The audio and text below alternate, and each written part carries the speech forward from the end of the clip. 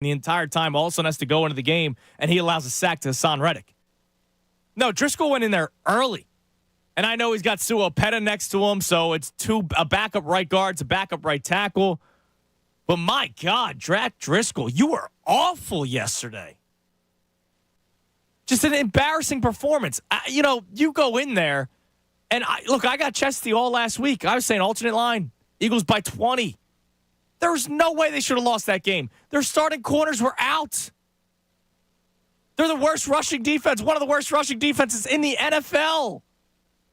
You're the big, bad 5-0 Philadelphia Eagles. And, oh, by the way, you are giving a freaking gift by Temple made, Temple proud, P.J. Walker and the Cleveland Browns being the Niners. You would have been the only undefeated team left in the NFL. And let's face it, I know they looked like trash yesterday, too, the 49ers. The 49ers have played more complete games than the Eagles. The 49ers will bounce back like I expect the Eagles to as well. But the Eagles have a much more difficult stretch ahead of them. The 49ers, they're going to bounce back. They might only lose one or two more games this season. You could have had a game in hand after yesterday, and you lose to the Jets. A team that has Zach Wilson at quarterback. All this nonsense of Zach Wilson, his accuracy is getting better. I read an article on ESPN yesterday. Or I refused to read the article. If you listen to the pregame show, all I did was read the headline. I refused to actually take my time to read that article. Zach Wilson blows, okay? And yet they win yesterday. I know the Eagles missed Jalen Carter. I know the Eagles obviously missed Lane Johnson when he went out. But that was a pitiful performance yesterday. You're the better team. And the first 5 weeks of the season, even though it hasn't been great, except for the Rams game, that was their best all-around performance, the better team ended up winning all those games, and that was the Eagles. And last night, they didn't have a clue. Some of the decisions by Brian Johnson, I know a lot of people were hating what Mark Sanchez was saying on the broadcast yesterday. He was annoying me too. But I was in lockstep with Mark Sanchez in the fourth quarter when he kept on going, I don't agree with that call. This is a confusing call. It just seemed like they were trying to do too much. Just an awful, awful game last night. And we'll be talking about it all day at 610-632-0975. I have a lot to say about this game, because there's no way they should have lost that. And I understand it shows you that there are no lock wins in the NFL. But just an embarrassing loss yesterday. I literally shut off my phone. Shocker. I was in bed by like 8 o'clock last night and saying, what the hell did I just watch? The hell did I just talked about the game for 3 hours leading up to it, watched the game, and I just felt like I lost 7 hours of my life. Embarrassing. Pitiful. But anyways, now that I got that off my chest. Game 1 NLCS tonight. I put out the tweet before the show. I'm in a glass case of emotion, right? Because I got the anger. It's not even like just I'm bummed out. No, I'm angry at the Eagles. But I'm fired up, thrilled about the Phillies NLCS Game 1 starts tonight. Zach Wheeler on the mound going up against Zach Gallen. Phil's D-backs. The Phillies are 4 wins away from getting back to the World Series for a second straight season. And I can't wait for it. The magic continues tonight. Citizens Bank Park is going to be rocking. Right, it's a little bit different because the Phillies are the higher seed now. So it's going to be rocking at CBP Game 1. I'll be going to Game 2. Ray's going to be going to Game 2. I can't wait for it. But take care of business tonight. Now, tonight's not an easy game by any means. Zach Wheeler's on the mound, which you feel confident about. But he's going up against Zach Gallen, who is a stud and is going to be in the conversation for Cy Young when all is said and done when they do the voting. So tonight's going to be a difficult night. But you still feel good about the Phillies' home field advantage. We know that there is such a thing as home field advantage in Major League Baseball, especially at Citizens Bank Park. So I can't wait for that tonight. 8 o'clock first pitch. And I'm expecting Citizens Bank Park to shine under the bright lights again, because that's what you have been doing every single home game against the Marlins in the wild card round, against the Braves in the NLDS, and I expect it to continue tonight. So overall excitement for the Phillies. The phone is open, 610-632-0975. When it comes to the Eagles, my question for you to start the show, what was the biggest eye-opening thing that you saw last night during the Eagles game that almost makes you concerned for the big picture?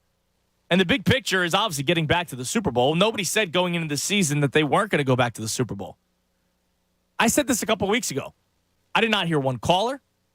I did not see one tweet. I did not get one email about how the Eagles were not going to get back to the Super Bowl this year. That's all we talked about all offseason. It was the most boring offseason ever. There was no drama, and it's a good thing. But there was no drama, and all we talked about was Super Bowl, Super Bowl, Super Bowl, which wasn't until, obviously won't be until February. But what was the biggest thing you saw last night that was eye-opening where you go, maybe they're not as good as I thought they were? And I'm sorry, I got a tweet early on from my man Rob Whitmer. I'm over the Eagles' loss. Just got to keep moving. I'm not over it. That was putrid yesterday. And I don't know how you're already over it. Maybe it's different because this is my first time really talking about it. Like, Christy doesn't care. So I went to bed last night, woke up this morning, had my cup of coffee, and I've just been sitting there in silence until the mic turned on at 10 o'clock. But I am not over this loss. That was embarrassing yesterday. We'll talk more about it coming up next. I'll get Ray's thoughts and your phones at 610-632-0975. It's a Football Monday, and Football Mondays on the Fanatic are presented by Pierce Phelps Bryant Heating and Air Conditioning Contractors. Visit OPayBryant.com for flexible spending options on a new heating and cooling system. I'm Andrew Salchunas, and this is 97.5 The Fanatic. Fanatic Sports Update. Birds beaten by the Jets. I'm Ray Dunn. This update is brought to you by Wendy's Breakfast 2 for $3 Biggie Bundles. With Wendy's new Breakfast 2 for $3 Biggie Bundles, you can choose the pair you want. Limited time only during breakfast hours. U.S. price and participation may vary. Not valid in a combo. Single item at regular price. An ugly afternoon in New Jersey for the Eagles. They lose to the New York Jets 20-14 for the first time in franchise history. Right tackle Lane Johnson suffered an ankle injury and was sorely missed throughout the game. 4 turnovers from the offense, 3 of them interceptions by Jalen Hurts. The Eagles led all the way up until the final 2 minutes of the game. Hurts threw a bad interception. The Jets capitalized with a touchdown. The first loss of the season for the Eagles. Both the Eagles and 49ers fell on Sunday, so they'll remain tied for the top spot in the NFC. And more encouraging news, the NLCS, it begins tonight in South Philadelphia. The Phillies, a date with the Diamondbacks, 8:07 Citizens Bank Park. It's a pair of Zacks on the mound, Zach Wheeler, Zach Gallen. Wheeler with a 2.08 ERA and 18 strikeouts in 13 innings so far this postseason. The Flyers fell 5-2 to the Ottawa Senators over the weekend. First loss of the season. Be back in action for the home opener Tuesday night. James Harden, still a Sixer, and reports are he may play in the preseason finale later this week. Keep it locked here for the latest news and information. I'm Ray Dunn, the home of the Sixers, Flyers, and Union. 97.5 The Fanatic. Tomorrow from 10 to 2, it's the Fanatics Road to Redemption live broadcast with Andrew Salchunas at PJ Wellahan's on Route 38 in Maple Shade. Join us as we raise a glass of PJ Wellahan's special Red October cocktail before the first pitch. Hey, it's Jen Scordo. Snap into action this NFL season with FanDuel in partnership with Valley Forge, America's #1 sports book. Right now, new customers get $200 in bonus bets guaranteed when you place just a $5 bet. That's $200 in bonus bets, win or lose. If you've been thinking about joining FanDuel, of course, there's no better time to get in on all the action than right now. Just visit FanDuel.com/Scordo. The app is so easy to use. A ton of betting options, of course, spreads and player props, overs and unders. With that FanDuel app, there are literally tons of options for you to bet on. I love to build a same-game parlay around player props. Who's going to score first, and anytime touchdown scorer, and the over-under on passing or rushing yards. So make sure you go visit FanDuel.com/Scordo and kick off the NFL season. FanDuel is the official partner of the NFL. 21 plus and present in PA. First online real money wager only. $10 first deposit required. Bonus issued as non-withdrawable bonus bets that expire 7 days after receipt. Restrictions apply. See terms at sportsbook.fanduel.com. Gambling problem? Call 1-800-GAMBLER. In this market, you'll find Fisher Investments is different than other money managers. Different how? Aren't we all just looking for the hottest stocks? Nope. We use diversified strategies to position our clients' portfolios for their long-term goals. You don't just provide cookie-cutter portfolios? No, we tailor our clients' portfolios to their goals and needs. But you still sell investments that generate high commissions for you, right? No, we don't sell commission-based products. We're a fiduciary, the highest standard of care for a financial advisor. It means we're obligated to act in our client's best interest. So when do you make more money? Only when your clients make more money? Yep, we have one transparent management fee structured, so we do better when our clients do better. Sounds like you really look out for your clients. We do, because our priority is helping them achieve a comfortable retirement. That might be why most of our clients come from other money managers. Visit FisherInvestments.com to find out why investors like you switch to us. Fisher Investments. Clearly, different money management. Investments in securities involve the risk of loss. Hey, it's John Kincaid for the American Association for Cancer Research. And as a two-time cancer survivor that is soon hoping to make it a threesome, I know firsthand that donations supporting cancer research are the key to finding a cure. That's why I'm excited about the AACR's First Time Donor Match Challenge. And it runs through the end of the year. All first-time donators received today through December 31st will be matched for twice the impact. So no amount's too small. Every dollar counts twice during the challenge period. And your support helps propel the work of the next generation of people that are pioneering cancer research. Collaboration is critical to making new discoveries, diagnosing, treating, and one day curing cancer. So if you've never donated to the AACR, now's the perfect time because your dollars will go twice as far thanks to the AACR's First Time Donor Match Challenge. Go to aacr.org/fanatic. That's aacr.org/fanatic and give what you can. I'm living proof that cancer research saves lives, and I'm hoping that the third time's a charm. O'Reilly. Get ultimate durability and extreme weather performance with Rain-X Advantage wiper blades at O'Reilly Auto Parts. Purchase a pair of Rain-X Advantage wiper blades and save $10, plus get 2 times O Rewards points. Our professional parts people will even install your new wiper blades for free. Stop by O'Reilly Auto Parts today or visit O'ReillyAuto.com. O'Reilly Auto Parts. Kelley Blue Book is the one-stop shop for pricing, fixing, selling, and instant cash offering. Instant cash offer is exactly what it sounds like. An official offer to buy or trade your car. Just enter your VIN or license plate, answer a few questions about your car's history, and what kind of condition it's in. In minutes, you'll receive an offer to sell or trade your car that you can be sure is fair. Then choose a dealer to purchase your car and schedule a time to meet. For all of the its, KBB.com. Attorney CPA Joe Cordell. Business owners and professionals face special challenges in divorce court. They have to contend with allegations that they are earning more than they are, coupled with claims on their business or practice itself. Clients with assets depend on their divorce lawyer's skills in these matters. Offices in Philadelphia, Radnor, and Allentown, Pennsylvania, and Mount Laurel, New Jersey. Joseph Cordell, licensed in Missouri and Illinois only. Michelle Ferrari, licensed in New Jersey and Pennsylvania. Online at CordellCordell.com. Paid for by Cordell & Cordell. It's time for the Fall Haul at Northern Tool and Equipment. Get your hands on tough tools at prices that are tough to ignore. Got plans? Cancel them. Trucks in the shop? Borrow someone else's. Don't like saving money? Right. So head to the Fall Haul at Northern Tool. Stock up at the season's biggest event and get huge savings on brands like Milwaukee, Honda, and Ingersoll Rand. Shop at northerntool.com.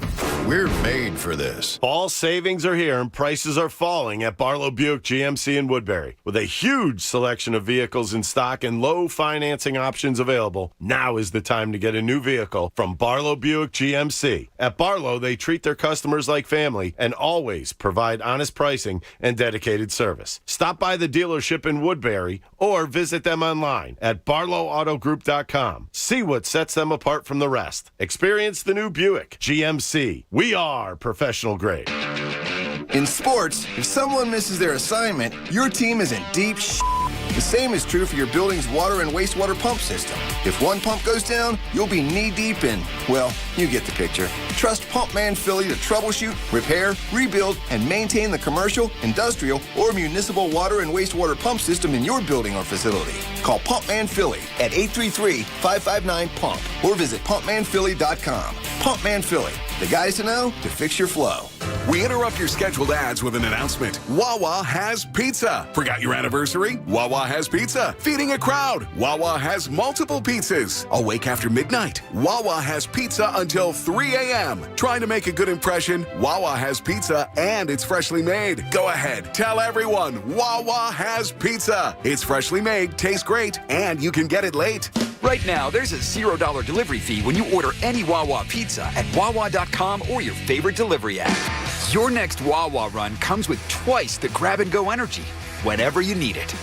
For a limited time, choose 2 Monster Energy drinks or 2 Celsius Energy drinks for $5. Take 2 to fuel the day ahead so you can get energized and stay energized. Whether you decide to get the full boost now or save one for later, That's 2 Monster Energy drinks or 2 Celsius Energy drinks for $5. Gotta have a Wawa. Philly sports fans, the energy of the city. 97.5, The Fanatic.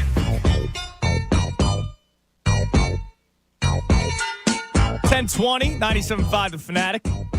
I'm Andrew Salchunas, 10 o'clock hour, brought to us by Winner Nation. Take advantage of Winner Nation's 50% off sale on all style windows, plus make no down payment with no payments and no interest for 12 full months. Call 866-90Nation or visit windownation.com. I opened the show in terms of the Eagles. The question for you at 610-632-0975, what did you see last night that was eye-opening that makes you concerned for the big picture? Maybe I shouldn't even ask that question. Maybe I should just ask, are you concerned? Because I see more tweets of, no, don't worry about it. They're fine. They're fine.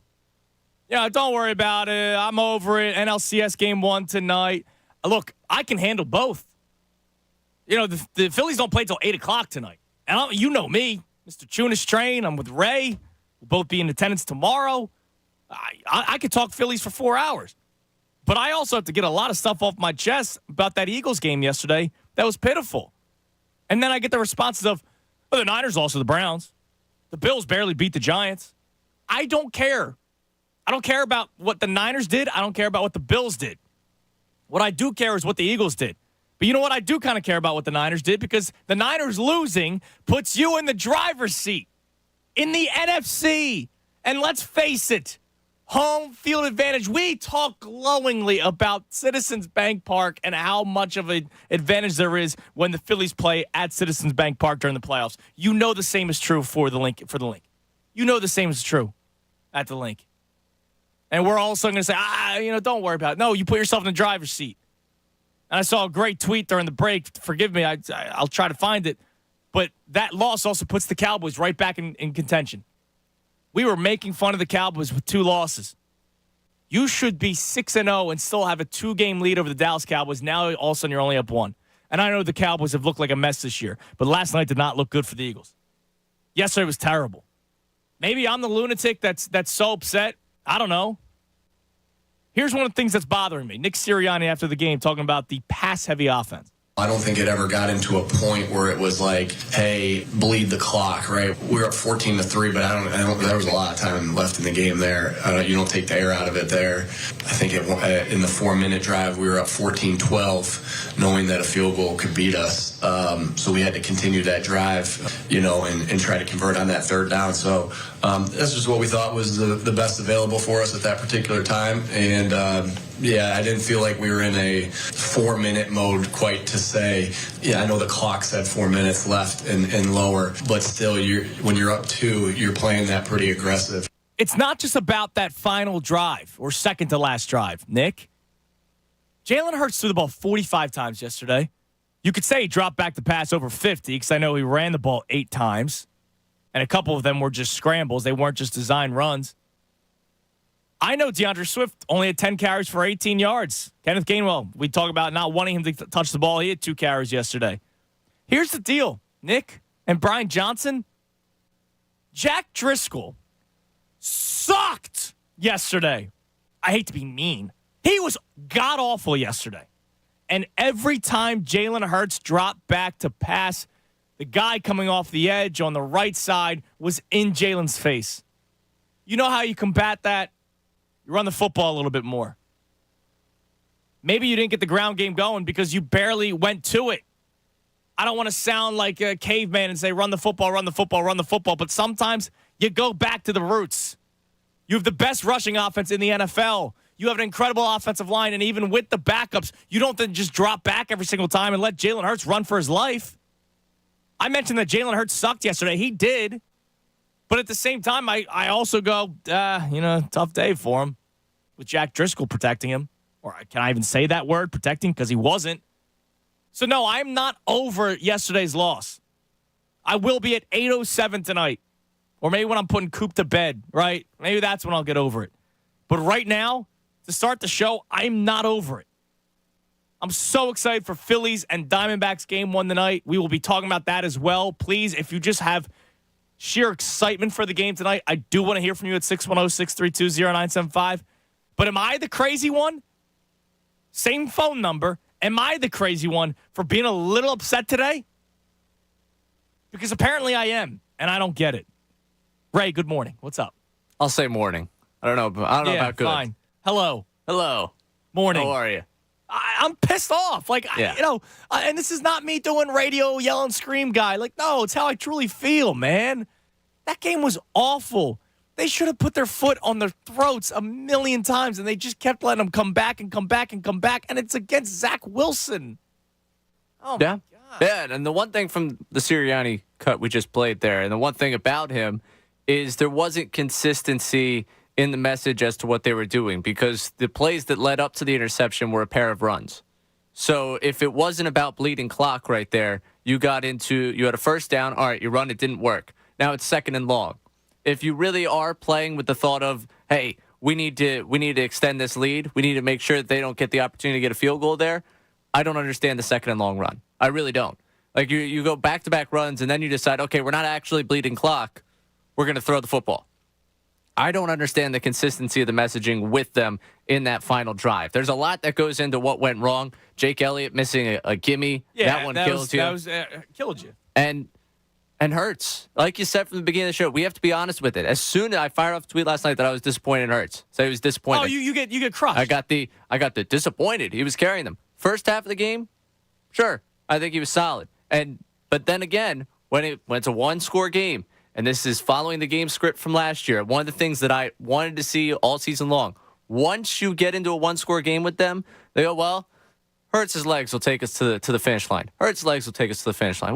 We'll be fine. That's how we'll figure it out.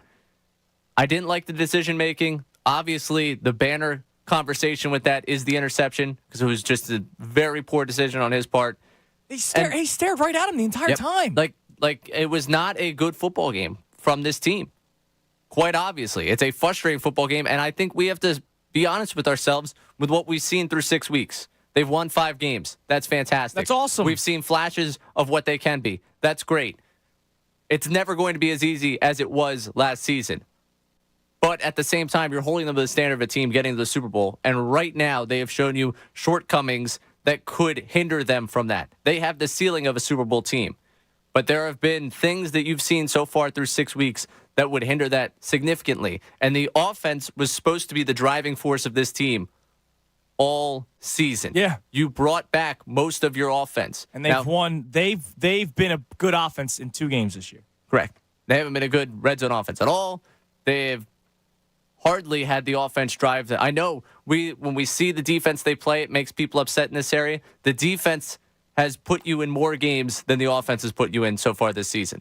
It's been the driving force of putting you in position to win more times than your offense has been. That's a problem for a team that has 2 wide receiver ones, a top 5 quarterback, a top 5 tight end. That's an issue. And now you might be without one of the best tackles in football for an extended period of time. Yeah, who knows? I mean, that was and screw MetLife, by the way. That damn turf. Like it's talked about every single week at this point. Yeah, I put out a tweet, and of course, you're blaming the turf. No, I'm not blaming the turf for them losing. I'm blaming the turf for guys getting injured every single week, both on the Jets, the Giants, and the Eagles, or any team that plays in that godforsaken stadium. Get rid of the freaking turf. We literally talked about this last week. Whatever. Also, one more thing for you, because you mentioned the 49ers. For the people that say, oh, well, the 49ers lost to the Browns, that actually makes me more upset. Yes, because you should be you're in the driver's seat. Go look at the 49ers schedule. They handed you a gift. They lost to a backup quarterback. Love you, PJ Walker. They lost to a backup quarterback. They lost to the Cleveland Browns. Okay? They lost. They played down to an opponent. They finally found a way to lose. They tripped up before your tough portion of the schedule, and a portion of the schedule for them that's not particularly difficult. You had a chance to have one game in hand on them. Yeah. And you just fumbled that away. Who knows what happens during that tough stretch? You could end up being a game back behind the 49ers, but then week 13, you could then even it up again, and then you have the head-to-head record. Yesterday, like you said, you know what? I'll say it. I wish the Niners won yesterday. Too far. Maybe too far, but no, seriously. You were handed a gift, and it was the 1 o'clock slate. Yep. And you go into it, you could be in the damn driver's seat. And now you got to play Miami next week, who scores a ton of points. And if your offense isn't looking good, you're in trouble. And if the Eagles' secondary is as banged up as it was yesterday, you're in major trouble. Credit Sean Desai for keeping that game in check. I give Sean Desai a ton of credit. I know it was Zach Wilson. I know that offense stinks in New York, but my God, it was like they had you and me playing corner and safety, and they still played as well as they did. I give Sean Desai a lot of credit. That offense didn't help them again. They were put in bad positions again. The fact that they were giving you the stat throughout the broadcast that game was the first time a team had scored off an Eagles turnover this season is wild because the offense has put that defense in bad positions a number of times this season. And they had 4 turnovers yesterday, and they still held them to just 20 points, and a majority of them field goals. And the only touchdown was because they stopped the guy from running it back. Yeah, and then they let him get into the end zone. Right. Breece Hall, who, by the way, Breece Hall, shut up. He was talking so much smack. You finished with 39 yards rushing. 12 carries, 39 yards rushing. Jalen Carter's not even in the game. And you're talking smack. You stink. 2 open lines, 610-632-0975. Ray, we have our NLCS roster.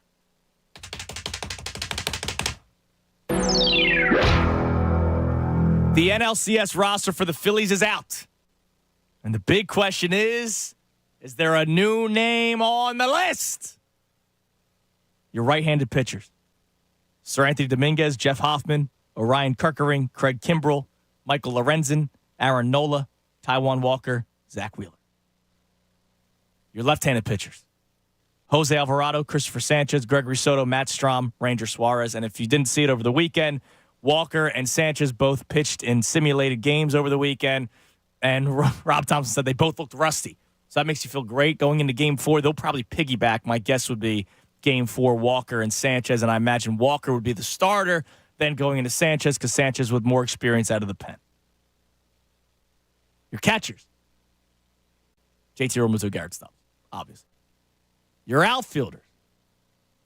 Nick Castellanos, Jake Cave, Brandon Marsh, Christian Pache, Johan Rojas, Kyle Schwarber. And your infielders, Alec Boehm, Bryce Harper, Bryson Stott, Trey Turner, and Edmundo Sosa. Rhys Hoskins not on the NLCS roster.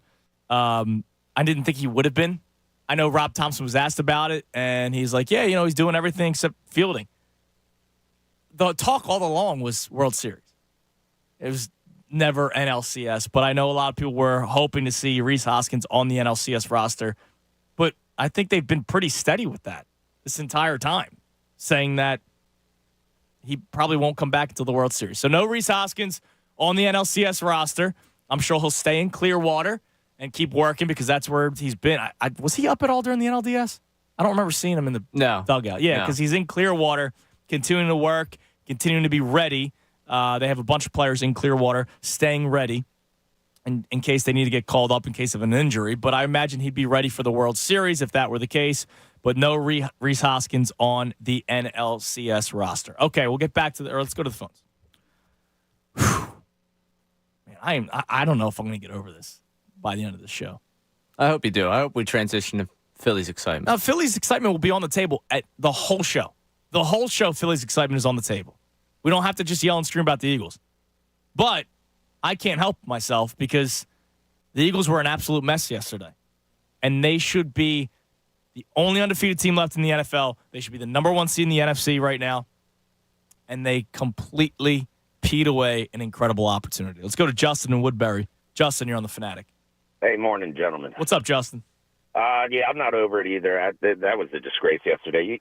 I don't have, high expectations like everybody else. We have to be perfect. But in a situation where the Niners lose and you get to play bummy Zach Wilson, a bottom quarterback in the league, a banged-up defense, you have to win that game. You have to be in first place. Yeah, and Justin, last week was the first time I said, you know what, those wins that we complained about them not looking good, last week was the first time I said at least the wins were wins because the Niners were undefeated. And so you were also undefeated, even though it didn't look perfect. If they came away with the win yesterday, would I still be concerned? Yeah, probably, but at least they'd be the 1 seed in the NFC. They peed away an incredible opportunity. Yeah, my biggest thing, I'm very nervous about the defense going forward. We have played Sam Howell, Zach Wilson. I mean, granted, Stafford is a little bit better, but you're playing Mac Jones, quarterbacks that are maybe 3 and 4 tier quarterbacks in the league. They're just horrible. Their offenses are horrible, and they're putting up points. They're moving the ball. The injuries are killing us. Now well, I mean, they didn't really move the ball yesterday. Not the Jets. Yeah, not the Jets, but they still moved it enough to keep kicking field goals. We didn't produce a turnover. There's 4 turnovers. They were starting at midfield or better every single drive. But my biggest thing is it's the third defensive coordinator in a row with Gannon, Schwartz, and now Johnson. Where we don't blitz, right? So you have trash quarterbacks like Zach Wilson. You should be blitzing. Well, you couldn't really blitz yesterday because of your lack of person. I mean, you had nobody in the second. Justin, you, me, and Ray were playing safety for the Eagles yesterday. Yeah, well, again, but even when we're healthy, I mean, we get Kobe Dean back. He gets 4 tackles yesterday. So it's nice to have him back, but then you're missing other big pieces. We're not getting enough pressure on these bad quarterbacks that when you face better offensive lines, I'm kind of worried that I think, how do we stop Tyreek Hill next week? Good luck. And that's anybody, whether Darius Slay's playing or not. It's tough. And thanks for the call, Justin. I mean, I was not expecting the defense to be the side of the ball to get criticized to start the show. No. Our first caller was not ready for this. The reason why you don't blitz yesterday, E.J. Smith put this out around 6:45 last night. Eagles' current secondary, James Bradbury, okay. Mario Goodrich, Josh Jobe, Terrell Edmonds, and Mekhi Garner. After Reed Blankenship got knocked out by Alan Lazard. That's why you don't blitz. What are you going to do? Leave those guys out on an island one-on-one? Even though Zach Wilson is a terrible quarterback, you do have Garrett Wilson, who's a good wide receiver. And as bad as Zach Wilson is, 8 catches, 90 yards for Garrett Wilson. Josh Jobe is terrible, by the way. Also, without blitzing, it was 5 sacks.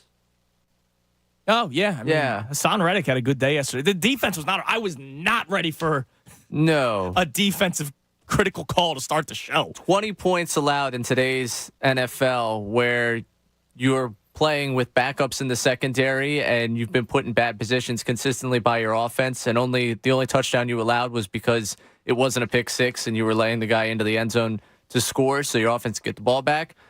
I'm sorry. There have been days where I can see the other side of a defensive argument this year. Not this year. But this goes back to the Jalen Hurts thing for me. And I was going to save this for later, but Jalen Hurts is untouchable, it seems like, by a lot of people. He was not good yesterday. I know the first interception was not on him. It pops out of Dallas Goedert's arms and it goes into Queenan Williams' arms, right? I know that's not on Jalen Hurts by any means.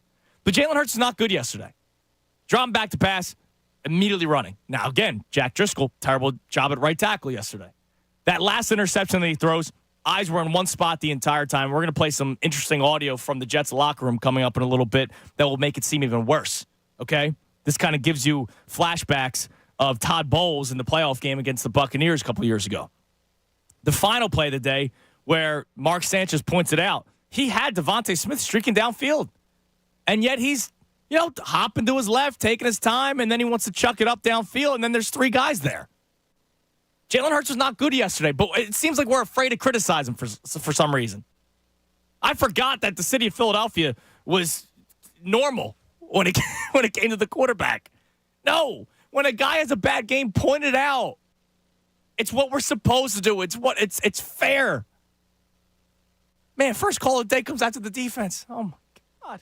David in Santa Fe. David, you're on the Fanatic. Yeah. What's up, Dave? Hey, how's it going? It's good. How are you? Good. Am I on? Yes, sir. Okay. I just wanted to talk a little bit about, whether or not I'm disappointed and concerned. I'm so disappointed and concerned. It's not even. I can't even put a level on it. I've been concerned all year about this team, but I kept hoping, all right, we'll have a breakout game. At least we're compiling wins. We're making the steps that we need to make to get back. And I was hoping yesterday would be the statement game that I've been waiting for. And against that team, with the injuries that they had, the fact that we didn't win by 30 is not only ridiculous, it's pathetic. And I don't know how we even can think that we're going to be able to compete with good teams when we let a really, really bad team that was hobbled beat us like that. It was embarrassing, and I'm pissed. Yeah, as you should be. I mean, I'm just glad you're not complaining about the defense today. I mean, it was embarrassing. I mean, the offense could not move the football, and once again, you get in the red zone and they can't do anything. Like, what is this issue with the red zone offense? You have a million weapons on this team. You know what it seems like? It seems like, because, yesterday I was thinking, okay, this is the day that we can fix our red zone issues. I mean, their starting two corners are out. Sauce Gardner's out. We should have been able to convert in the red zone without any problem. We should have been marching down the field with any problem. I'm not going to blame the defense, but the defense was not good. Yeah, there was some sacks. There was some pressure. The offense was horrendous. The defense was maybe above average again. And here's what they seem to be doing. When they get in the red zone, they freak out like a mediocre team, and they don't take the shots into the end zone via the air because they want to run it because they're being so conservative and, dare I say, scared that they're not making any of the moves that you'd expect a really good, dominant team to make down in the red zone. Yeah, I mean, and Bob Cooney's pointing this out, and thanks for the call, David. Bob Cooney's pointing this out, the lack of attempts to throw the ball into the end zone. I wonder if that's an analytical decision where you only have a certain amount of space. So if you're on the 15, you might as well throw it to the 5 and hope that the guy gets into the end zone with his legs. And if he doesn't get in the end zone, well, we got the tush push and we can run the football. We got a great offensive line. Maybe there's an analytical approach behind it. I would like one of the reporters, maybe Bob can text somebody that goes down there and ask questions at the press conferences. Maybe there's a reason why they don't take shots in the end zone, whether it's a Jalen Hurts thing or an organizational philosophy. I don't know. But anyways, another call complaining about the defense. Here's what I'm going to do during the break. During the break, I'm going to tell you where the Jets started every single drive. And we're going to figure out whether or not the defense was, what did he say, below average or mediocre? At best above average. I don't even think he said at best above average. I don't think he said that. Maybe we can rewind the tape, but man, I am shocked with how this show has started. I'm Andrew Salchunas. We'll continue the conversation. We have the Vault coming up at 11 o'clock. And also, something that was said in the Jets locker room, and it was not attaboy Hurts. This was actually on camera, on microphone, so they meant to let this get out, okay? But something that was said in the Jets locker room yesterday about Jalen Hurts and the Eagles offense, that should be a little troubling. We'll play it next right here, 97.5 The Fanatic. Fanatic Sports Update. The Eagles suffer first loss. I'm Ray Dunn. This update is brought to you by Family & Company Jewelers. Save hundreds, even thousands on the ring of her dreams during the Family & Company Jewelers Viraggio Bridal Sale. October 26th, 27th, and 28th, Route 70 in Marlton, New Jersey. An ugly afternoon for the Eagles up in New Jersey as they lose to the New York Jets 20-14 for the first time in franchise history. They lost right tackle Lane Johnson to an ankle injury, and he was missed a lot on the offensive side of the ball. 4 turnovers for the offense, 3 of them interceptions, including a costly one in the final 2 minutes of the game by Jalen Hurts that set up the Jets for a go-ahead touchdown. The Eagles got the ball back, could do nothing with it. Now the first loss of the season for the Birds, as both the Eagles and 49ers fell on Sunday or made time for the top spot in the NFC. The Phillies begin the NLCS tonight, a date with the Diamondbacks, 8:07 at Citizens Bank Park. Zach Wheeler versus Zach Allen on the mound. Wheeler, a 2.08 ERA, 18 strikeouts in 13 innings this postseason. No changes to the postseason roster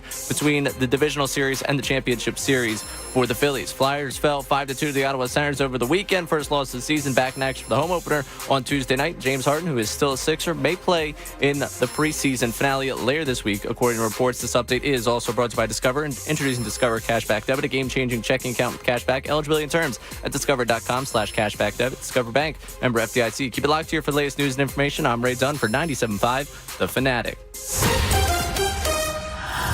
The best show ever.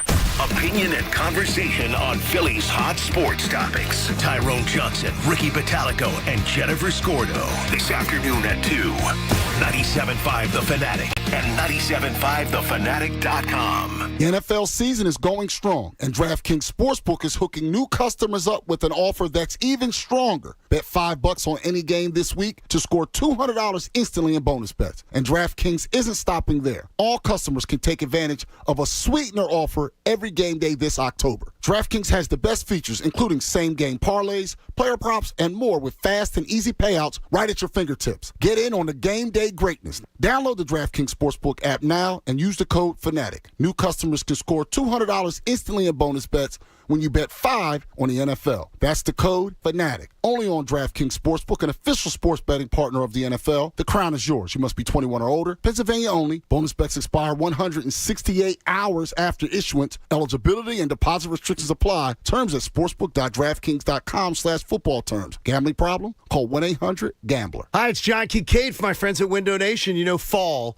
is absolutely the best time of the year for so many reasons, including football and the return of Window Nation's best offer of the year. Get 2 windows free for every 2 that you buy, plus put no money down, make no payments, and pay no interest for 2 full years. So let's say your old windows are hard to open or close and they're drafty and leaky. You're going to have one cold winter in your living room and then multiple hot summers. When you can take advantage of Window Nation's great deal, you're going to love the new look and feel of your home, plus up to 30% off your energy bills. Window Nation's knowledgeable exterior designers and quick, clean, accurate, professional installation is going to make your house look great. So right now with Window Nation, put no money down, make no payments, and pay no interest for 2 full years. Think of the savings. And for every 2 windows you buy, you'll get 2 windows free. This offer is going to disappear as fast as the leaves on your maple tree. So call Window Nation today, 866-90Nation, or visit windownation.com. Windownation.com. Tell them John Kincaid sent you.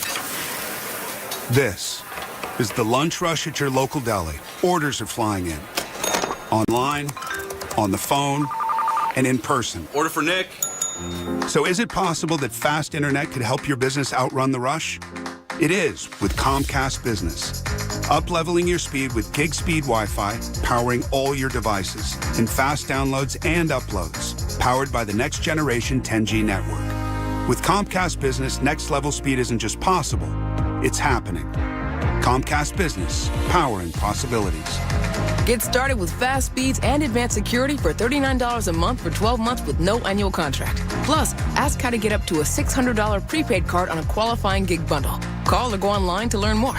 Ends 11/12/2023. Restrictions apply. Requires paperless billing and automatic payments. New 50 megabits per second internet and security edge customers only. Equipment, taxes, and fees extra. After promo, regular rates apply. Gig Wi-Fi requires gig internet and compatible router. Hey, if you're thinking about getting the latest iPhone, check this out. With Boost Infinite, you get the latest iPhone every year and unlimited wireless for just $60 a month. Yeah, you get the new iPhone 15 Pro with titanium. Then again, next year you get the latest iPhone. Every year. Boost Infinite. Infinitely better. To learn more, pick up your phone, dial pound 250 and say Boost Infinite. That's pound 250 and say Boost Infinite. Terms apply. After 30 gigabytes, service may be slowed. Receive a comparable iPhone model each year with an acceptable trade-in every year. Requires credit qualification and 36-month phone financing agreement. You'll have the option to receive a one-time auto-dial text message from this station's network. Hi, I'm Martha Stewart, and I have a question for you. You know that unwelcome guest everyone wishes would just leave already? That's COVID-19. That's why I got a COVID shot this season, designed for recent variants.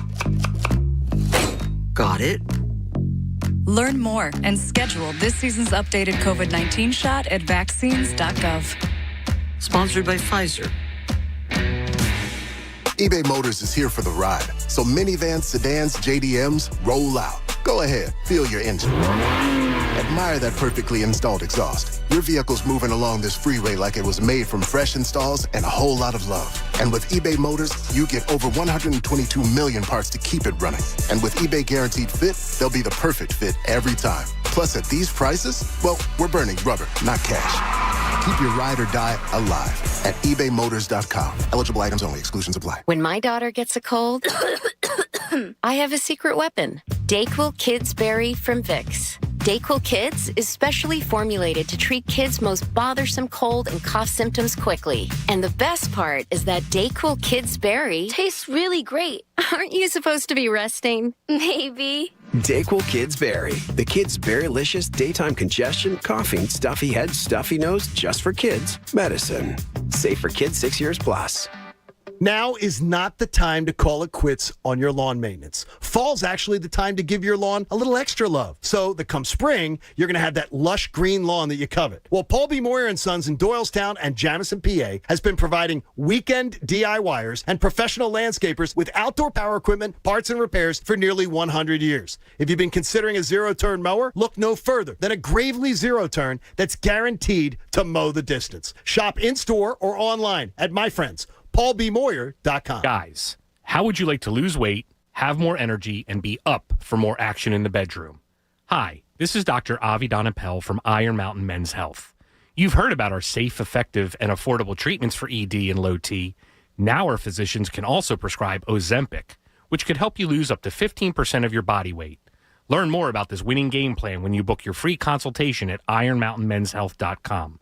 Iron Mountain Men's Health, the leader in men's sexual health. Hey, it's Ricky Bowe, and I want to tell you, construction sites are notoriously dangerous. It's not just the frequency of accidents that happen, it's the severity of the injuries that result. Whether the accident is caused by poorly maintained equipment, ignored safety regulations, faulty materials, weak scaffolding, or exposed electrical hazards, the employer is often negligent and at fault. But they'll try and blame the employee in order to escape potential liability. That's why, as soon as you experience an accident, you need to call 1-800-JUSTICE and get a free consultation from the personal injury experts at Swartz Culleton. You may be eligible for more than just workers' compensation. If there's a third-party liability from property owners, equipment manufacturers, or other contractors on site, they'll find it. And they'll make sure you are properly reimbursed for recovery, rehabilitation, loss of income, plus non-financial aspects like pain, suffering, and emotional distress. Need to know more? Visit swartzculleton.com or call 1-800-JUSTICE. In this David versus Goliath battle, they're the ones carrying a big slingshot.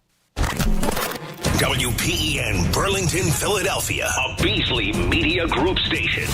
Official home of the Sixers, Flyers, Union, and the best Eagles talk in Philadelphia. 97.5, The Fanatic.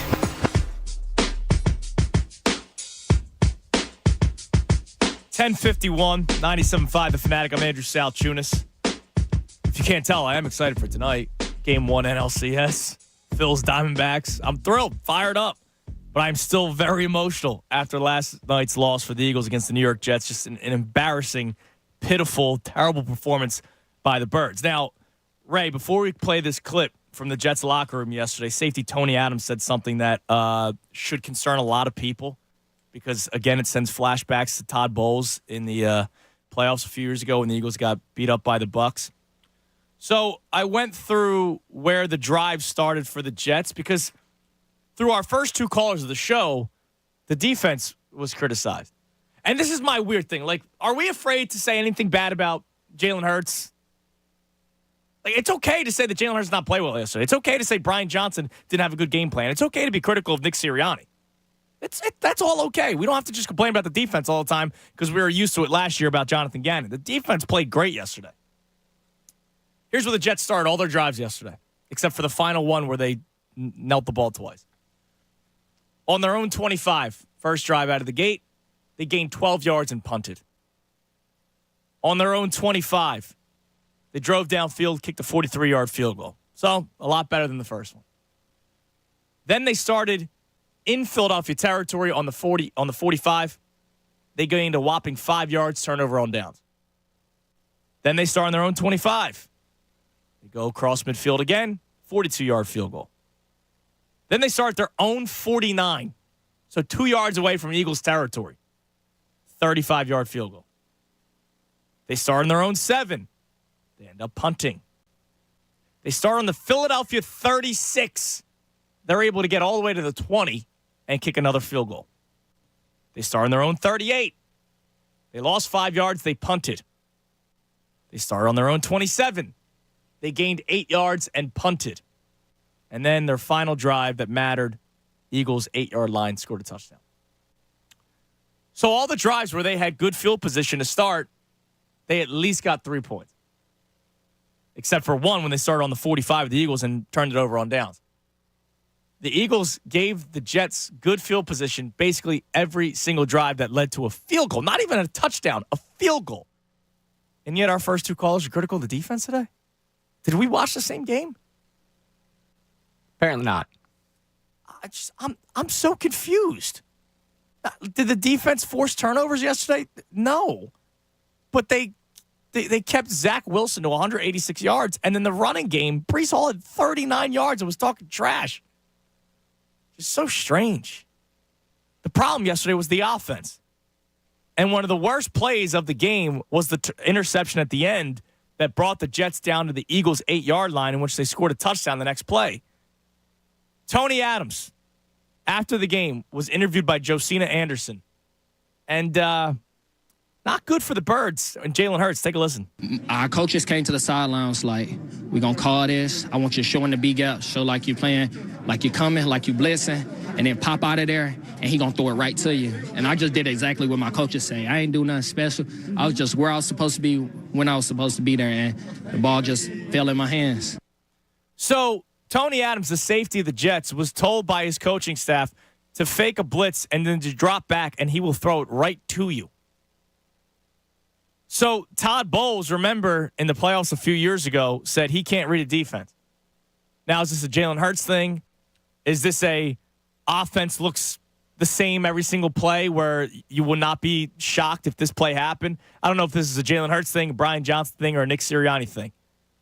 But regardless, it is terrifying to hear the player who made the game-winning interception for the Jets say that, yeah, they told me to fake blitz, drop back, and the ball's coming right to you.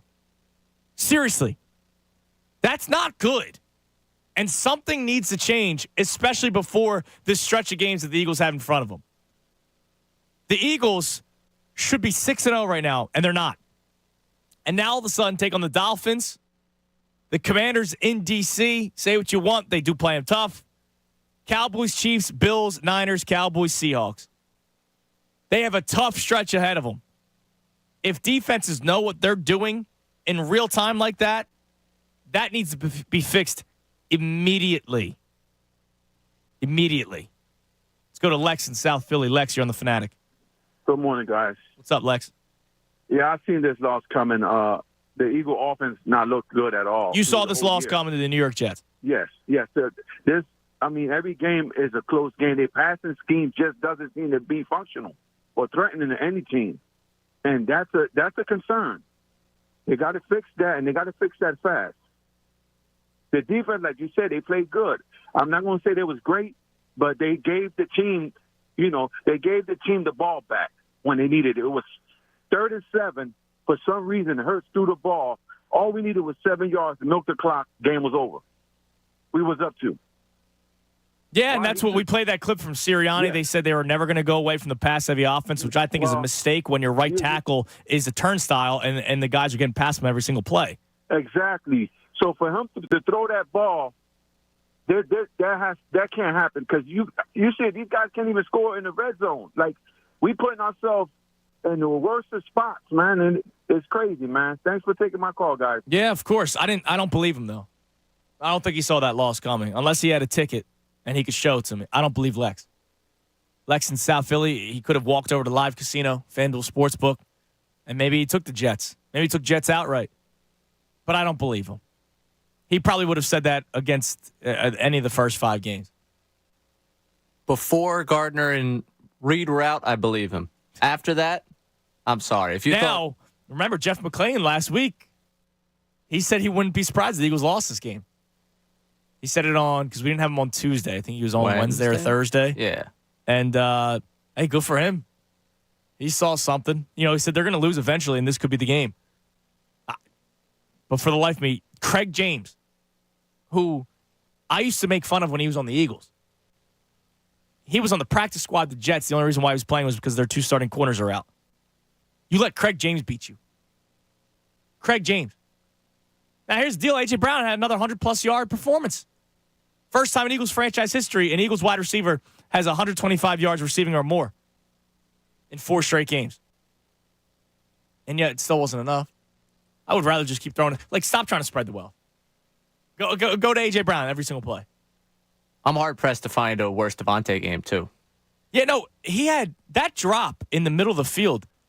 Cannot happen. And here's the deal. That can't happen after you passive-aggressively walk up and down the sidelines upset that you're not getting the ball. I said this to Bob and Pat during the pregame show. Ray, I said it to you last week. I would rather Devontae Smith have had an outburst like A.J. Brown did, like Jason Kelce did. That might not be him. I get it. We all have our own personalities. But don't be passive-aggressive walking down the sideline, making Nick Sirianni come over and hug you. And then you go out there and you drop a pass in midfield where you had 20, 30 yards to run. And there were a couple times he dropped the ball. I know one of them was a little high thrown, but you got to come down with it. Yeah, he had an awful game yesterday. And now all of a sudden, every single week we have to talk about, we got to spread the wealth. Got to make Dallas Goedert happy. Got to make Devontae Smith happy. You know what? Screw it. Give A.J. Brown 55 targets. Drop back 55 times, throw it to A.J. Brown 55 times. I don't care. Man, just awful yesterday.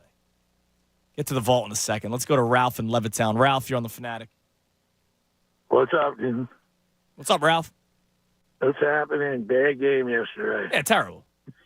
But like that last caller, I felt the same way about the Eagles. I didn't really think they were in sync all year, even at 5-0. No, they weren't. The Rams game doesn't look right. The Rams game was their best game in terms of all-around performance. The defense made that incredible adjustment at halftime, slowing down Cooper Kupp and Puka Nacua. And then the offense, even though they still only scored 23 points, the red zone was the only issue that game. They had no problem in between the 20s. They were getting into the red zone every single drive, and they just weren't capitalizing. So I'm going, all right, you got to fix this one thing. You're good.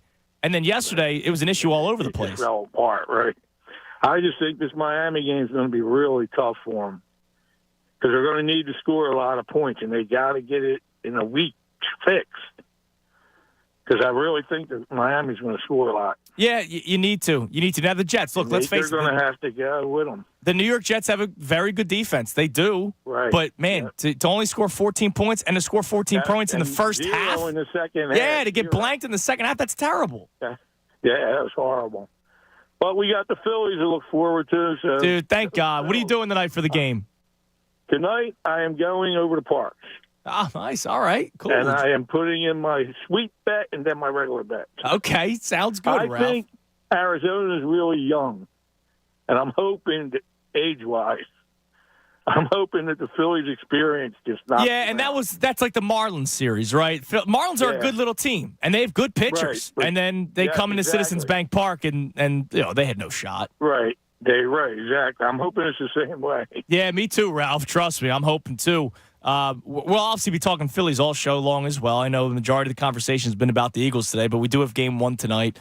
The only thing that I worry about other than Zach Gallen is, I said this last week, Ray, as my witness. I said this before the Dodgers series, that the Diamondbacks remind me of last year's Phillies team. You have a stud number one pitcher, a number two that probably doesn't get the respect they deserve, right? Nola V, Merrill Kelly. And then you have young, powerful bats that don't have a care in the world right now, and you're playing with house money. My only concern with this series is that the Diamondbacks are the Phillies from last year. But they're playing the Phillies. They're not playing a fraudulent Padres team that the next year couldn't get into the playoffs. I've got a counter to that later. We'll get to that. All right, we'll get to that in a little bit. One open line. You can grab it at 610-632-0975. We're going to make this a quick vault, but it's a vault that will make us feel a little bit better today because there's some great anniversaries from over the weekend that will make us feel good about the Phillies.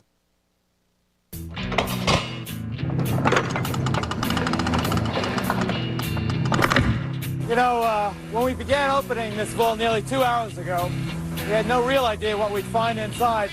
As it turns out, we haven't found very much. Vault presented by Golden Nugget Jewelers, where Philly gets engaged. Ray, what do we got today? All right, we're going heavy Phillies. I'm a vibesman for the vibes. Keep us little spirits up here at the start of the 11 o'clock hour. Yeah, I'm just trying to help you get through it. Now, we have anniversaries from over this past weekend. We have a birthday. And I'll be honest, I think a lot of people have been tipped off to whose birthday it is.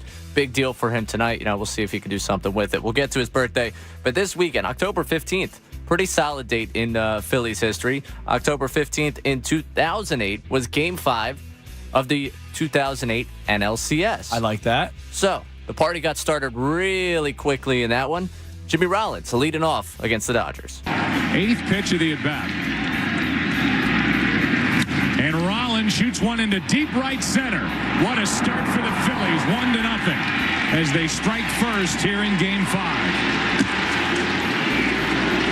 good at bat by Jimmy Rollins. Fighting off the tough pitches, and he finally got a high fastball. When the Phillies clinched against Milwaukee, Rollins led off that game with a home run. You're right, Joe. That was a terrific at-bat by Jimmy Rollins. He gets a fastball right down the pipe, a little bit up, and Jimmy Rollins batting only 118 coming into this game. Puts the Phils on top. Wouldn't mind Schwarber having something like that today. Not at all. We've all been waiting for the Schwarber anytime home run. Or first home run. Please. Those tickets keep on being thrown in the trash. Pay my rent. We need one. Schwarber. And he just needs one. If he lets one loose, he's good the rest of the playoffs. I'm telling you right now, the moment he hits his first home run, he's going to be on a tear the rest of the playoffs. Oh, I can't wait. I'm all for that. I'll sign up for that as well. All right, I'm taking it from the first at-bat of that game to the final at-bat of that game. Harry Callis on the call as the Phillies have a chance to lock up the pen. A 3-2 pitch, swing and a pop-up. This game is going to be over. Carlos Ruiz squeezes it, and the Phillies are the National League champions. The Phils move on to the World Series. Brad Lidge fittingly gets the final out as the Phillies have won it by a score of 5-1. I love that. Good old Harry, man. Good to hear. Chooch was foul territory, right? Third base side? Third base side. Damn right, man. At Nomar Garcia-Parra. Popping that one. Yeah, there that's you go. right. I hated him. Yeah, I couldn't stand the batting gloves, it's not making you a better player, dude. No, and especially not at that point. They did cut to Manny Ramirez at some point in that moment where he's just sitting there. Unreal that season. Yes, unreal. Still, his team only won one game. All right, whatever. Moving on. October 15th, 1980. Game 2 of the 1980 World Series. And Mike Schmidt, who for years had not been clutch, had not been the guy the Phillies able to tie the game up at 4 in a big 8th inning, Mike Schmidt comes to bat. These Philadelphia Phillies, what a battle ahead with Houston in the championship series. I mean, it was soap opera time. Everything happened. And what a start we got to this World Series as these Phillies battle back. Not in time. These Royals, they battle. It's going to be a great week coming up.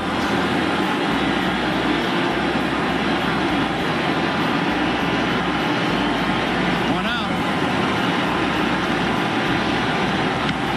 Right field, deep. Cardinal going back. That's going to be off the wall. It is. Big McBride digging hard. They're going to try to score him. Here's the throw. Not in time.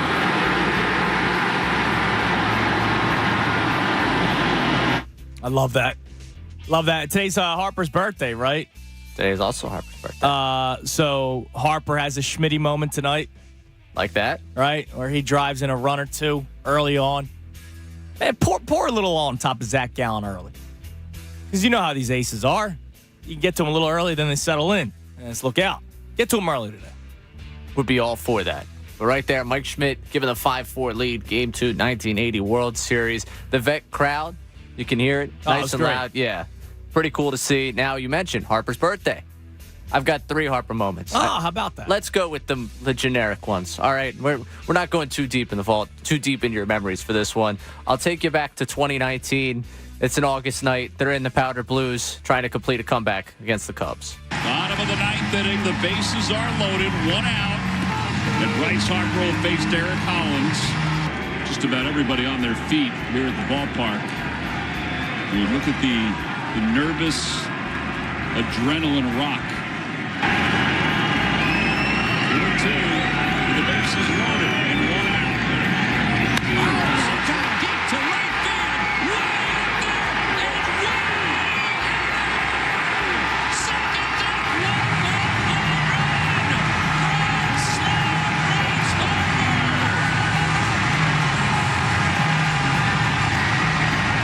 Wow. The Phillies have come from behind to win it 7-5.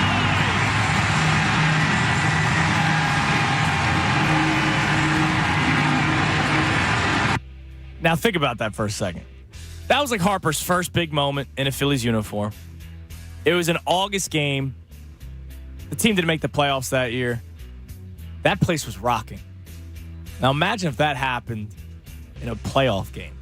We know how loud You mean imagine if Harper had a big home run in the postseason to put the Phillies ahead? Oh, do you have an example of that? He says, setting up last year's NLCS, where Harper might have had, some would say, the swing of his life. On the 7th pitch, Harper hits one in the air, left center field, back it goes! Harper, the swing of his life!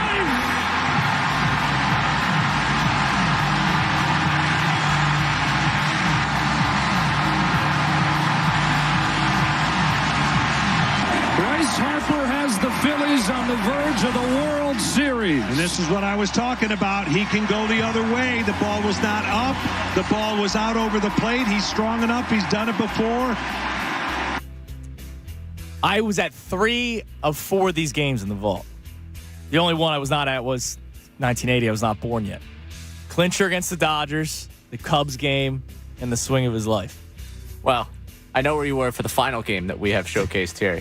You were at Patty Wax. Damn right I was. Screw you, Orlando Arcia. That's right. We got the stare-down game. This is the conclusion of the vault. A pair of home runs from Bryce Harper from way back a week ago. Stays put, and there's a high fly ball. Deep right field. Harper watches it fly.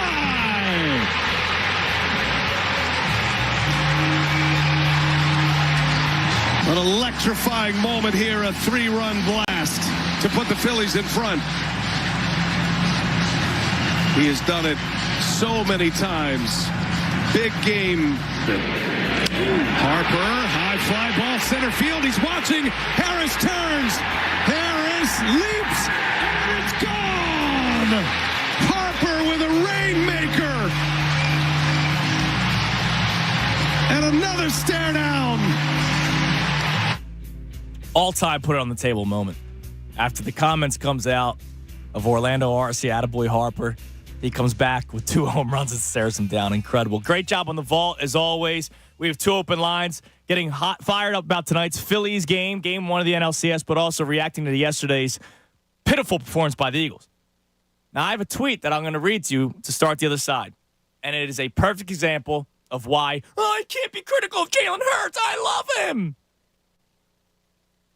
It's okay to be critical of Jalen Hurts.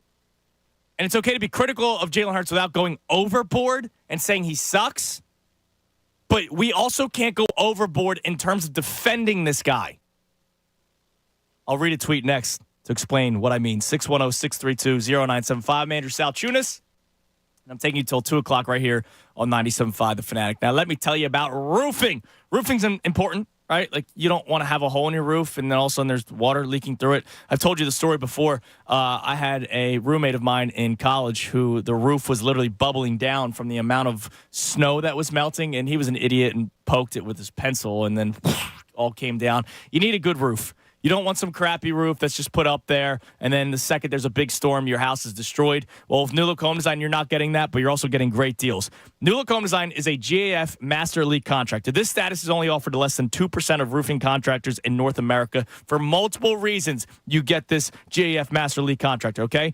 It's the highest commitment to standards in sales, service, and, of course, installation. Because you want to get a good roof on top of your head, right? But the deals are incredible as well. 50% off all materials, 50% off roofing, siding, 0% interest-free financing for 5 years, an extra 5% off for senior citizens, teachers, military, and first responders. And they also provide free roofing inspections, which I think is awesome because they work with all insurance companies to complete comprehensive roof inspections to help get homeowners a new roof for just the cost of their deductible. So they're not just working with a couple of insurance companies and you're out of luck. No, they work with all insurance companies, and they have transferable warranties on all services. All manufacturers' warranties are backed by their consumer protection guarantee. This means that the manufacturer is unable to meet the warranty claims, New Look Home Design will meet the warranty requirements. And if you give them a call now at 800-279-5300, that's 800-279-5300, and mention my name, and you get the free consultation. They come out, give you the free estimate. You'll also get a $100 restaurant.com gift card, whether you purchase them or not. So they're actually going to give you money for coming out to your home. So check it out. 1-800-279-5300, or visit them online at newlookhomedesign.com. That's newlookhomedesign.com.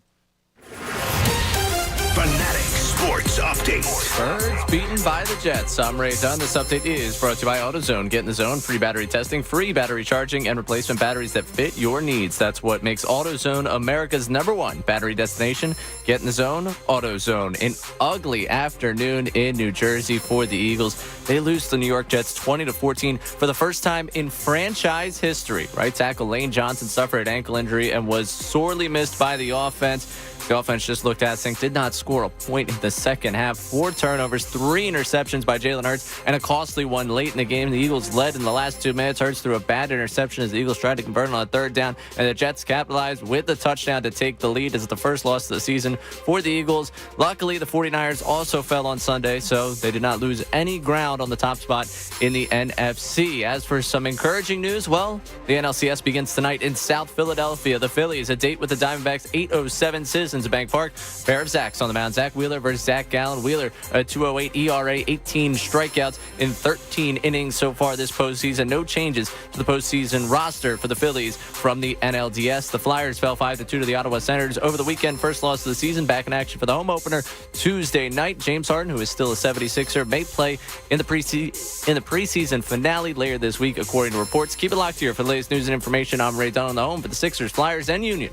97.5, The Fanatic. 97.5 The Fanatic presents Kelly Green Cash. It's your chance to win $1,000 cash 5 times a day. Every week, listen at 8, 10, noon, 3, and 5 for your chance to win $1,000 cash. And every Fanatic winner in our company-wide contest will also win a brand new 2023 Birds Kelly Green jersey. 97.5 The Fanatic's Kelly Green Cash. Every weekday at 8, 10, noon, 3, and 5. Presented by Rand Spear, the accident lawyer. Demand Rand. Call 1-800-90-LEGAL and 97.5 The Fanatic, Philadelphia. Home improvement doesn't have to be scary when you let the Preferred Pros handle your projects. Whether you need help with drafty windows or you need to clean out the clutter, the Preferred Pros will help you transform your life and home. If you're tired of tricks and contractors ghosting you, reach out to a Preferred Pro. Whether your project is big or small, you'll be in for a treat. Ensure your heating and cooling system is in peak condition. Last year, Hutchinson performed thousands of repairs that could have been avoided with a tune-up backed by the area's top no-breakdown guarantee. Landis Block transforms your backyard into a dream oasis. Visit landisbc.com to start envisioning your paradise today. From pavers to landscaping, they've got you covered. Landis Block, your backyard, your paradise. WM Henderson Cooling, Heating, and Plumbing, and now featuring Farron Electric, provides clear upfront pricing for everything from simple repairs to full system outages. Check out Preferred Pros today. This paid program is sponsored by businesses highly rated by actual customers. For more details on Preferred Pros, visit 975thefanatic.com. It's a bittersweet time for the Overwatch League as the final playoffs have come to an end. This year saw a brand new champion with the Florida Mayhem. To overcome the final hurdle, Florida defeated the Houston Outlaws in a thrilling grand final. It was also announced this week that the Overwatch League will be creating a new revitalized esports program moving into the future. Will you miss the Overwatch League? The latest esports and gaming news. Find it online at checkpointxp.com. Do you owe the IRS $10,000 or more in back taxes? Are you being audited or investigated? Has the IRS sent you a letter demanding payment? You may not owe what they claim. Make this free call to the tax doctor now. Let them negotiate with the IRS on your behalf. Call 800-631-9123. 800-631-9123. That's 800-631-9123. Harris Philadelphia wants to give you more for your play with 3 times comp dollars on table games. Play your favorite games like blackjack, craps, and roulette and earn comps 3 times faster than ever. That's 3 times the comps for free casino play, dining, entertainment, hotel stays, and more. Use your comps at Harris Philly or save them up to use at any Caesars Rewards destination. Get to Harris Philly and on the tables to start earning. Must be 21 plus. Gambling problem? Call 1-800-GAMBLER. When my daughter gets a cold, I have a secret weapon. Dayquil Kids Berry from Vicks. Dayquil Kids is specially formulated to treat kids' most bothersome cold and cough symptoms quickly. And the best part is that Dayquil Kids Berry tastes really great. Aren't you supposed to be resting? Maybe. Dayquil Kids Berry. The Kids Berrylicious daytime congestion, coughing, stuffy head, stuffy nose, just for kids medicine. Safe for kids 6 years plus. I just had the best experience. My daughter went to the doctor and everything she needed was covered. Everything?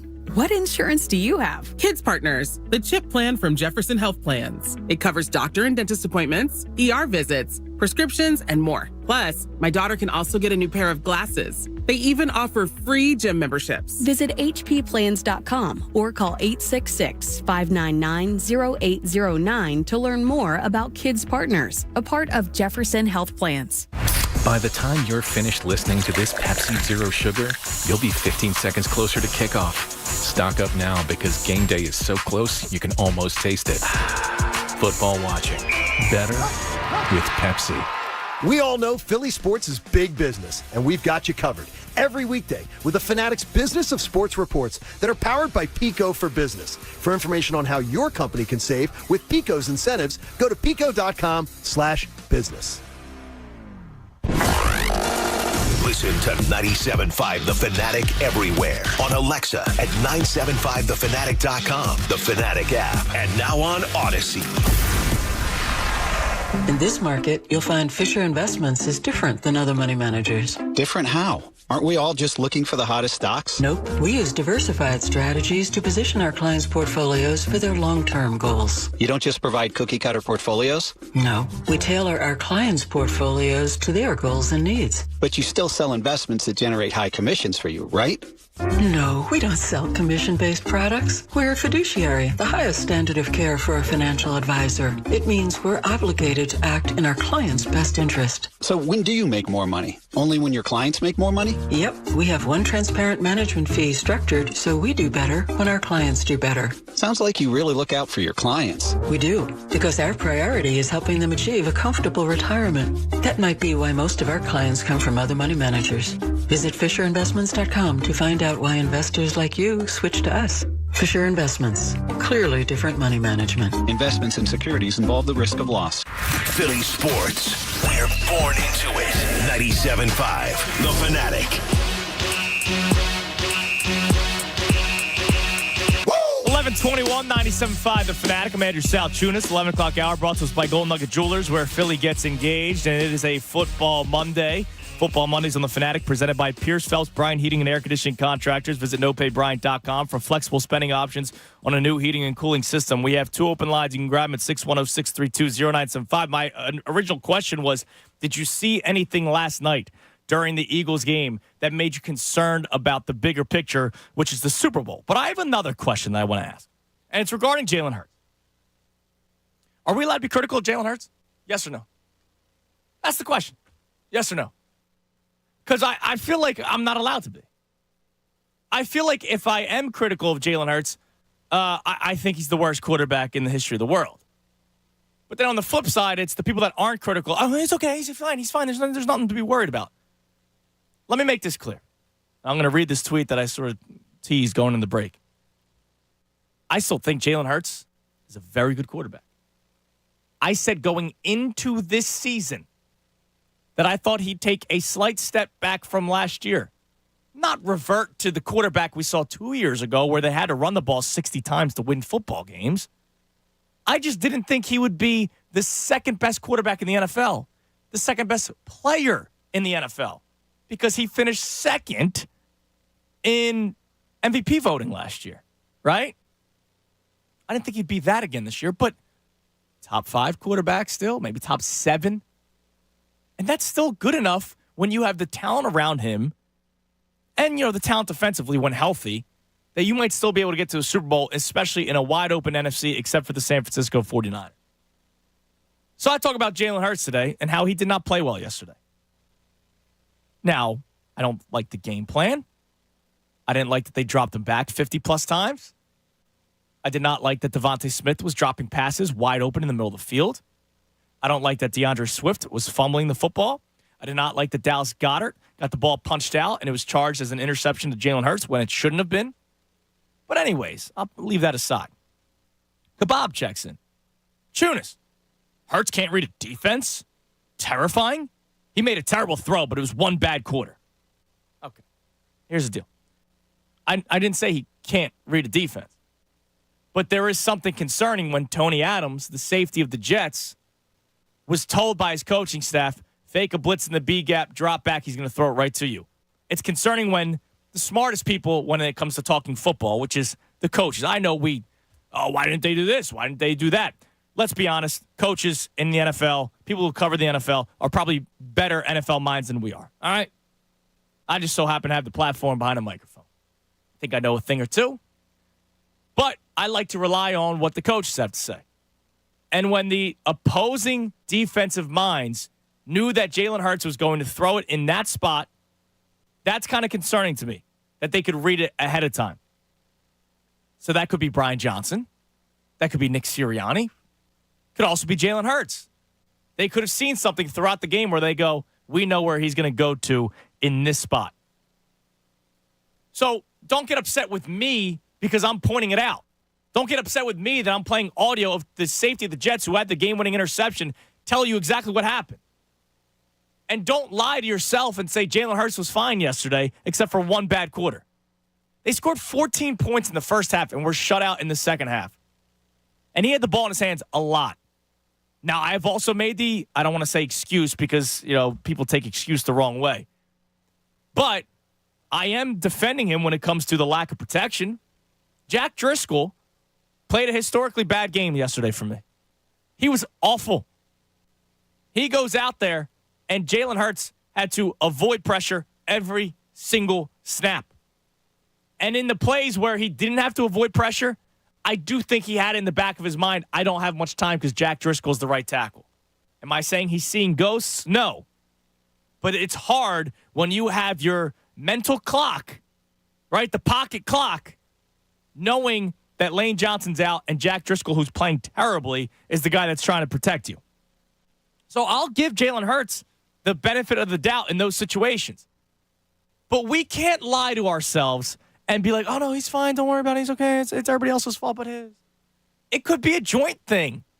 This loss is not solely on Jalen Hurts. This loss is on Brian Johnson. It's on Nick Sirianni. It's on the unfortunate injury to Lane Johnson and Jack Driscoll being terrible. It's on Devontae Smith dropping open passes. Really, the only side of the ball that escapes criticism is defense. And I know that they let up some drives, and our first two callers complained about the defense, which confused me. They were missing Darius Slade, Jalen Carter, and eventually Reed Blankenship. I'll read you the tweet one more time from E.J. Smith.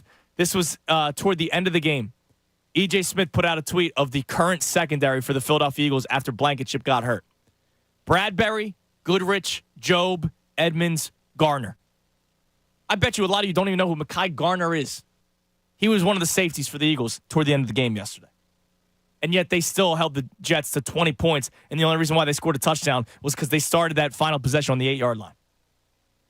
Defense is the only side of the ball where I go, all right, it's fine, let them be.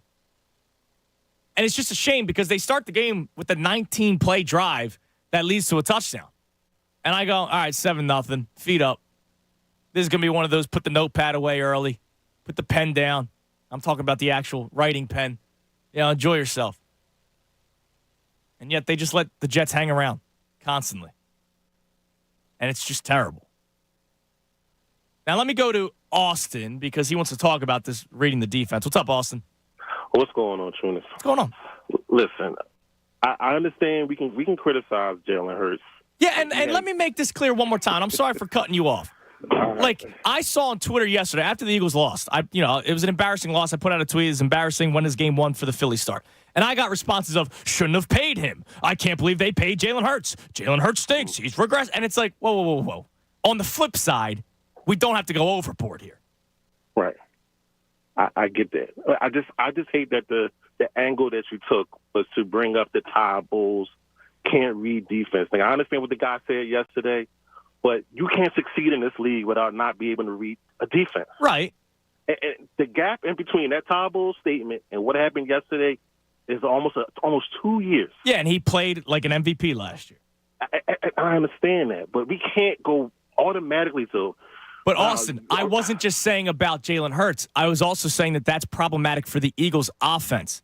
the strategy. They now know, like, clearly the Jets knew something. I just saw a video during the break. Les Bowen actually quote tweeted it. Somebody who covers the Jets. The play that Dallas Goedert had the ball punched out, and it was unfortunately a charge and interception of Jalen Hurts when it shouldn't have been. Jermaine Johnson of the Jets knew exactly where to be. He was on the other side of the field. The second the ball was snapped, he started running over there to punch out the ball for Dallas Goedert, who was on the other side of the field. So it's not just a Hurts thing. It's an offense thing. True. And also yesterday, after the interception, they panned to the bench. The first thing out of Jalen Hurts' mouth was, I didn't see him. Now, the difference between I didn't see him and not be able to read the defense, that's a big thing. Quarterbacks do this every week. Sometimes they just don't see the defender sitting there. It happens every week.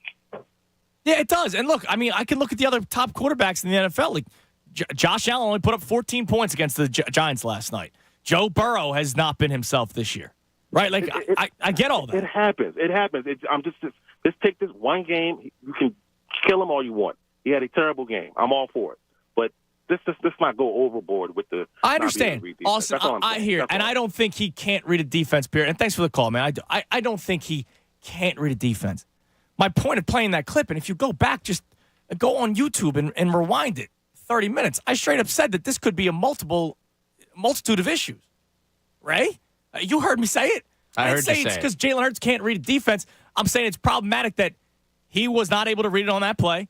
And clearly the Jets have been seeing something all game where they knew that was. Can you play the clip one more time? Here's Tony Adams, the safety of the New York Jets. He made the interception on that play that led the Jets to the 8-yard line of the Eagles. Then Breece Hall scores a touchdown. Here's Tony Adams in the locker room with Josina Anderson. Our coaches came to the sidelines like, we're going to call this. I want you to show in the B gap, show like you're playing, like you're coming, like you're blitzing, and then pop out of there, and he going to throw it right to you. And I just did exactly what my coaches say. I ain't do nothing special. I was just where I was supposed to be when I was supposed to be there, and the ball just fell in my hands. And so that's not good. That's not good that he knew the defense, the smart people that, that I know the Jets stink, right? Well, the defense doesn't stink. I know the Jets stink, but they're still smarter than all of us, and they knew exactly what was going to happen that play. That's problematic. Now, here's another thing that I don't like. Matt just checks in literally seconds ago. Please, the Eagles lost. They played a bad game. No one thought they were going to run the table. Even Cleveland won. It's freaking game one. Let's go. You want to talk Phillies? I'm all about it. But the fact that Cleveland won did make it worse today, Matt, because that means the Niners lost. That means the Eagles should be 6-0 and the Niners should be 5-1. And you know that the Niners they look a lot better than the Eagles have so far this year. Let's call it like it is. That loss yesterday was embarrassing for the Niners. And here's the funny thing.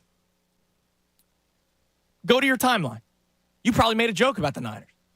You probably, Brock Purdy stink, blah, blah, blah, blah, which I don't even like Brock Purdy. But I saw a lot of jokes about the Niners. And, I saw it was the memes were hilarious. Brock Purdy when Christian McCaffrey doesn't take it to the house on a 2-yard catch. Like, they were all hilarious. Brock Purdy sucks, okay? I don't like Brock Purdy a little bit. But hold on a second. Let's not say, Cleveland won a game, so anybody can win. The fact that Cleveland won, it means the 49ers lost, and we made fun of the 49ers for losing, and now we're supposed to just be like, don't worry about the Eagles losing last night to the Jets? Nah, it's not fair. Not fair. And also, if we're having the conversation, Brock Purdy without Debo, without Christian McCaffrey, I saw the jokes from other fan bases already. Jalen Hurts without Lane Johnson. Jalen Hurts without a running game. Like, hey, listen, I'm not sitting here telling you that I'm concerned about Jalen Hurts or comparing him to Brock Purdy. They're different stratospheres. Right. But he had a disappointing game. The team did. Everything you're saying about the offense is right there. And there's an alternate timeline where they take care of business, show open today. What a great time to be a Philadelphia sports fan. Yeah. Eagles, #1 seed. Phillies, home field in the NLCS. That's not the reality we live in today because they didn't take care of business because they played pathetic. That is the reality we should be in. Yes. There's no excuse for yesterday's loss, right? Don't give me weather. You can't even say, the Eagles were banged up defensively. No, the defense is not a problem. Then the Jets were banged up defensively. And that's the other thing. Okay, you lose Lane and you got Sauce and DJ Reed on the other side where, fine, it evens out. Yeah, I understand. Like, they got the other two out there and you lose your right tackle, makes it more difficult to pass. Dude, they were banged up the way you were banged up. You got to find a way to win that football. You're at 14-3 at half. And that's what makes me even more upset about the game plan, too. You got to make adjustments. when Lane Johnson goes down, and so for everybody that's upset that Jalen Hurts even gets an ounce of criticism, I'll put Jalen Hurts to the side for a second. When Lane Johnson goes out, and you see first play, Jack Driscoll getting attacked. All right, fine, he'll be better next drive. Next drive, he doesn't look better. Third drive, he doesn't look better. Fourth drive, he doesn't look better. You have to make that adjustment. And you have to go, all right, clearly things aren't working well. Let's go 12 personnel, 13 personnel, whatever you want to do. Have him get chipped. You can still throw the ball a couple of times. Or you start running the football a little bit more. Because at least he gets to push forward, Jack Driscoll, instead of trying to pass protect, which clearly he had no clue what he's doing out there yesterday. It's a tough spot to go in the middle of a game. But he went in early, and it never got better. And shame on the Eagles' offensive mind, Brian Johnson, Nick Sirianni. Shame on them for not recognizing that. Or maybe they did. Can you play a clip for me, Ray? I'm sorry. Nick Sirianni talked about Jack Driscoll yesterday. I don't know what clip it is, but I know that he's going to have his players back. Let's see here. It's cut 4. They believe in Jack Driscoll, Ray. Let me know when you have it. You got it? Here he is. We got a lot of faith in Jack and the things that he can do. You know, we've won a lot of games here with Jack in the lineup, and so he came in. I'm gonna have to look at the tape, see how he played. I can tell you right now, he did a couple more things where we were protecting the edge, which helps you get one less guy out. In those cases, I wouldn't say we did it an abnormal amount of times, but we did sometimes. But that's what you do. You have to adjust your game plan based off of what's going on in the game. I can tell you right now, you do not have to go look at the tape. And the fact that you're saying I have to look at the tape is alarming to me. It stood out like neon yesterday, man. Jack Driscoll was not having a good game. And there's ways to go about it, to get past that. And you didn't. And yet you have Jalen Hurts drop back 50 times. So for the people that don't want to be critical of Jalen Hurts, okay. I've said it 100 times now. Jack Driscoll was terrible yesterday, and the Eagles' offensive minds did Jalen Hurts a disservice there. Let's go to Tony T. What's up, Tony? Man, hey, you when you guys open the vault, you changed my Philly plan real quick. Okay, what's up? That Michael Jack Smith and Shake and Bake McBride, that's my moment. And I was in a Richmond truck stop watching the last 3 outs. No way, really? Of the 2008 World Series, coming from Barry and a friend. I kept calling back home, what inning. And I was a long-distance truck driver. I knew what truck stop to go in. I watched the last 3 outs.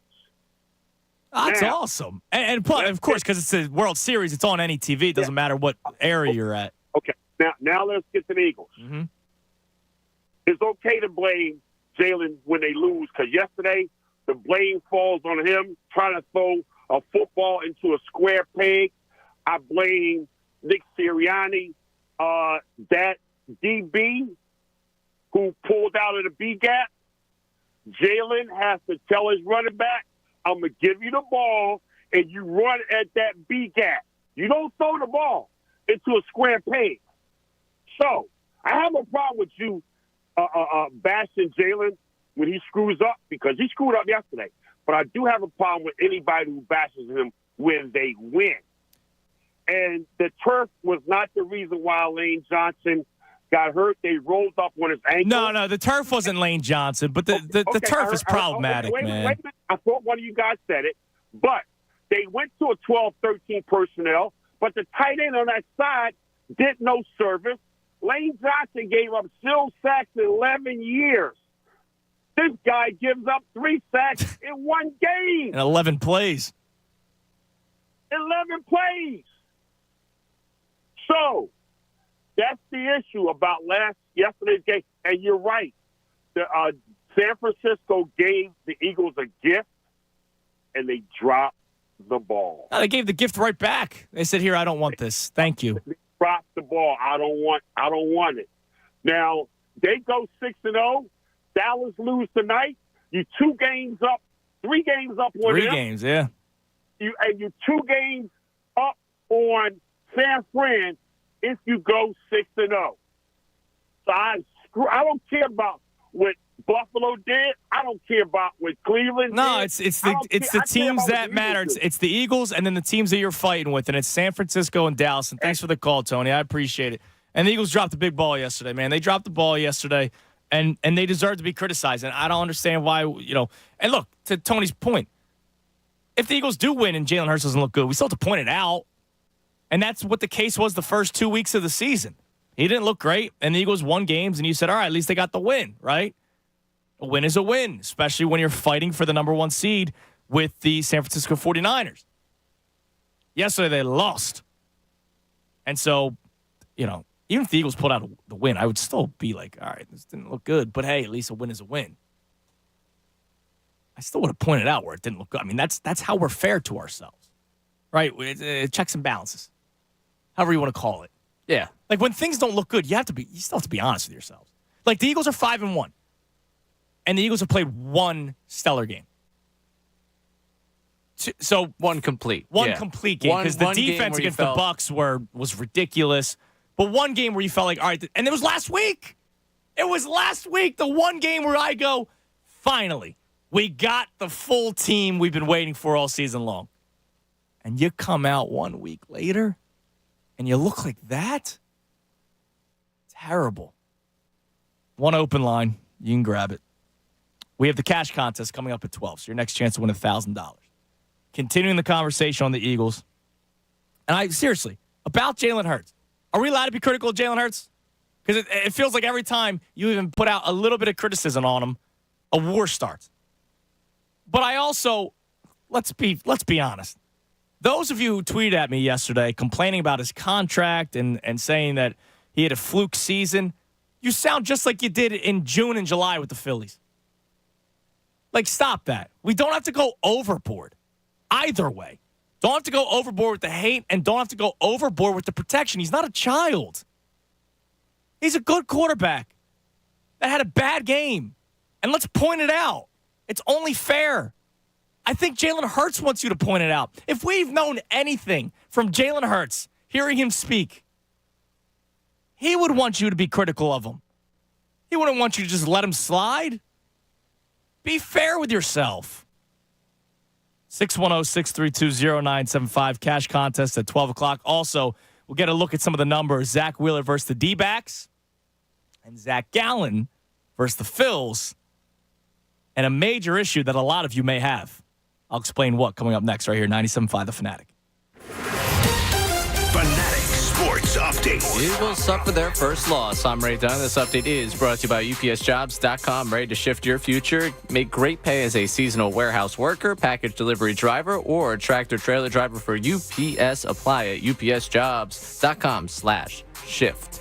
An ugly afternoon for the Eagles up at MetLife Stadium as they lose to the New York Jets 20-14 for the first time in franchise history. Right tackle Lane Johnson suffered an ankle injury and was missed dearly by that offense. The offense that did not score a single point in the second half. The Eagles led 14-3 at halftime, but 4 turnovers, 3 interceptions by Jalen Hurts, including a particularly bad one in the final 2 minutes of the game, sunk the Birds. The Jets, with that interception, went capitalized with touchdown, took the lead late. Eagles offense could not respond, and now the Eagles, with their first loss of the season, still tied for the top spot in the NFC as the 49ers also fell on Sunday to the Cleveland Browns. Now, in some more positive news, the Phillies begin the NLCS tonight. It's a date with the Diamondbacks, 8:07 Citizens Bank Park. Zach Wheeler versus Zach Gallen. Wheeler with a 2.08 ERA and 18 strikeouts in 13 innings this postseason. There'll be no changes to the postseason roster from the NLDS for the Phillies. The Flyers fell 5-2 to the Ottawa Senators over the weekend. First loss of the season. Back in action for the home opener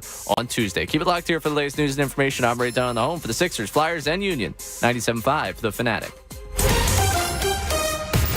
Tyrone Johnson, Ricky Batalico, and Jen Scordo. The best show ever. Listen weekday afternoons 2 to 6. The Eagles, the Phillies, the Sixers, and the Flyers. We have you covered all day, every day. 97.5 The Fanatic and 97.5thefanatic.com.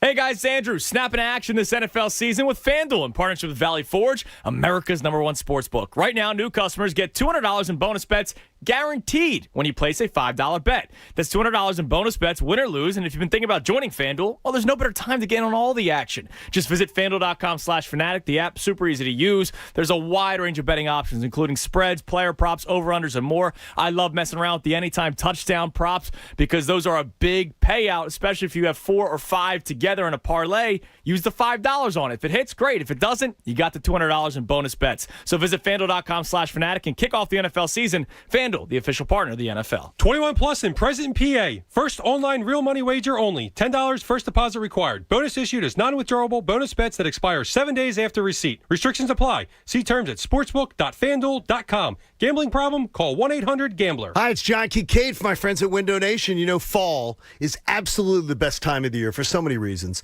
including football and the return of Window Nation's best offer of the year. Get 2 windows free for every 2 that you buy, plus put no money down, make no payments, and pay no interest for 2 full years. So let's say your old windows are hard to open or close and they're drafty and leaky. You're going to have one cold winter in your living room and then multiple hot summers. When you can take advantage of Window Nation's great deal, you're going to love the new look and feel of your home, plus up to 30% off your energy bills. Window Nation's knowledgeable exterior designers and quick, clean, accurate, professional installation is going to make your house look great. So right now with Window Nation, put no money down, make no payments, and pay no interest for 2 full years. Think of the savings. And for every 2 windows you buy, you'll get 2 windows free. This offer is going to disappear as fast as the leaves on your maple tree. So call Window Nation today, 866-90Nation, or visit windownation.com. Windownation.com. Tell them John Kincaid sent you. To some, this might sound like a typical family dog. But at Dog Chow, we know that for a veteran suffering from PTSD, this could be the sound of life-saving therapy. Thanks, Betty. That's why we've made it our mission to connect every military hero in need with a canine hero of their own. To learn about the simple ways you can help Dog Chow in our mission, visit dogchow.com/veterans. Sponsored by Purina. It's time for the fall haul at Northern Tool and Equipment. Get your hands on tough tools at prices that are tough to ignore. Got plans? Cancel them. Trucks in the shop? Borrow someone else's. Don't like saving money? Right. So head to the fall haul at Northern Tool. Stock up at the season's biggest event and get huge savings on brands like Milwaukee, Honda, and Ingersoll Rand. Shop at northerntool.com.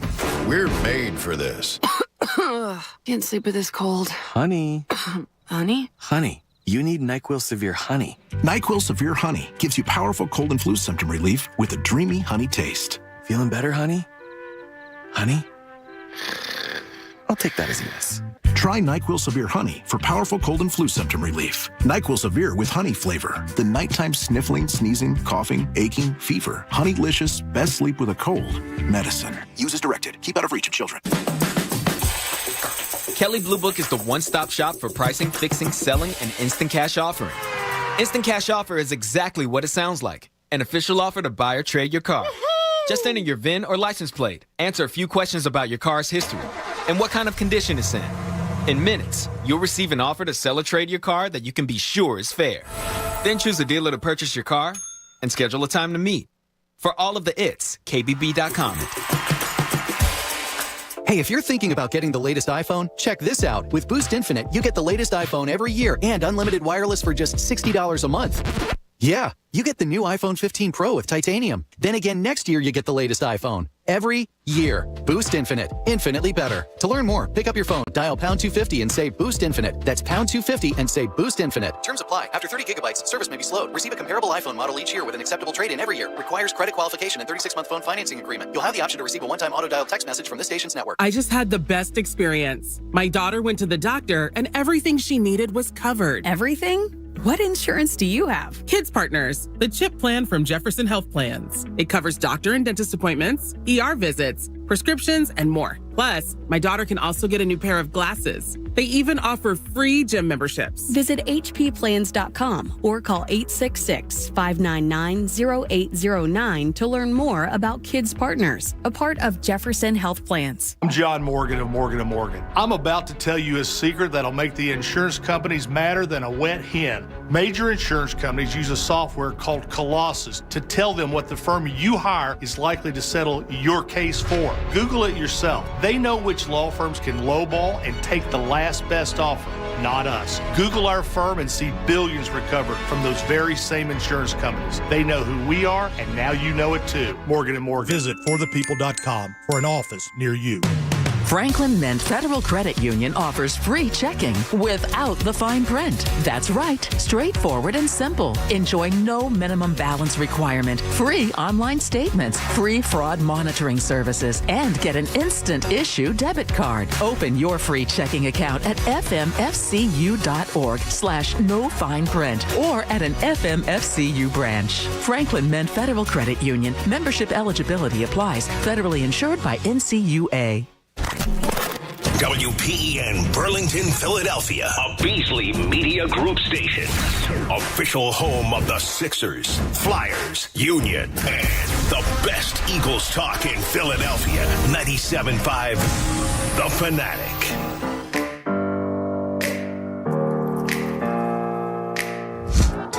$11.50, 97.5 The Fanatic. I'm Andrew Salchunas. Cash contest coming your way in 10 minutes. So 12 o'clock, we'll give the next keyword. Get back to your calls in a second. We have one open line talking Eagles and whether or not we're allowed to be critical of Jalen Hurts before war starts. You can climb in at 610-632-0975. But real quick, I want to give you some numbers for the pitching matchup today. Zach Wheeler going up against Zach Gallen. Game 1 of the NLCS tonight. Can't wait for it. Citizens Bank Park is going to be rocking tonight. Zach Gallen, obviously a very, very good pitcher. He's going to be a candidate for the Cy Young Award. So let me give you some numbers for Wheeler versus the Diamondbacks and Gallen versus the hitters on the Phillies. We'll start with Zach Wheeler. And, oh, by the way, something with Zach Gallen that's troublesome for a lot of you. I'll get to in a little bit. Christian Walker, local guy. He's had success against Zach Wheeler. 9 for 17, right? That's a .529 batting average. 3 doubles, a home run, 4 ribbies. Limerick, Pennsylvania's finest. Yes. So pretty good success for Christian Walker against Zach Gallen. But Christian Walker's a stud.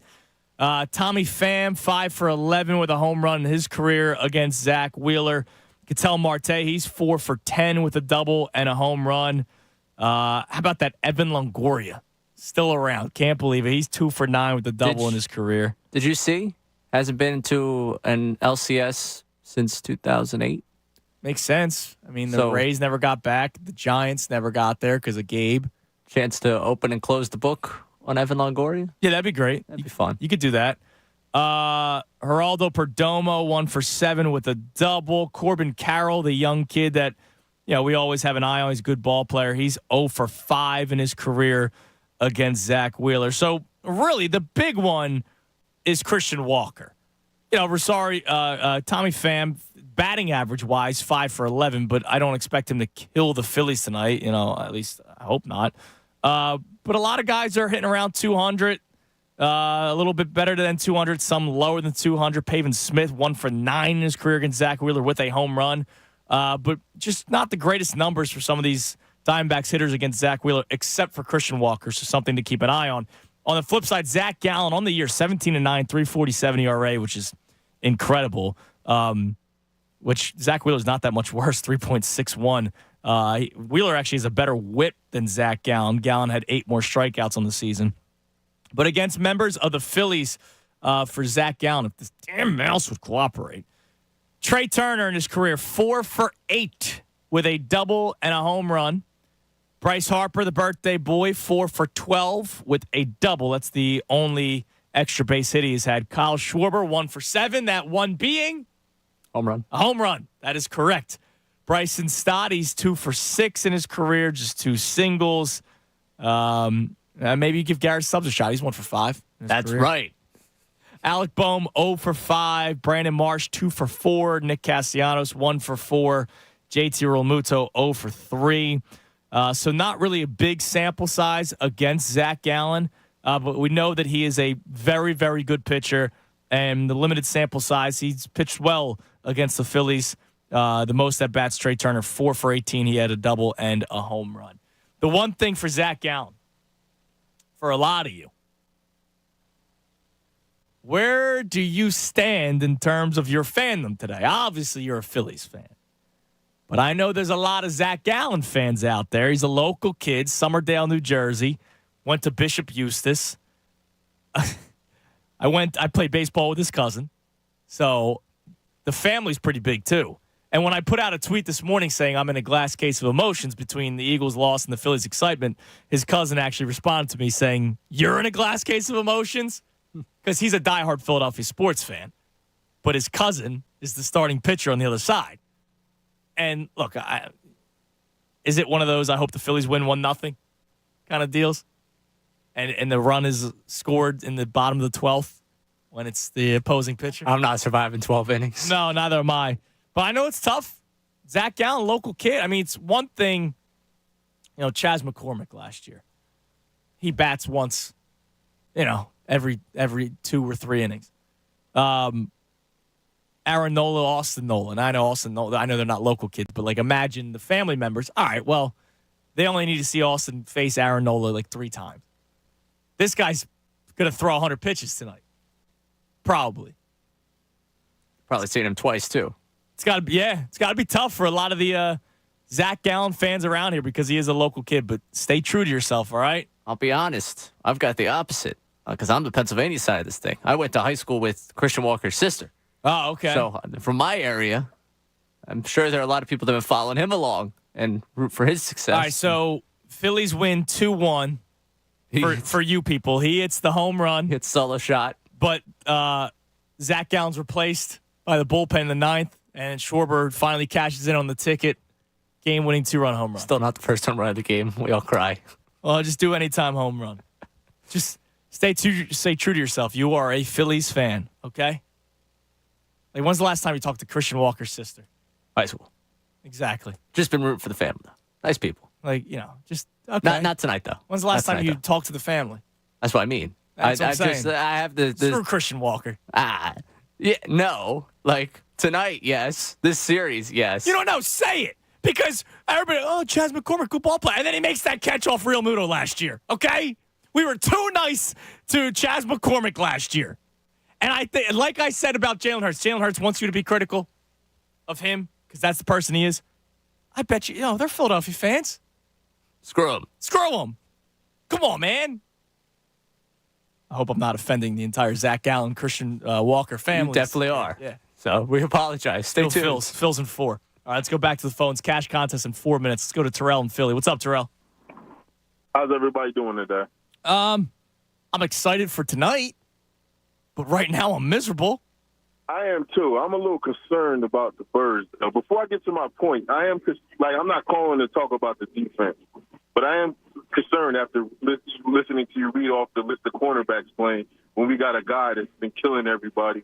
He's 186 yards away from 1,000 for the season at the 6th game.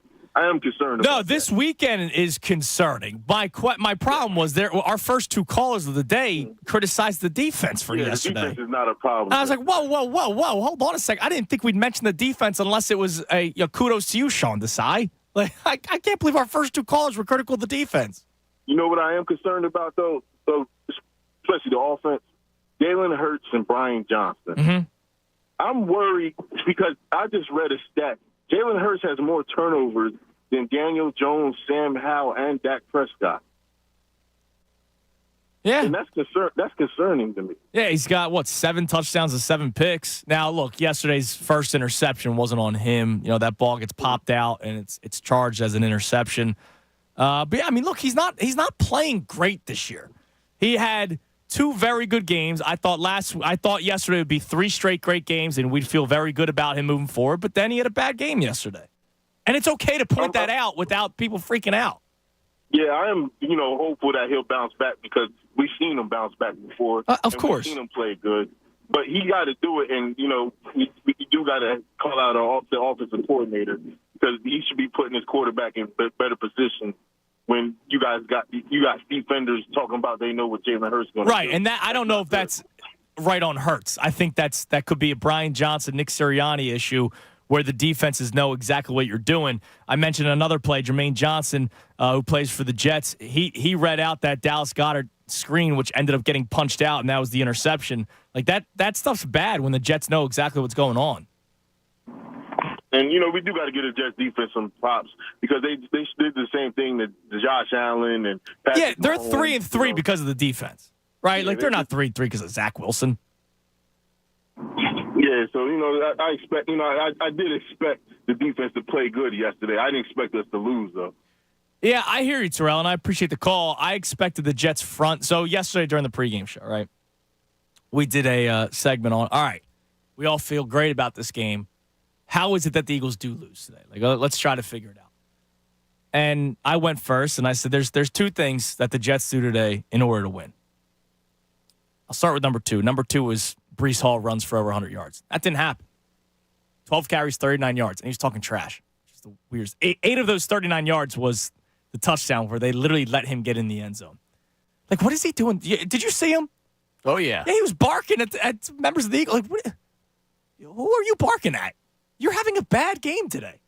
But anyways, the other one was, if I'm the Jets, I'm missing my two starting corners.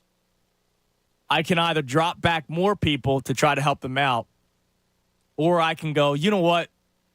Let's bring pressure almost every single play. Let's bring an extra man, two extra guys, whatever, and just wreak havoc the way Bill Belichick did in week 1, Brian Flores did in week 2, and Todd Bowles and company did in week 3. And even though Jalen Hurts played better in that game, there were still some moments, right? And they did that yesterday. And let's face it, Jalen Hurts did not look good in week 1. He did not look great in week 2. And he looked better in week 3. If I'm a defensive coach, I saw week 1, 2, 3, and 6. I have an idea of what I'm doing against the Eagles. And until the Eagles can scheme against it, right? It's the game of chess. Until the Eagles can scheme against that kind of pressure that clearly has messed with the Eagles, whether it be not having Isaac Seumalo anymore at right guard, obviously Lane Johnson being out is a big deal, or maybe they're just throwing different looks that they're not accustomed to. It's worked 4 out of 6 weeks. Eagles are 5-1, but 4 out of 6 weeks, you're not sitting there going, wow, man, they look great. It's 12 o'clock. Try to win some money. Win $1,000 right now. 97.5 The Fanatic's Kelly Green Cash. Yep, Fanatic's Kelly Green Cash. Your chance to win $1,000 in a brand new 2023 Birds Kelly Green jersey. Text the word PUSH, like tush push, to 45911. That's PUSH, P-U-S-H, to 45911. Or you can enter it on the Fanatic app or at 975thefanatic.com. One winner selected at random will win $1,000 in this company-wide contest. Winners will get a call from Beasley, so be sure to answer your phone. Complete rules at 975thefanatic.com. 97.5 The Fanatic's Kelly Green Cash is presented by Rand Spear, the accident lawyer. Demand Rand. Call 1-800-90-LEGAL. Good luck. Please never text and drive. Forgot to mention that part. Don't want to forget to mention that part, or somehow I get in trouble. Don't want that. You didn't forget. I didn't forget. I Got said it. Don't text and drive, people. Don't text Don't and do drive. it. All right, let's go back to the phones. By the way, just real quick, in case you missed it, just because I literally refreshed Twitter and I see that our station put out a story on it. Reese Hoskins not on the NLCS roster today, in case you missed it.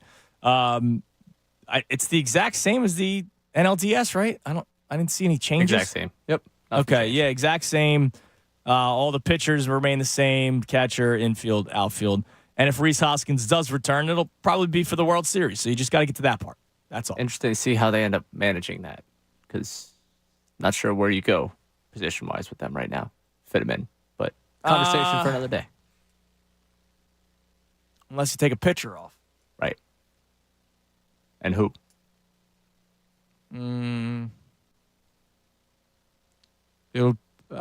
My guess would be like a Lorenzen. Unless Walker is terrible, and then you want to make the flip. Because let's face it, you need him for one game. You get to the World Series, How many starts did Syndergaard make in the World Series last year? One? I think it was just one. Well, you can make the case the other side. Hoskins, you only need him for probably one at bat. Potentially a game. Maybe. Who knows? Yeah, no, you're right. I wonder what they value more. The extra arm, which Lorenzen is a guy or Walker's a guy that can pitch you multiple innings, but then there's high leverage situations.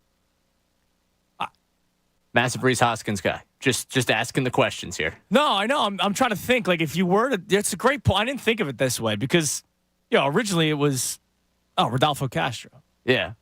But that's not how it works. But we only see Castro right now in the celebrations.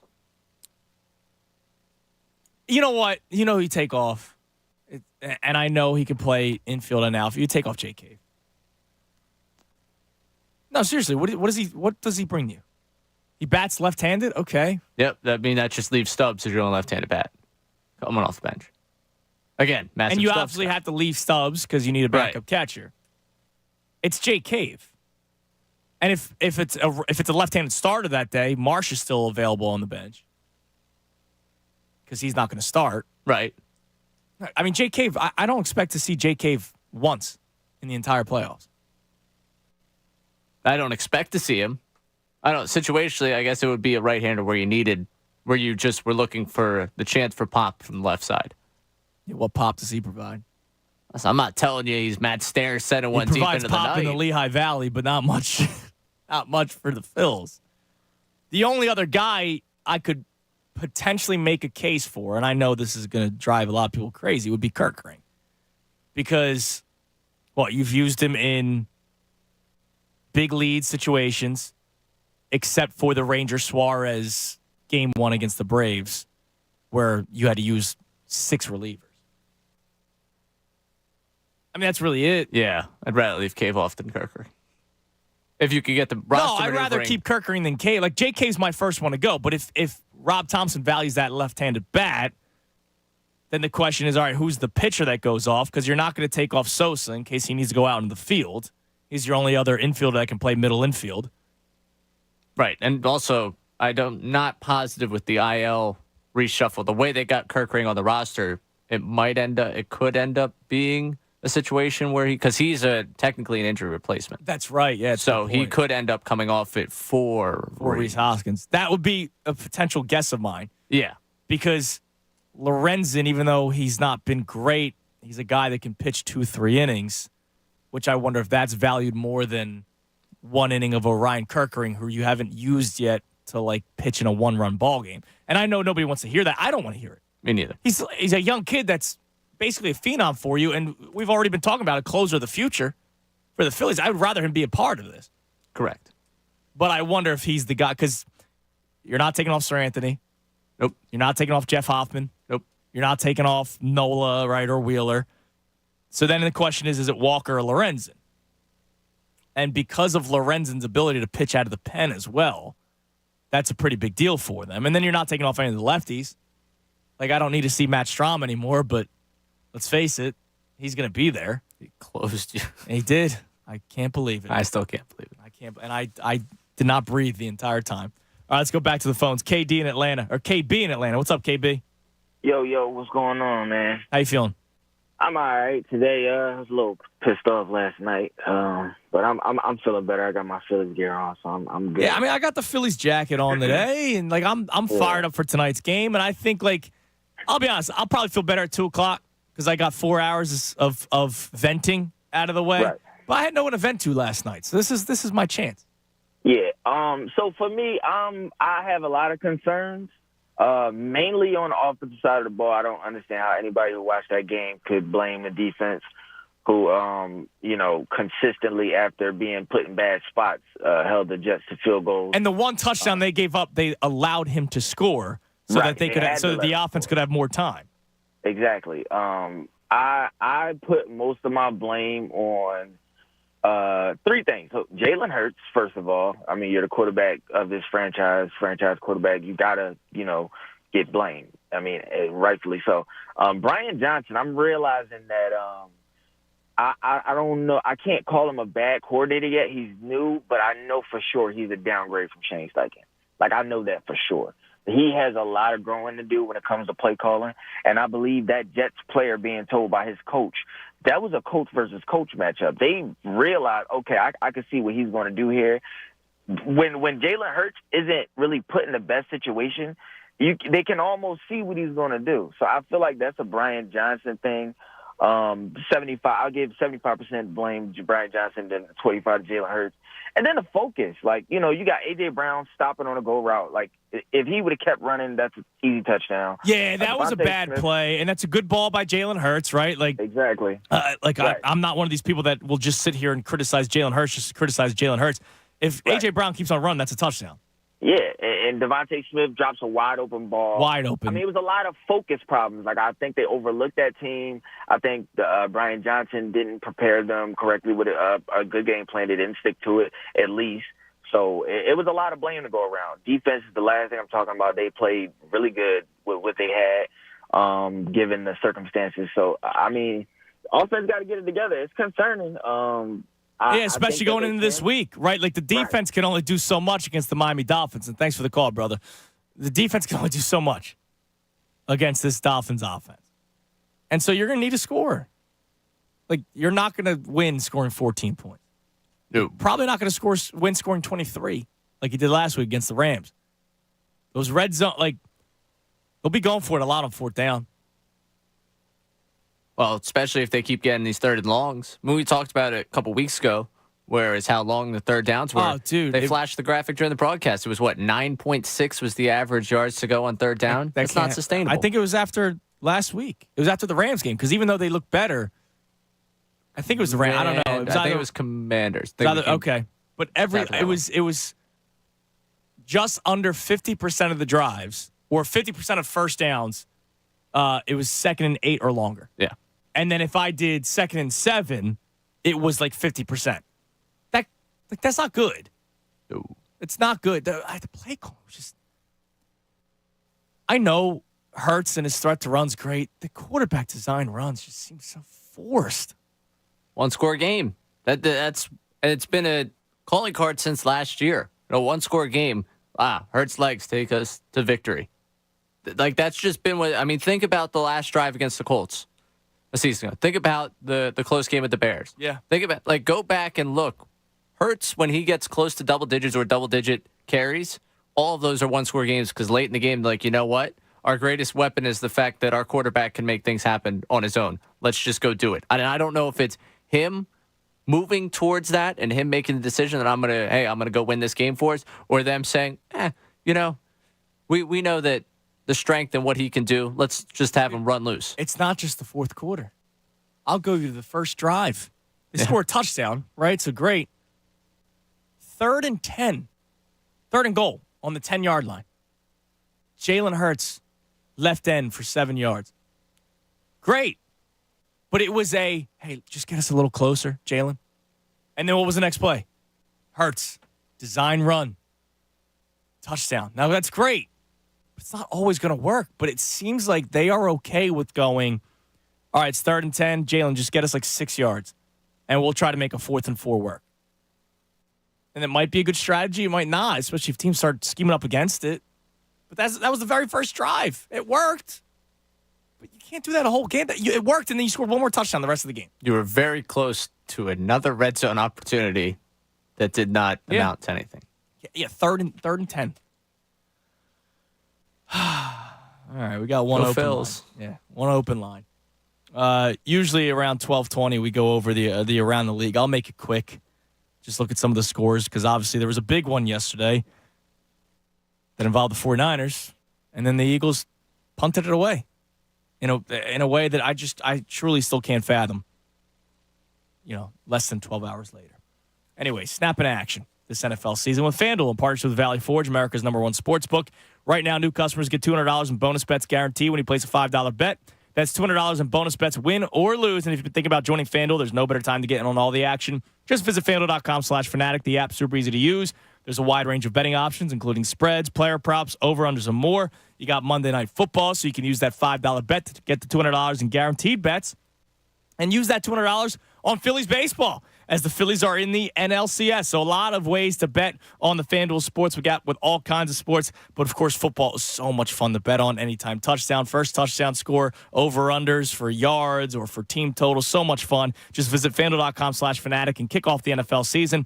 FanDuel, the official partner of the NFL. You got to be 21 plus. President PA. First online real money wager only. $10 first deposit required. Bonus issued as non-trouble bonus bets that expire 7 days after receipt. Restrictions apply. See terms at sportsbook.fanduel.com. Gambling problem? Call 1-800-GAMBLER. Fanatic Sports Update. Birds beaten by the Jets. I'm Ray Dunn. This update is brought to you by Indeed.com. If you need to hire, you need Indeed, because Indeed's all-in-one hiring solution helps you attract, interview, and hire candidates all from one place. Visit Indeed.com/credit.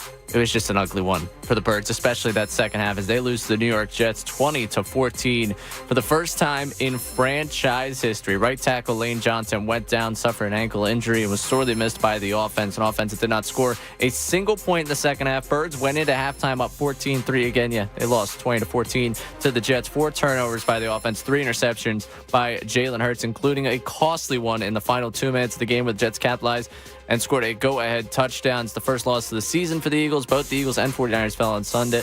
So, no change at the top spot in the NFC, but certainly a missed opportunity for the Eagles to gain a game on the Niners. The Phillies begin the NLCS tonight. It's a date with the Diamondbacks, 8:07 Citizens Bank Park for Game 1. Zach Wheeler versus Zach Gallen. Wheeler, 2.08 ERA, 18 strikeouts in 13 innings this postseason. No changes to the postseason roster for the Phillies, from the NLDS. And the Flyers fell 5-2 to the Senators over the weekend. First loss of the season. They'll be back next for the home opener on Tuesday night. Keep it locked here for all the latest news and information. I'm Ray Dunn on the home for the Sixers, Flyers, and Union. 97.5, The Fanatic.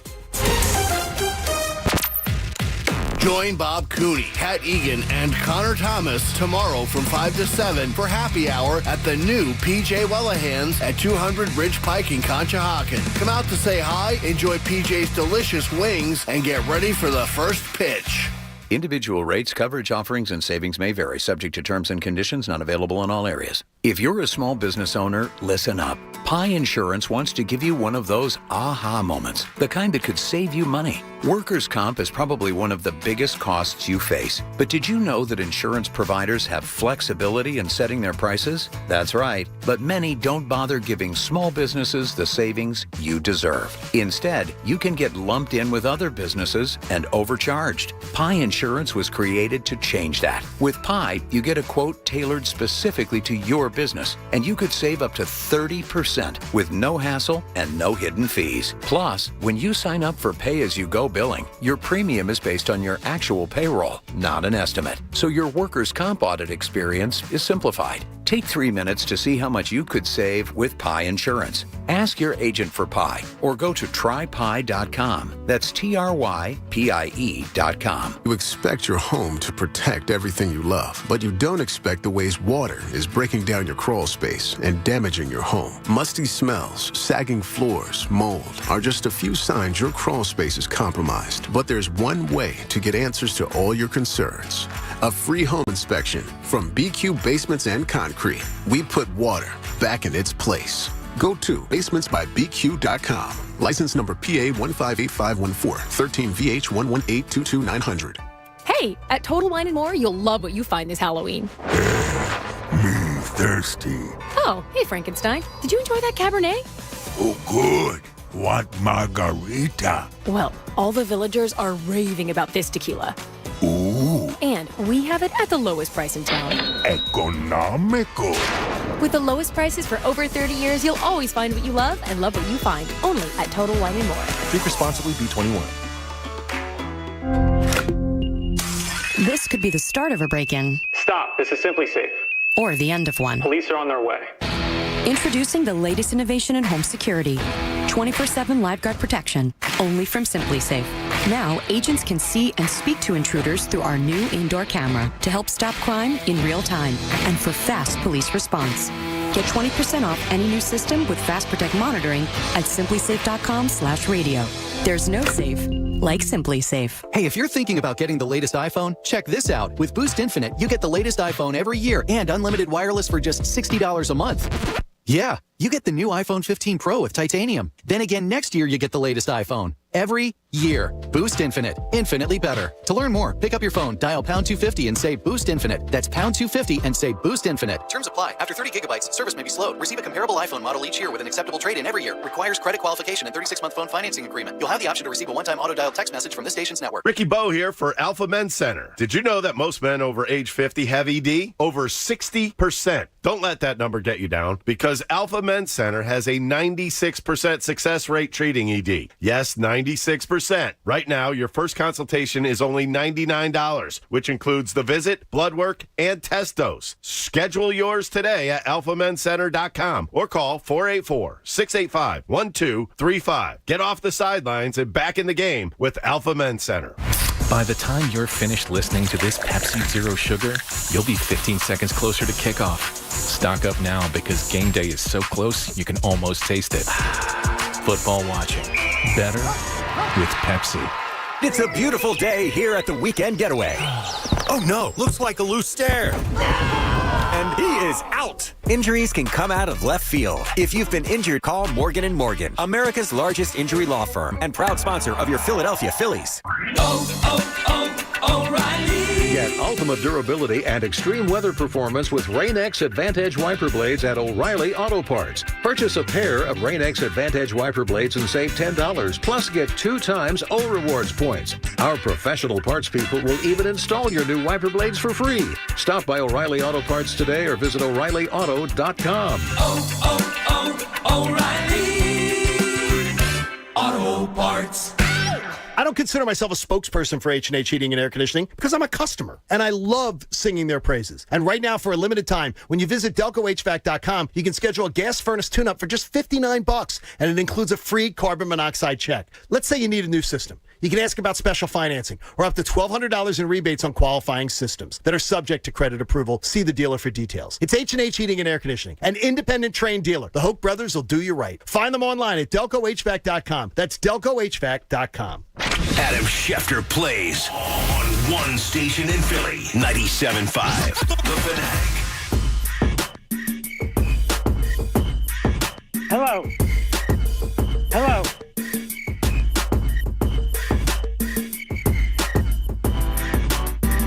12:20, 97.5 The Fanatic. Sorry, Ray. I almost got clotheslined by Dylan McKinnon.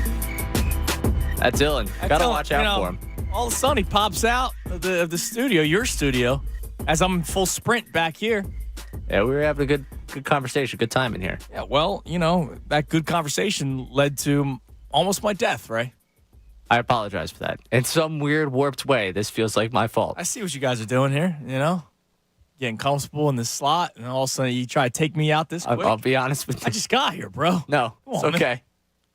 I'm fine right here. Come on, bro. I just got here. Fine hanging out right here. 12 o'clock hour brought to us by Service First Heating and Air Conditioning. Get 0% financing for 72 months and a $500 rebate when you purchase a complete heating and cooling system from Service First. Learn more at ServiceFirstHVAC.com. Get back to the calls in a second, but let's go around the league a little bit, Ray. Yesterday's NFL action. Ravens in London against the Titans. Ravens win 24-16. A weird game where Lamar wasn't all that great, but could be worse. You could be Malik Willis, who stinks. Yes. He's really bad. Awful, actually. Probably doesn't deserve to be in the NFL. I'll go as far as saying that. He's really bad. He's not good. No. Neither is Ryan Tannehill. The Titans, once again, quarterback away. Dolphins, they were down early. Dolphins put up 42 points. And we keep on talking about this today. You have a matchup with the Dolphins looming 6 days from now. 8:20 kickoff. The Eagles better score more points, better score more than 14, or as last week, 23. And as great as the defense was yesterday, if they're banged up the way they are right now, scary matchup coming up. And I think the only good thing is that it's in Philadelphia. But the Dolphins, look out. Texans beat the Saints outright victory, 20-13 for the Texans. The Saints are really bad at football in general. Commanders beat the Falcons. That NFC South, man. Ugly, ugly, ugly. The worst thing is the Commanders are now 3-3, and now there's going to be people that are going to be like, look, they're still in the running. You better watch out. They're not good either, but it's gross. My fantasy football team, you and I were talking about this before the show. Justin Fields is my quarterback. I may have to get Sam Howell off of free agency because he's at least putting up fantasy numbers. He's like Kirk Cousins of the Commanders. The Commanders are providing us with the wonderful stat that the Eagles will not play a team with a losing record now until Christmas. Oh, how about that? Yeah. Okay. Because they won. They're at 500. They are 500. The lowest record of anyone until Christmas. Thanks, Giants. Wow. Thanks a lot. Jags beat the Colts in convincing fashion, 37-20. Minshew Mania. Looks like it's over. Looks like it might be over. No, it is over. Don't even give me the might. It's over. That stinks. Revenge game. I saw people trying to run that up in Sunday morning. Give me a break. Yeah. In a game that I was completely wrong on, and the number should have told me the opposite. Over under Seahawks Bengals was what, 45 on Friday when we did our picks? They combined for 30. 17-13 the final score. Obviously, Geno Smith isn't the greatest quarterback. Good for him winning Comeback Player of the Year last year. Does he get an award for coming back down to earth Player of the Year? Because he had 2 picks yesterday. And then Joe Burrow. Look, you want to talk about Jalen Hurts not looking like himself this year? Joe Burrow definitely isn't looking like himself this year. He doesn't look great yesterday, but the Bengals still get the win against the Seahawks. Where am I here? Vikings beat the Bears. It's a shame. Like the Bears we both had them winning, or I think I had the +3 or whatever. But I'll take them outright. I did. So. The fumble recovery. That whoever their backup quarterback sucks. You know, you wonder how backup quarterbacks in the NFL. Like we were spoiled with Nick Foles, and we think Marcus Mariota is bad. The guy in Chicago is even worse. They look just terrible. Raiders beat the Patriots 21-17. Lions beat the Bucks 20-6. The Detroit Lions, who just keep on winning. Rams beat the Cardinals 26-9. And then there's 2 games to really point out, other than the Eagles and Jets. The Browns beat the Niners 19-17. Right, congratulations on your coffee bet. Ray took the Browns +9.5. I went the opposite. Brock Purdy was putrid. 12 of 27, 125 yards. If there's anything that still makes you feel good about the Eagles versus Niners scenario, is that Brock Purdy stinks. I've brought this up a few times. Even in the games where he looks like he has decent numbers, Ray, as my witness, I've watched a lot of Niners games this year because they haven't really played that much at the same time, the Eagles and the Niners, and that's the team that you're going to focus on. Brock Purdy may throw a completion, but Deebo Samuel might die when he comes down with it because he throws it in spots where these guys are going to get hurt. I saw a play earlier this year where it wasn't Christian McCaffrey, but it was one of the 17 running backs that they have. Guy's wide open in the flat. He had to jump for it, tip it, bring it down, and what would have been an easy 10-yard gain, he gets hit 2-3 yards later. Brock Purdy is very inaccurate, and I know the Browns' defense is good, but still, it's just an awful performance by him yesterday, and now all of a sudden they're banged up. Deebo Samuel and Christian McCaffrey both getting MRIs today. Something to keep an eye on. Because if those 2 guys are hurt, Brock Purdy ain't carrying that offense. No. Jim Schwartz, 8-1 now against Kyle Shanahan. Yeah, I appreciate that because I hate Kyle Shanahan. He's like Sean McVay level of hate for me, where it's just the young guy that they want to anoint as like some top offensive mind in the NFL. Yeah, he just has continuously failed. Failed in the Super Bowl with the Falcons. Failed last year. Oh, we needed a 15th quarterback on our roster to win. No. Don't put up your backup tight end on Hassan Reddick, you idiot. Finally, Bills beat the Giants 14-9. Again, if you're looking for silver linings, the Bills should not have only put up 14 points, and it shouldn't have taken until the fourth quarter to put those 14 points up. But they beat the Giants 14-9. Josh Allen not looking great right now, too. Ooh.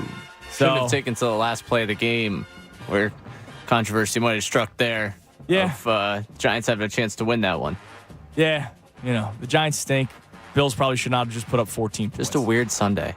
Yeah, really weird Sunday because, you know, you look at the quarterbacks around the league, like, nobody really had a great week. But that's it. I'm not going to then try to say, well, that's okay that Jalen Hurts didn't have a good week.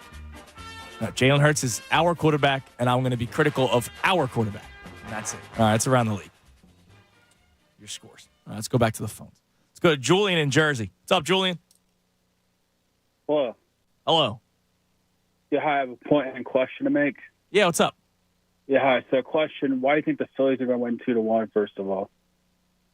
Oh, no, randomly said that. I said because there are people that are Zach Gallen fans because he's a local kid and Christian Walker fans. I joked around saying they will be happy if the Phillies win 2-1.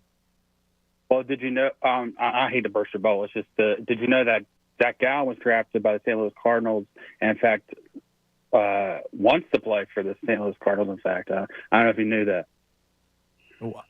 What's the okay? I don't care. I mean, I'm just letting you know. But I don't really. That doesn't mean anything to me.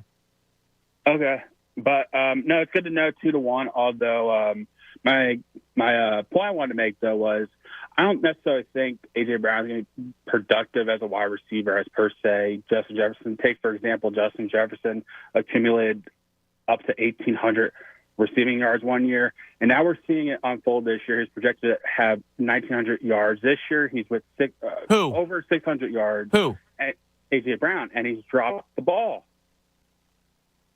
I mean, A.J. Brown really has been one of the least of your worries right now. I appreciate the call. Actually, I don't appreciate the call. I take that. I don't appreciate the call. I don't get the whole Zach Gallen. I hope he's not putting in a 2-1 bet or something because I don't really feel that way. He must have missed the conversation. We were joking around that there are a lot of Zach Gallen and Christian Walker fans in the area because they're local kids. And so I said 2-1 will be like a score that would make people happy if Christian Walker had a solo home run and the 2 runs are scored in the bottom of the 9th and Zach Gallen was not on the mound for it. And then I don't get the A.J. Brown, Justin Jefferson thing. Justin Jefferson, you could make the case is the best wide receiver in the NFL. But why does that have to be like a shot at A.J. Brown? Also, A.J. Brown, what do you mean he's not as productive as his numbers show? He should have scored a touchdown yesterday if he kept running, but that was it. Ray, do you have any answers for me? I'm just kind of flabbergasted here. I apologize for him missing the jest in talking about the local kids and the fun we were having there. And A.J. Brown, not the guy today. Maybe if you wanted to say that stop running on the go route. That was his only issue. You can maybe do like an attitude thing where you say, it's been a couple of times now where A.J. Brown has put you in tough spots. But overall, he's been incredibly productive. Now, before him not running out the play yesterday, it was the Buccaneers game where he dropped the touchdown pass, where A.J. Brown has even come to mind other than, damn, he's really good. And the taunting penalty. Yeah. Like, I could see where you come to a cumulative, like, he's pushing tough spots. But out of yesterday, the conversation you want to have is A.J. Brown? But then he went into, and he's on pace for 1,900 yards, but. No, I don't think there's a but there, man. No, if he's on pace for 1,900 yards, good for him, man. I like that. Howie Roseman, kudos to you making that trade. All right. Back to the phones. Let's get back to the phones, and let's make it better with Nick in Jersey. Hello, Nick. Hey, guys. It's a tough morning. Well, good news is it's 12:30 now. So the good news is we've turned into the afternoon, and we're less than 8 hours from first pitch. We are. Red October is upon us, but I was there last night along with sections and sections full of other Eagle fans, and the energy was there in the stands. It just wasn't there on the field, unfortunately. Oh, no, it sounded like it was the link sometimes. Like, yeah, I heard Eagles fans booing. I heard Eagles fans cheering. It sounded like it was at the link. It felt like you were at the link and that it was the Jets fans trying to take a takeover.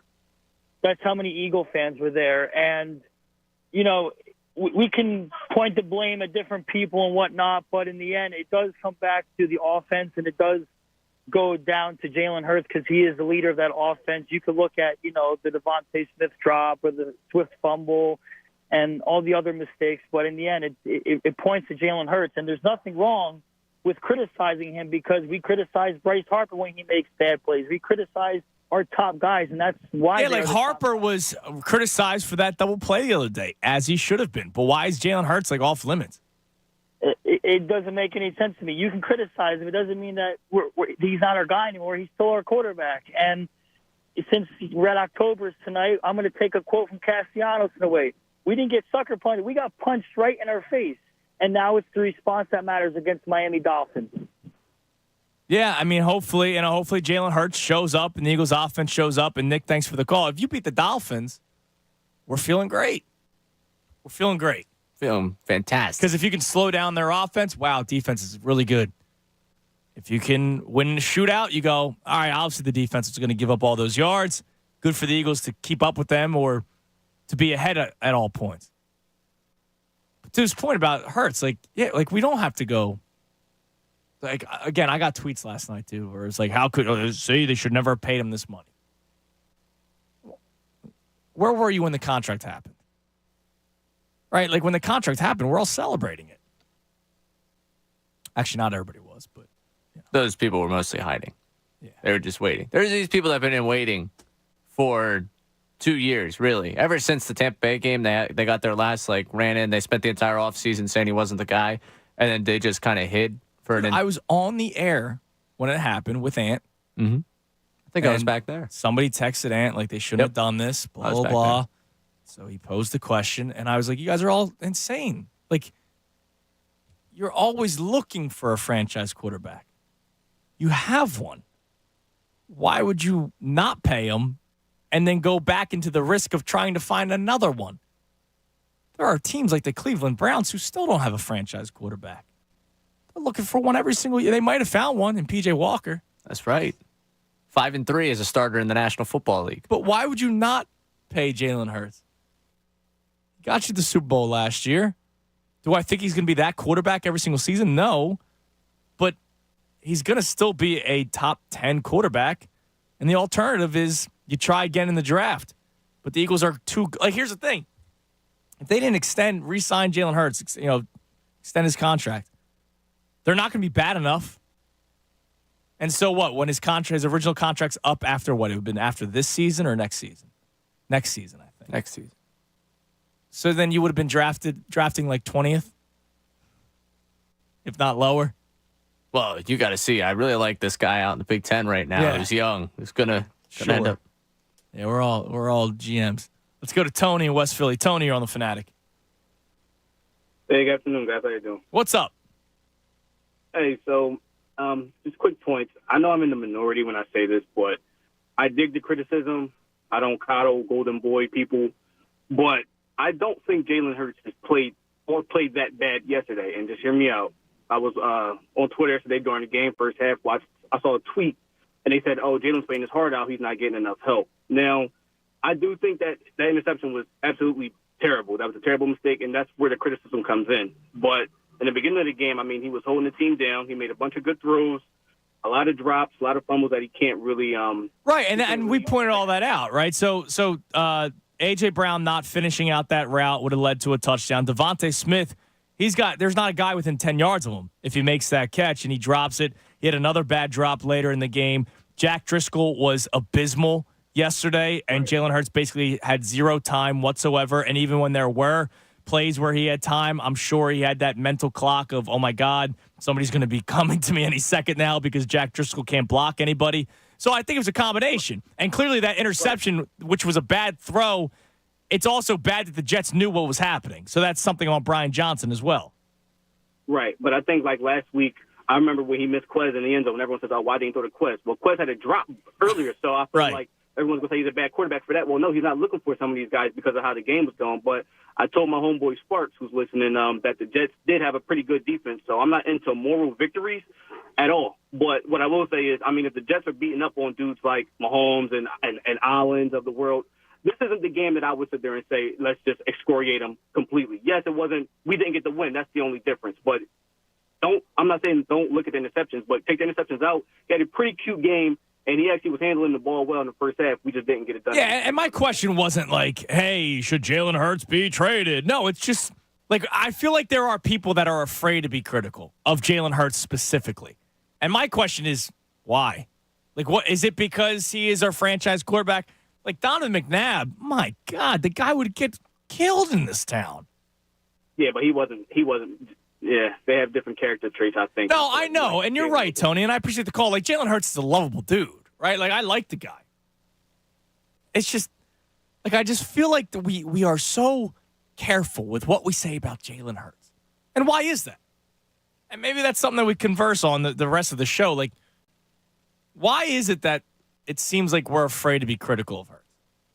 We're ready to rip Brian Johnson. right? As we should.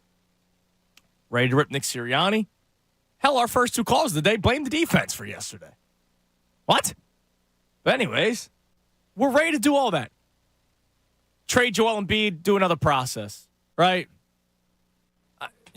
God forbid something goes wrong with the Phillies in the first game of the series. Somebody's going to get killed. Rob Thompson gets crushed all the time, and he's only gotten to the Phillies to 2 straight NLCSs now, right? But man, Jalen Hurts, like, God forbid you even say he played poorly yesterday, or you're a hater. So he mentions in the call that in the first half, the conversation was, he's playing his heart out.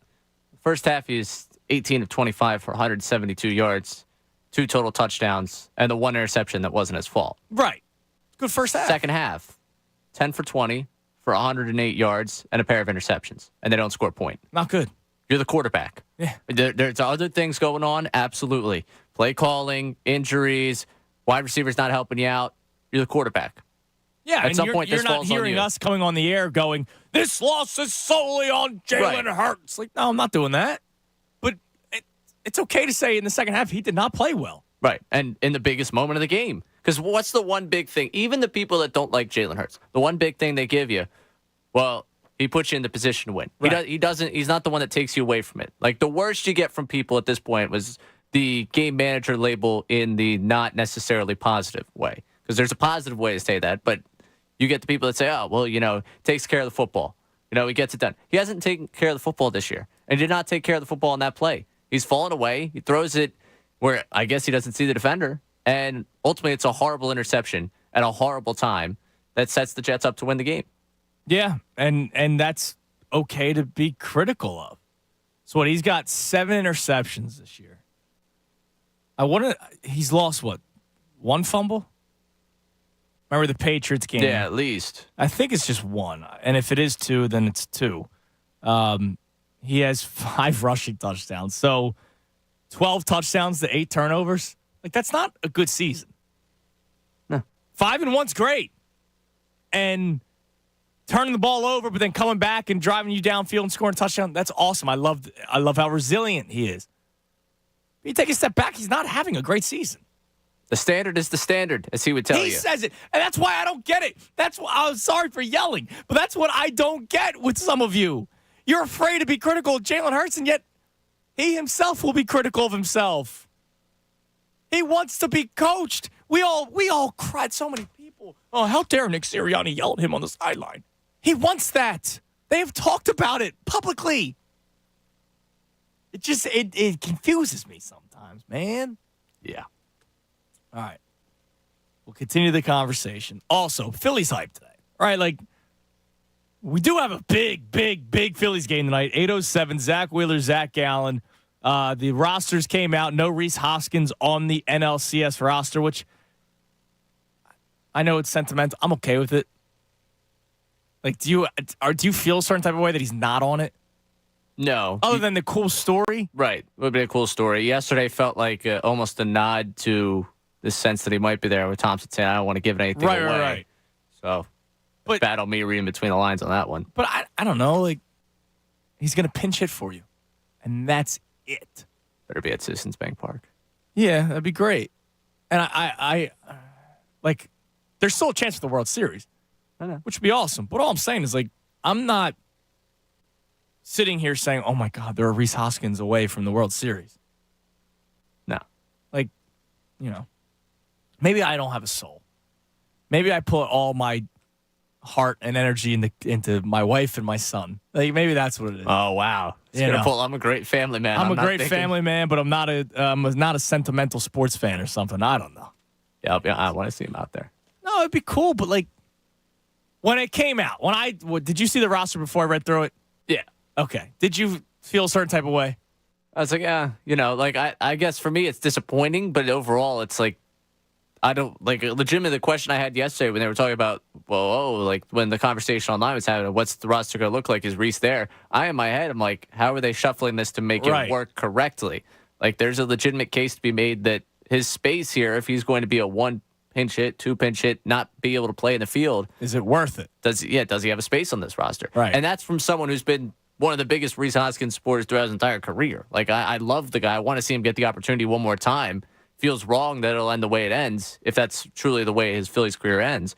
But, 8 more topper. Like, right. This is, it's not September for a Phillies team that's going to lose 90 games. This is a Phillies team that won 90 games and is 8 more wins away from winning a World Series. So I'll ask that question. Are you bummed out or upset? Do you have any sort of feeling that Rhys Hoskins is not on the NLCS roster, even though it's been the World Series this entire time until all of a sudden this past week?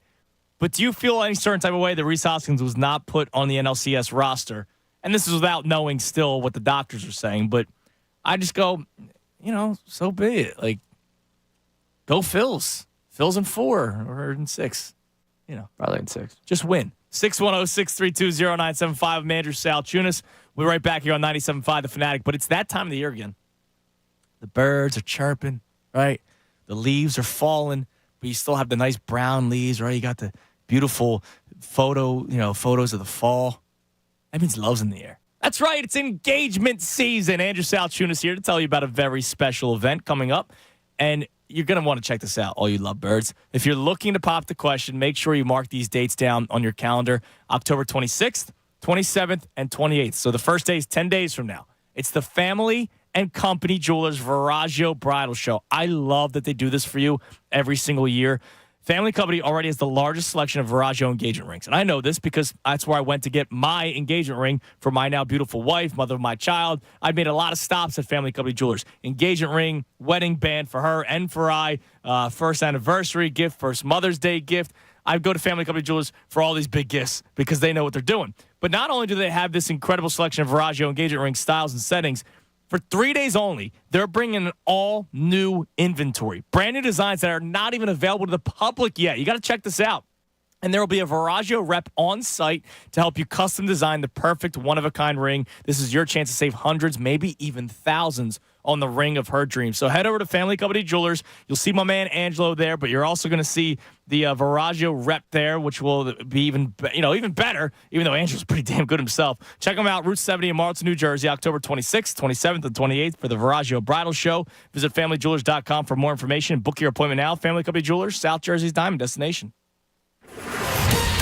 Fanatic Sports Update. Eagles suffer their first loss. I'm Ray Dunn. This update is brought to you by Discover. Introducing Discover Cashback Debit, a game-changing checking account with cashback. Eligibility and terms at discover.com/cashback. Debit. Discover Bank. Member FDIC. It was just an ugly one. An ugly second half, especially as the Eagles lose 20-14 to the Jets for the first time in franchise history. It's the first loss of the season for the Birds, and they lose a prime opportunity to gain the game on the 49ers, who lost to the Browns in the 1 o'clock window. Eagles lost tackle Lane Johnson to an ankle injury early on in the game, and he was missed on the offensive side of the ball. A tough game for his replacement, Jack Driscoll. A tough game for Jalen Hurts. 3 interceptions, 4 turnovers from the offense.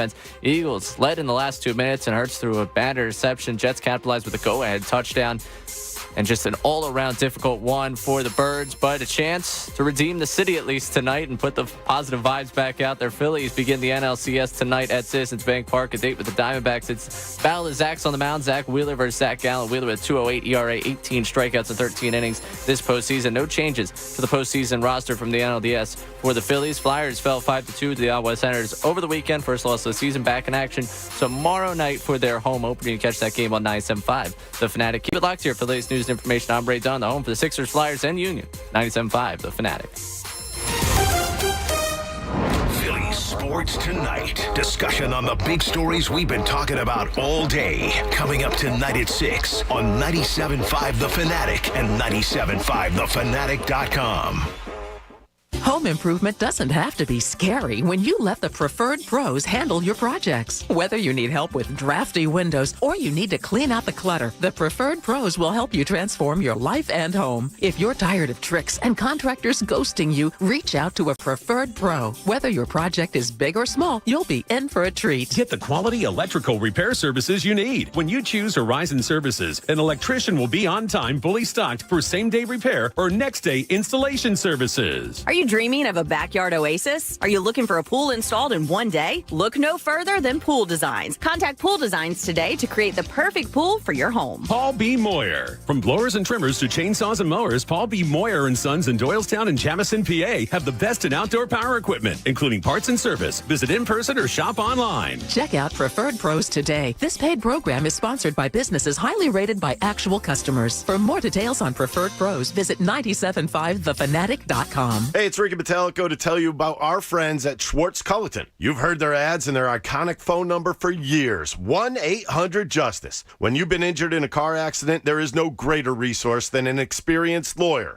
The lawyers at Schwartz Culleton have well over 100 years combined experience prosecuting claims on behalf of individuals injured in car accidents. They have helped over 10,000 clients obtain the justice they deserve. The firm has become a bedrock of the Philadelphia community and the surrounding suburbs. From start to finish, they'll help you get your car repaired and ensure you have all the best doctors for your injuries. They have relationships with the top medical specialists and have a strong reputation with the insurance companies. There is no doubt you'll get justice if you call 1-800-JUSTICE. Again, that's 1-800-JUSTICE. Call 1-800-JUSTICE today.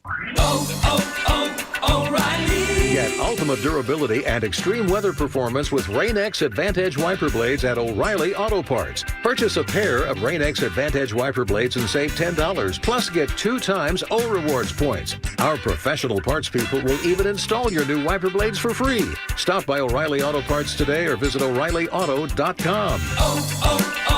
O'Reilly Auto Parts. Fall savings are here, so start the fall off with the brand new car from Barlow Chevrolet. At Barlow, you'll find a large selection of popular models like the 2023 Equinox, Tahoe, or Silverado. There's more for everyone at Barlow. Plus, the friendly and experienced staff at Barlow is always there to make the buying process simple and convenient with honest prices and dedicated service. Barlow delivers for you, so find new roads at Barlow Chevrolet in Delran or visit BarlowAutoGroup.com. Guys, if you have the brains of a quarterback but the belly of a lineman, don't throw in the towel. Hi, this is Dr. Avidana Pell from Iron Mountain Men's Health. If diet and exercise haven't worked for you in the past, it's time to try Ozempic, the prescription injectable that's sweeping the nation. Ozempic patients have reported losing up to 15% of their body weight. Now that's a smart play. Book your free consultation today at ironmountainmenshealth.com. Iron Mountain Men's Health, the leader in men's sexual health. Harris Philadelphia invites you to play in the $500,000 NFL Pick'em. Get to Harris Philadelphia to make your picks every Wednesday and Thursday. You could win a weekly share of $1,000 in free casino play. Make enough correct picks for the season, and you'll walk away with $500,000. It's the $500,000 NFL Pick'em at Harris Philadelphia. For details, visit harrisphilly.com. That's harrisphilly.com. Must be 21 plus. Gambling problem? Call 1-800-GAMBLER.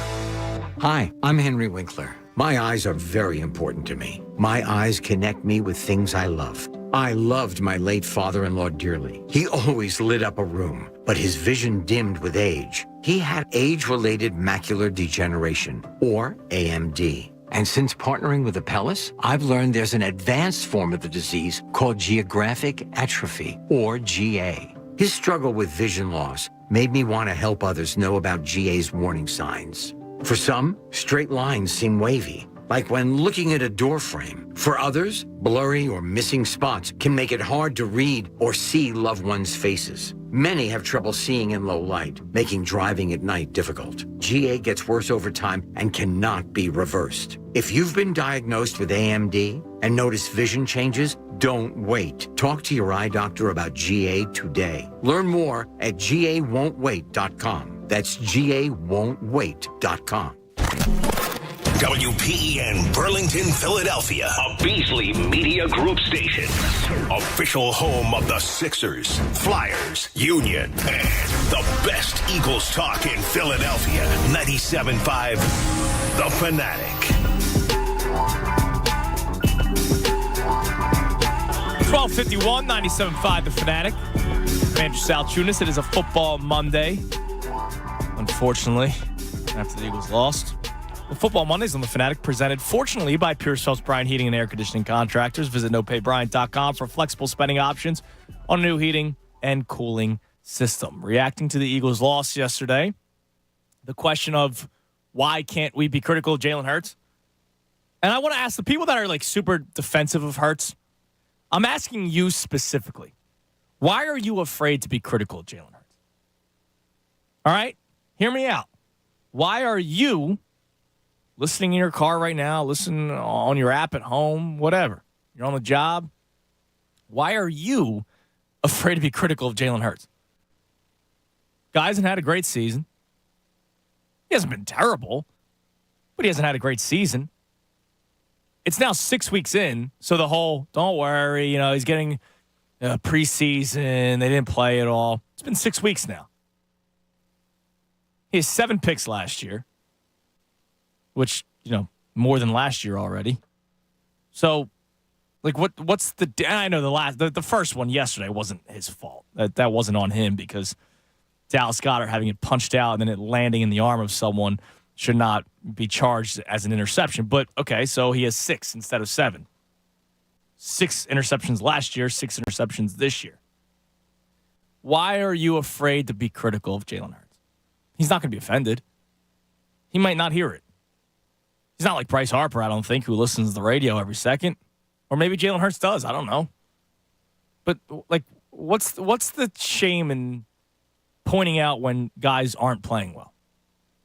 You do it with 52 other guys on the roster. You do it with coaches. You do it with the other teams.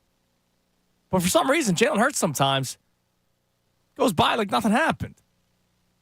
Now, my thought may be there are some people that were so critical of him when he first came into the league to the point, hand up, didn't want the Eagles to draft him because, you had a quarterback at the time that you just paid a lot of money and he was throwing to, me and Ray the previous year. Like Deontay Burnett was starting in a playoff game. And so I wanted them to draft wide receiver heavy. And they went Jalen Reagor and then Jalen Hurts with their first 2 picks. Not Justin Jefferson. Well, I don't think there's anybody that was pining for Jalen Reagor at the time. Right? Not me. I don't remember anyone saying, get me Jalen Reagor. It was the guy that the Raiders ended up drafting. I forget his name, who unfortunately killed somebody with his car. I forget what his name. Ruggs. Thank you. You can just say it, right? You don't have to get in my ear. Henry Ruggs. But nobody was pining for Jalen Reagor. And so, all right, there were a lot of people that were like uber over the top in love with Jalen Hurts when he first came into the NFL. And then they go to the playoffs his first year as a starter. And I think people were like, oh, my God, thank God. It's a nice breath of fresh air. It's not Carson Wentz, and they're winning football games, and he's doing anything he can to win. Most quarterbacks would be upset if they have to run the football this many times. They just want to throw, blah, blah, blah. And then he has the MVP-like season last year. And there were people that are like, I was always on the side of Jalen Hurts. That's great. But he's not playing like he did last year.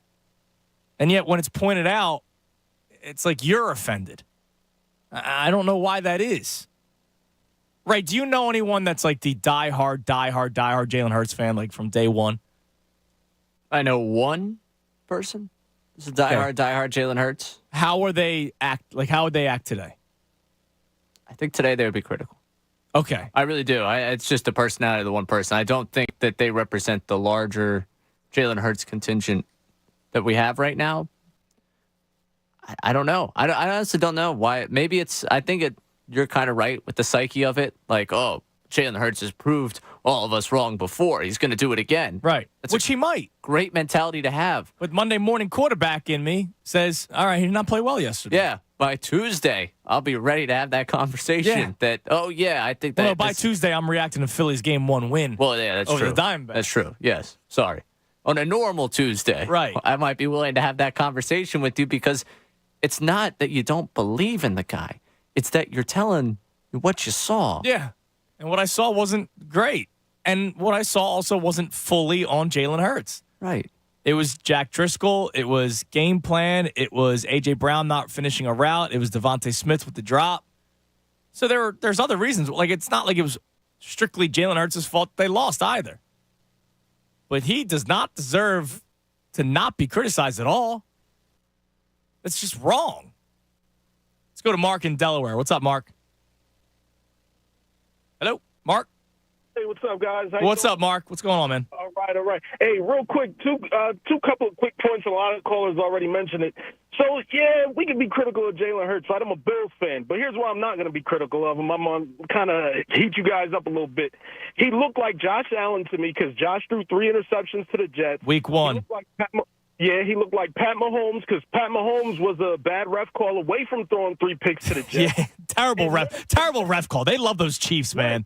Yeah, and then on top of that, the Bills came back and destroyed Miami. So you guys will probably do that too, because the they're frauds, dude. They're just like the Vikings of last year. But also, real quick, I'm gonna shut up after this and get your guys' opinion. How come you guys are worried about the 49ers so much? The Detroit Lions are legit. They're not the Vikings of last year dancing with gold chains on. They look like they're serious. Lions are a good football team, and they got, look, I make fun of Dan Campbell a lot. He's obviously a head coach that they like to play for, Mr. Campbell the Cannibal. But no, they're a good team, and but I don't know. You gotta be honest with yourself. Like, the Niners are a quarterback away from being a perennial contender in the NFC. And they are, but the Lions have that. The Lions are totally that. So they're the total package, just like, if they consider the Niners that, the Bills, Chiefs, Eagles.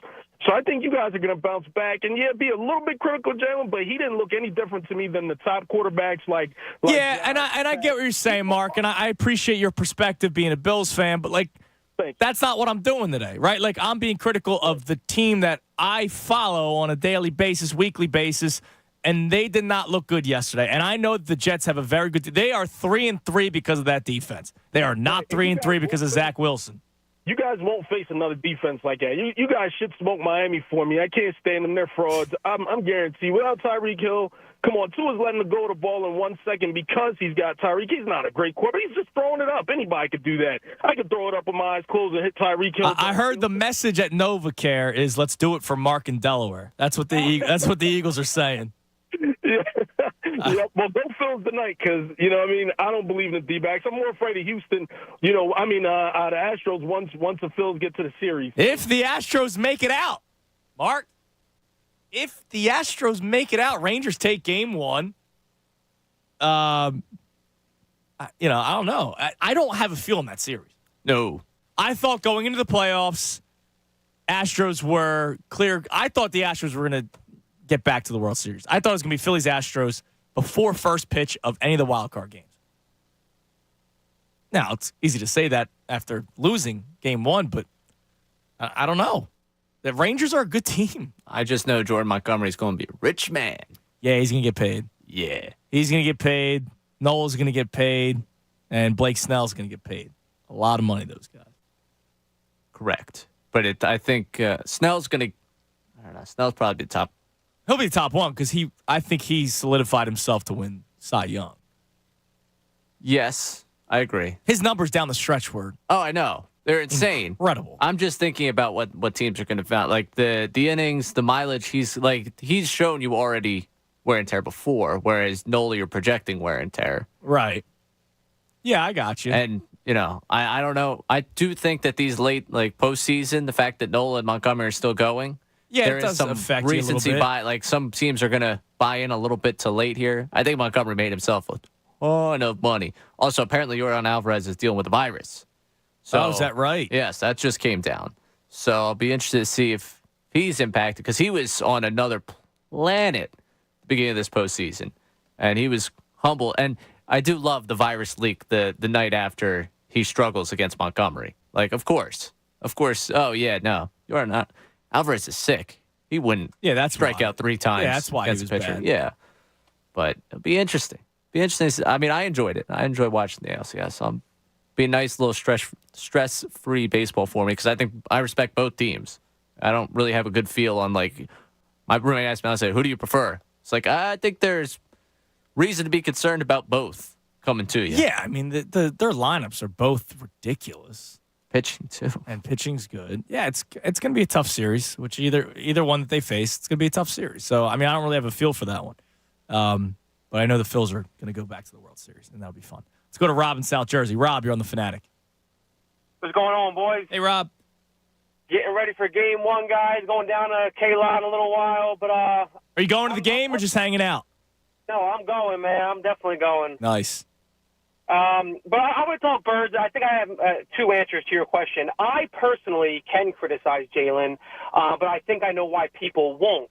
And I will criticize him yesterday. I don't think he had a bad game. I think he had a bad quarter. As a matter of fact, I texted my buddies in the third quarter when he made some of those scrambles and was like, wow, Jalen is so good, and of course I jinxed him. But that was the worst quarter of his career, and that interception was the worst interception of his career. And I have no doubt he's going to bounce back. He's a very good quarterback. But to answer your question, Andrew, I think there's two reasons why people will not criticize Jalen. The first one is because a lot of Eagle fans have friends and family members who are Giants, Cowboy fans, Niner fans, and these fans rip Jalen all the time. He's a system quarterback, one-year wonder. He's a fluke. He's a running quarterback. So when you criticize Jalen, that gives credence to your friends, family who hate the Eagles to their argument. So that's number one. And number two, most of us do follow the Eagles on a daily, day-to-day basis. But here's the thing, man. Last year, he's going to make mistakes. They're going to lose games. He's not going to go 16-0 every year, and he's going to make mistakes. Like, he's going to make bad plays. Patrick Mahomes makes bad plays. Even Tom Brady and Peyton Manning made bad plays. It happens. So, yeah, we can criticize. But, if they lost 27-10 yesterday, I'd be concerned. As bad as they played and as bad as he played, they were in full control of that game yesterday. I am not worried one lick about the Eagles, and they're going to make the playoffs. This season starts in December. Oh, of course. Yeah, of course they're going to make the playoffs. I don't think anybody's thinking differently. Yeah, fans, not you guys, but fans that are ready to jump off the bridge, people need to relax, man. Jalen is going to be fine. He's a top 5 quarterback, and he will continue to be a top 5 quarterback. But those are my two reasons why people will not. I like those reasons, and I appreciate the call, Rob. The first one maybe definitely more so because of the, we rip Brock Purdy. Mm-hmm. Right, you mentioned that earlier, that there are, we make fun of Brock Purdy, and we put out the tweets like, wow, Christian McCaffrey's out of the game. Who's Brock Purdy going to dump it off to run for 50 yards? But there's Niners fans that are pointing out, wow, they lost Lane Johnson, and look at how bad Hurts was after that. That might be part of it. But I will say this to Rob's call.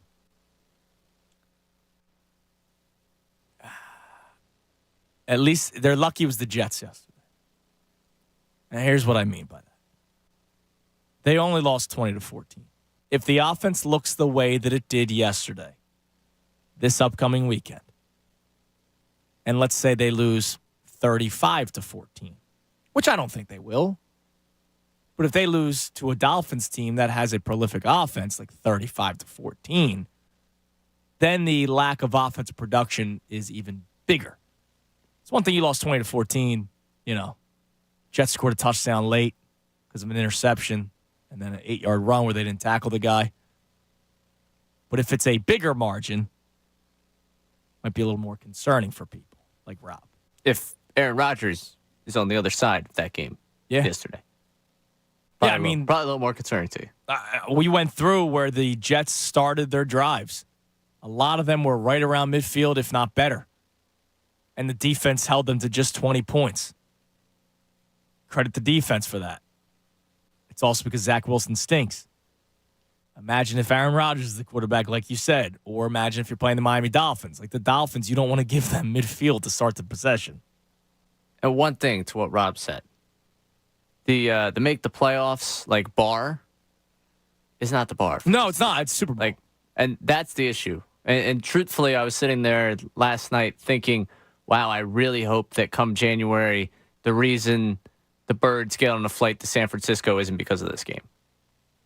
That's the mentality you have to have when you're thinking about Super Bowl aspirations. That, hey, 49ers schedule doesn't match yours. And listen, I know it's schedule watching and you got to play what the team in front of you, obviously, as yesterday displayed for both of those teams. Yeah. But you really hope that yesterday, the mistakes you made aren't the reason why you have to fly across the country to play in a postseason game. Yeah, and you mentioned the bar. I mean, look at the team that's playing tonight, the Phillies. You mean to tell me you would have been fine if they lost to the Braves? No. Braves may have been the best team in baseball this year. You mean to tell me that you would have been fine if they went from the World Series last year to losing the NLDS this year? Absolutely not. No. We're in a great mood because they're back in the NLCS. You mean to tell me if they lose this series to the Diamondbacks, that you'll be all right with it? No. Just because the bar was the playoffs? No. So if the Eagles, for Rob, if the bar is the playoffs, they'll get there. But Rob, if they lose week 1, because they don't have a bye in the first round, if the Niners are the home, 1 seed, you'll be extremely disappointed if they lose in the playoffs. Even if they lose in the NFC Championship game, if we're being honest, because the bar is now the Super Bowl because they got there last year. And even though all the numbers tell you the team that loses the Super Bowl doesn't get back, I did not hear one single caller until today say, I actually thought they'd take a step back this year. It was the guy that said that he thought that they were going to lose yesterday, which I still call BS on. I don't think you actually believe the Jets were going to win. Let's go to Mark at Cranberry. Mark, you're on the Fanatic. Hey, what's going on, fellas? What's up, Mark? All right. What's getting lost in all of this is the pass that Devontae Smith has been getting. This guy has been bad all season. Let me ask you a question. When's the last time he got behind somebody? Final play of the game yesterday, and Hurts took forever to throw it. No, he was underneath. The guy was over the top of him. He hasn't gotten past anybody all year long. Strip him of the skinny Batman. He is robbing. Okay? He is a certified number 2 in this league. There's only one elite receiver we have, and his name is A.J. Brown. So please, people, stop saying he throws to A.J. too much, because if he threw it to A.J. 3 more times on that last series, we would have won the game. Oh, yeah, I said earlier, I don't care about spreading the wealth anymore. Just give it to A.J. Brown every play. Exactly. When Josh Allen drops back, you know who he looks for most of the time? Stephon Diggs. Why? Because he's elite. When Joe Burrow drops back, you know who he looks for most of the time? Exactly. Because he's elite. When Mahomes, he looks for his elite tight end. So A.J. Brown is definitely in that conversation. He is elite. Dallas Goedert is not elite. He's okay. He's very good. He's very good. Same thing with Smith. He's very good, but he's not elite. Throw the ball to A.J. Brown. If it's not broke, don't fix it. Oh, now here's the deal. If Devontae Smith is wide open in the middle field like he was yesterday, but then he dropped it. He let him down all day yesterday. Yeah, he did. Started with Swift. Swift let him down. Yep. Then Devontae, 2 drops, lets him down. Goddard lets him down. After a while, Jalen's going to start pressing. Now, I'm not saying he was perfect, but honestly, he made one bad throw, and that was the one to end the game. The other ones were not on him. The guy hit his arm. It happens all the time. Ball went up in the air. The same with Goddard. That's not his fault. But you don't blame him for the interception for throwing it right to Tony Adams? Oh, no. The last one bad throw. Oh. All day. One bad throw. The rest of the time, he was running for his life. Well, yeah, because Jack Driscoll was awful. Oh, my goodness. There's a plethora of reasons why. And it's the kicker, let's not let him off the hook. How do you miss a 36-yarder? I mean, come on. I just feel like we complain too much about throwing to A.J. Meanwhile, I didn't really hear many complaints about throwing to A.J. Did you, Ray? Thanks for the call, Mark. No. I think everybody's on the same page. Keep giving him the ball. Yeah, and listen, I get it. He had a bad game.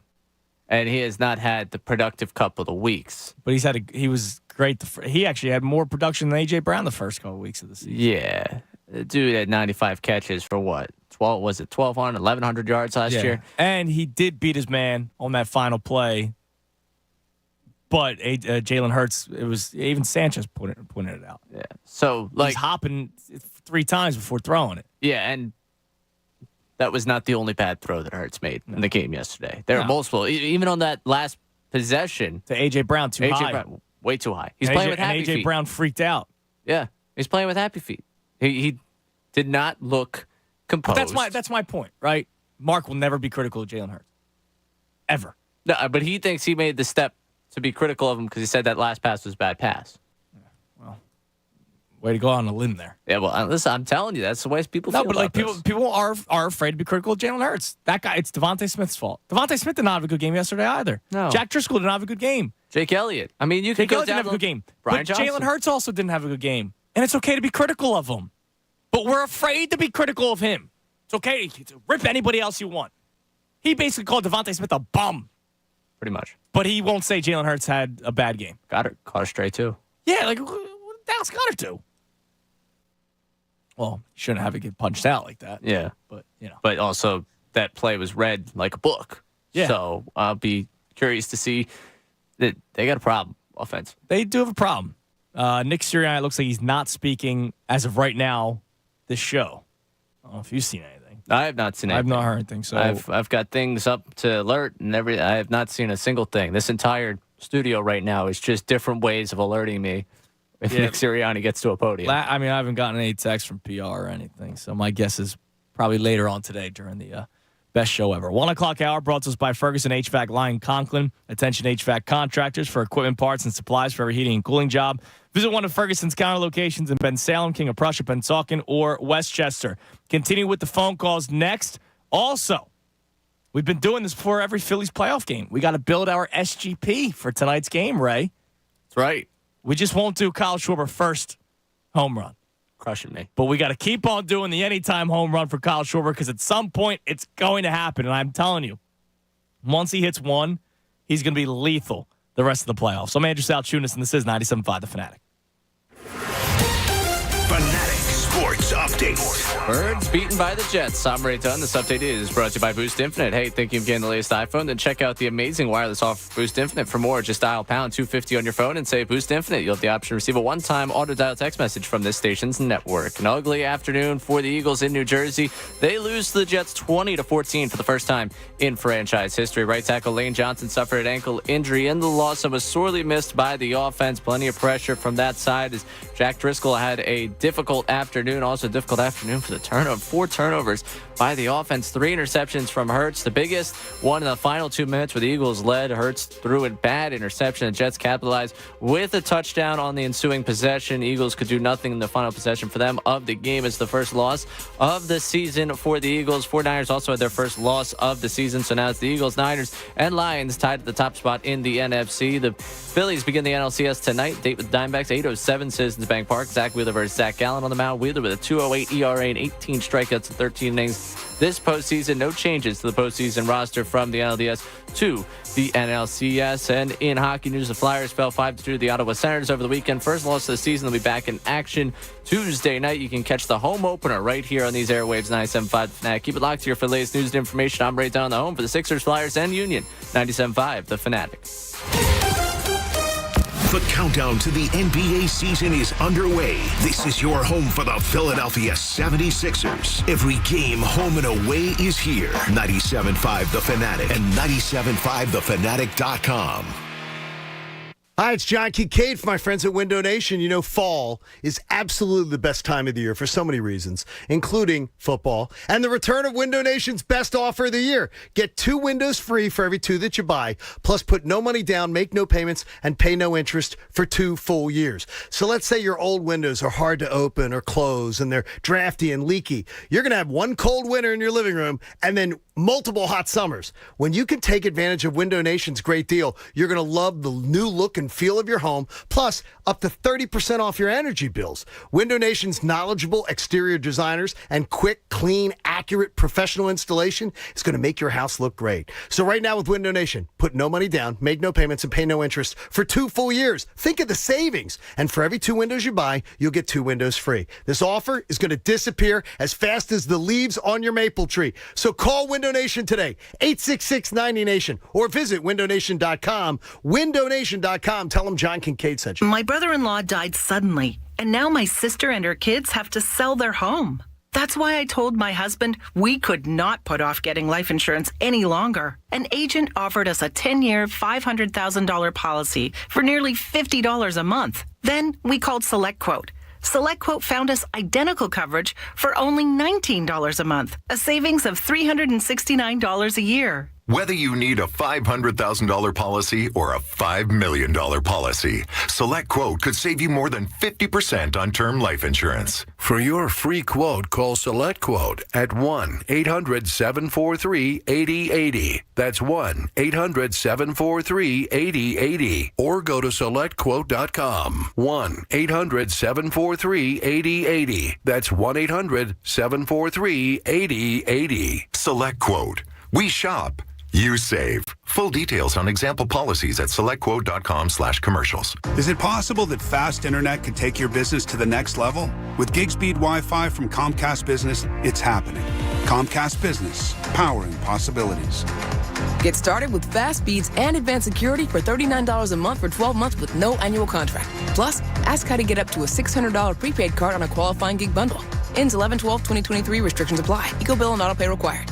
New 50 megabits per second internet and security edge customers only. After promo, regular rates apply. Gig Wi-Fi requires gig internet and compatible router.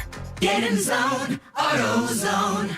Welcome to AutoZone. What are you working on today? My check engine light's on? That could hurt your gas mileage. The AutoZone free Fix Finder service can help find the fix for free. Get in zone. This whole report for free? That's right. Printed and on your phone for free. Get in zone. But what if the fix is too tough? We'll recommend a local shop. Fix Finder, only at AutoZone. Get in zone, AutoZone. Restrictions apply. O'Reilly. Protect your vehicle's engine with Syntec and O'Reilly Auto Parts. Syntec Premium Full Synthetic Motor Oil is formulated for today's engines to dissipate heat and friction and reduce wear.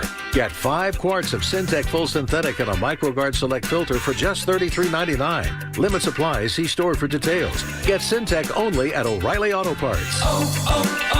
O'Reilly Auto Parts. Fall savings are here and prices are falling at Barlow Buick GMC in Woodbury. With a huge selection of vehicles in stock and low financing options available, now is the time to get a new vehicle from Barlow Buick GMC. At Barlow, they treat their customers like family and always provide honest pricing and dedicated service. Stop by the dealership in Woodbury or visit them online at barlowautogroup.com. See what sets them apart from the rest. Experience the new Buick GMC. We are professional grade. It's a beautiful day at the grocery store. Uh-oh, looks like there's some spilled tomato sauce. Here comes the slide. Ooh, that's going to leave a mark, Bob. Injuries can come out of left field. Call Morgan & Morgan, America's largest injury law firm and proud sponsor of your Philadelphia Phillies. Tullamore Dew Irish Whiskey. Listen to the John Kincaid Show and the best show ever for the Flyers and Sixers beautiful blend of the week. When it's game time, it's Tully time. Ricky Bowe here for Alpha Men's Center. Guys will spend hours on their fantasy team, but not a single minute on something with real-life consequences. ED. Truth is, more than 60% of men over age 50 have ED. Here's another stat. Alpha Men's Center has a 96% success rate treating ED. 96%. That's no fantasy, and neither is this. Your first consultation is only $99, which includes the visit, blood work, and test dose. Schedule yours today at alphamenscenter.com or call 484-685-1235. Hello? Whether you're at home or on the go, listen to 97.5 The Fanatic on Odyssey on your smartphone, Roku, LG Smart TV, Waze, and more. That's Odyssey, AUDACY. Check it out now. Hey guys, Bob Cooney here. Snap into action this NFL season with FanDuel in partnership with Valley Forge, America's #1 sportsbook. Because right now, new customers get $200 in bonus bets, guaranteed when you place just a $5 bet. That's $200 in bonus bets whether you win or lose. If you've been thinking about joining FanDuel, there's no better time to get in on the action. All you have to do is visit FanDuel.com/Bob. The app is so easy to use, and you know all the betting fun you can have. You can go point spreads, player props, over-unders, and you know my favorite, same-game parlays. So visit FanDuel.com/Bob and kick off the NFL season. FanDuel, official partner of the NFL. 21 plus and present in PA. First online real money wager only. $10 first deposit required. Bonus issued as non-withdrawable bonus bets that expire 7 days after receipt. Restrictions apply. See terms at sportsbook.fanduel.com. Gambling problem? Call 1-800-GAMBLER. Philadelphia sports. It's a family thing. 97.5 The Fanatic.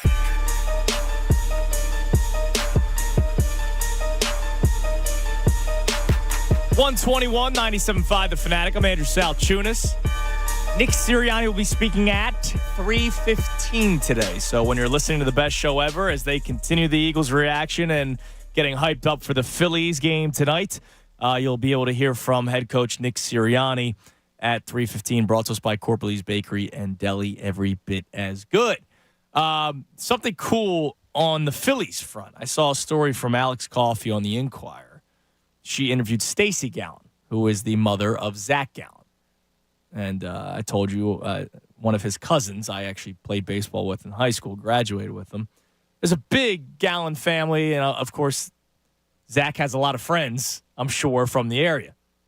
So a little bit from the story, Stacey Gallen was born in Philly, went games with the vet. Like, she's Philly through and through, right? But she said, quote, anyone who is a blood relative of Zachary is immediately a D-backs fan. Tonight, Stace. Tonight, Stace. And maybe game 5. But not the whole series, Stacey, Miss Gallen. So there's a blurb from the story that I think is great. And I give a ton of credit to one Stacey Gallen. Ton of credit. So we had the caller earlier today. Was it Julian? It was one of the weirdest calls I've ever taken. He said A.J. Brown's on pace for 1,900 yards, but he's not good. And also was like, by the way, just want to let you know, Zach Gallen wants to pitch for the Cardinals. Not sure if you knew that. I was like, okay. It's not like he's on the Phillies and wants to pitch. Like, that was the weirdest thing to me. It's still in my mind. 2 hours later, that call still confuses me. Like, I just want to let you know that he wanted to pitch for the Cardinals. Okay. Why do I care? He's on the Diamondbacks. But anyway, Zach Gallen grew up a Cardinals fan. I don't know if you knew that. Yes. I did not. I don't really care. Now, when Julian said it, I was like, that's a feel fact for me, but vague remember that happening at some point, that he was not actually a Phillies fan. Which is fine. Cool. Whatever. Yeah. So, Zach, when the Phillies won in 2008, wanted to skip school and go to the parade. His mom would not let him. Fantastic. That's great work by Stacey Gallen, mother of Zach Gallen. And the reason why is because he's not a fan of the Phillies. And I appreciate that. You can't just go ahead, skip school, go to the Phillies parade for a team that you don't care about. Good for Ms. Gallen. I respect that. Yeah, I know some people celebrate with you on Broad Street, but weren't there for the entire marathon. Yeah. I know that too. Mm-hmm. I grew up with a lot of Cowboys fans that all of a sudden weren't Cowboys fans in 2017. Mm-hmm. Yeah, it's weird to me. Interesting. But whatever. World of the 3 for 4. Also, one more note before we go back to the phones, and we have to build our SGP. For tomorrow's game, and I'm bringing this up now because I just read a tweet, but I saw this yesterday. So if you're going to the game tomorrow, so this affects you as well. If you're going to the Phillies game tomorrow, arrive early because there is a lot going on at the sports complex tomorrow. So there's a Flyers game at 6 o'clock, which that shouldn't be a problem in terms of, if you're leaving at 7 to get to the Phillies game, the Flyers fans will already be there. And I also don't, and with all due respect to the Flyers, I don't know how many people are going to that game tomorrow unless they're going and then leaving to watch the Phillies game somewhere. But whatever.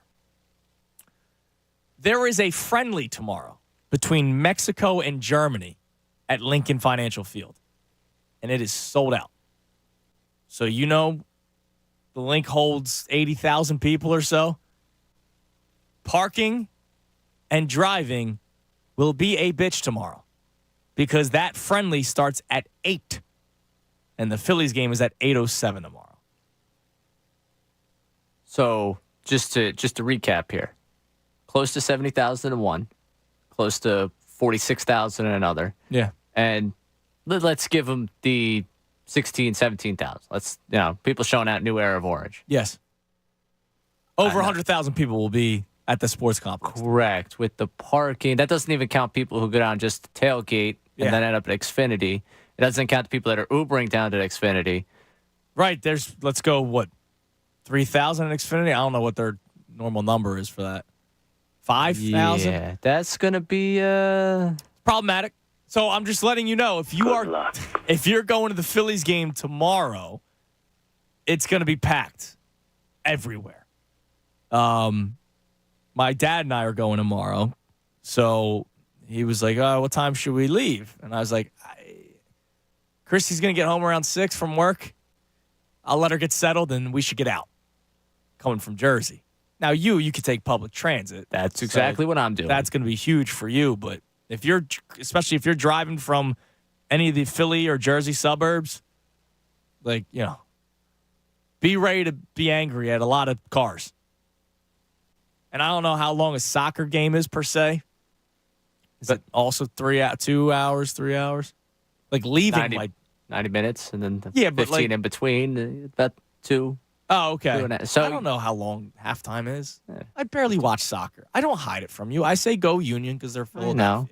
I like watching the World Cup because I like countries.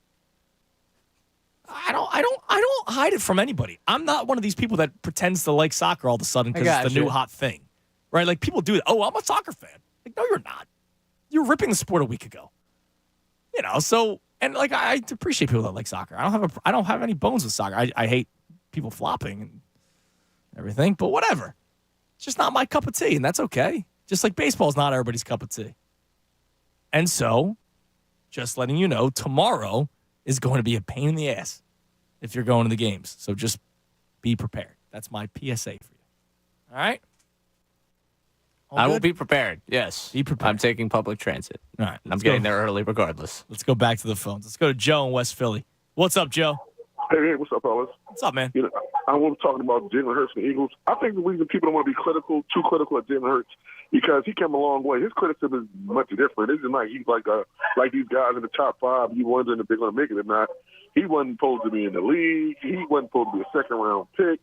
You know what I mean? You could have got him on day 15. I mean, people act like he just wasn't an NFL quarterback whatsoever. And the fact that, man, in these years he's been here, he goes from that to signing a sweetheart deal, $250 million to the highest paid quarterback. And we know that's not him yesterday. You know what I mean? He's already put it in, right. Won 25 games or whatever. We already know that's not him. So I don't think there's no need to get worried. I'm worried about the play calling, personally. I think the passing was ridiculous. You were up the whole game. I mean, it wasn't like you were behind. You were ahead of the whole game. And you were passing the ball like you were picking them apart. You were not picking the Jets apart yesterday. I mean, A.J. Brown was doing his thing.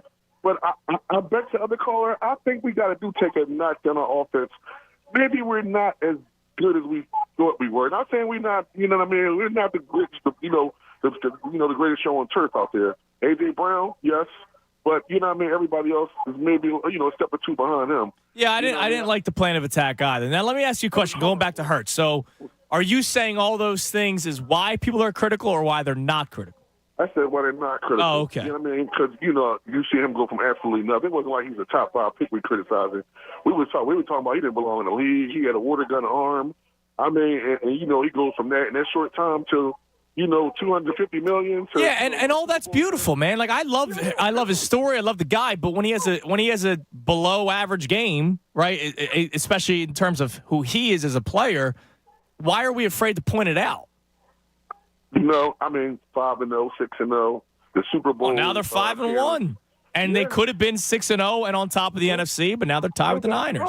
Nobody's above criticism. You're right about that. Nobody's above criticism. But for some reason, he is. And that's what I don't get. And I'm not sitting here doing old school radio, let's kill the quarterback and all that kind of stuff. Like, no, but if for some reason it seems like he's allowed to get by without anybody saying anything. If people are taking him personal more than they took other quarterbacks in the past, I do think that's a big one. Personal, or they really taking. I mean, Philadelphia really taking Jalen Hurts personal. And that's why I said it earlier. And thanks for the call, Joe. I appreciate it.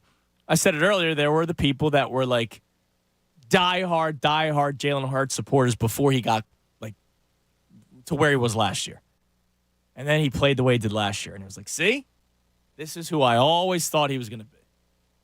And through 6 weeks this year, he's not like that. But he had the 5-0 record where it was kind of like, all right, I'm not going to crush the guy when they're 5-0. He's making the plays when needed to. And then he didn't make them yesterday. So let's call it like it is. He did not play well yesterday. I think a big piece of it is our guy versus everyone else. Yeah. I think especially with how interconnected we are to everyone nationally at this point, like back in the day, we could kind of rip them. It's like we're doing that here. This is amongst us. We're having a conversation amongst us locally. Some people don't want to show weakness to the rest of the country, to the rest of the league. Like, oh, you don't believe in your guy? It's like, no, we're just acknowledging the fact that he didn't play a good game. I think we have to be able to have that little nuance of like, this isn't the end of the world for Hurts. It's just they lost a football game and he didn't play particularly well in it. And he made a costly mistake at the end. Yeah, very costly mistake at the end. Now, the play calling in the fourth quarter, I have the play sheet in front of me. Just hated all of it. First play of the fourth quarter for the Eagles. Hurts runs up the middle. So, there you go. Quarterback design run. There you go. Second play, Hurts. No huddle, shotgun, whatever. Incomplete. Third and 5. Don't worry. Jalen Hurts' legs are here. He runs for a first down, which is great. But it's like it seems like that's what we keep reverting to all the time. Then he throws the pick. This was the second interception. Then the next drive. Swift up the middle for 4 yards. Okay, 2nd and 6. That's not 2nd and 8. That's not 2nd and 7. Incomplete pass. Then A.J. Brown, big pass. That's good. 36 yards. That's the one where it was up in the air forever, but it was thrown perfect. Like only A.J. Brown could get to it, so it was a good ball. A.J. Brown comes down. That was where Sanchez kept on saying, like, he didn't have control. And I'm watching that replay. That was the longest challenge ever. I mean, he caught the ball. Yeah. I did not see what Mark Sanchez saw on that play. It was driving me nuts.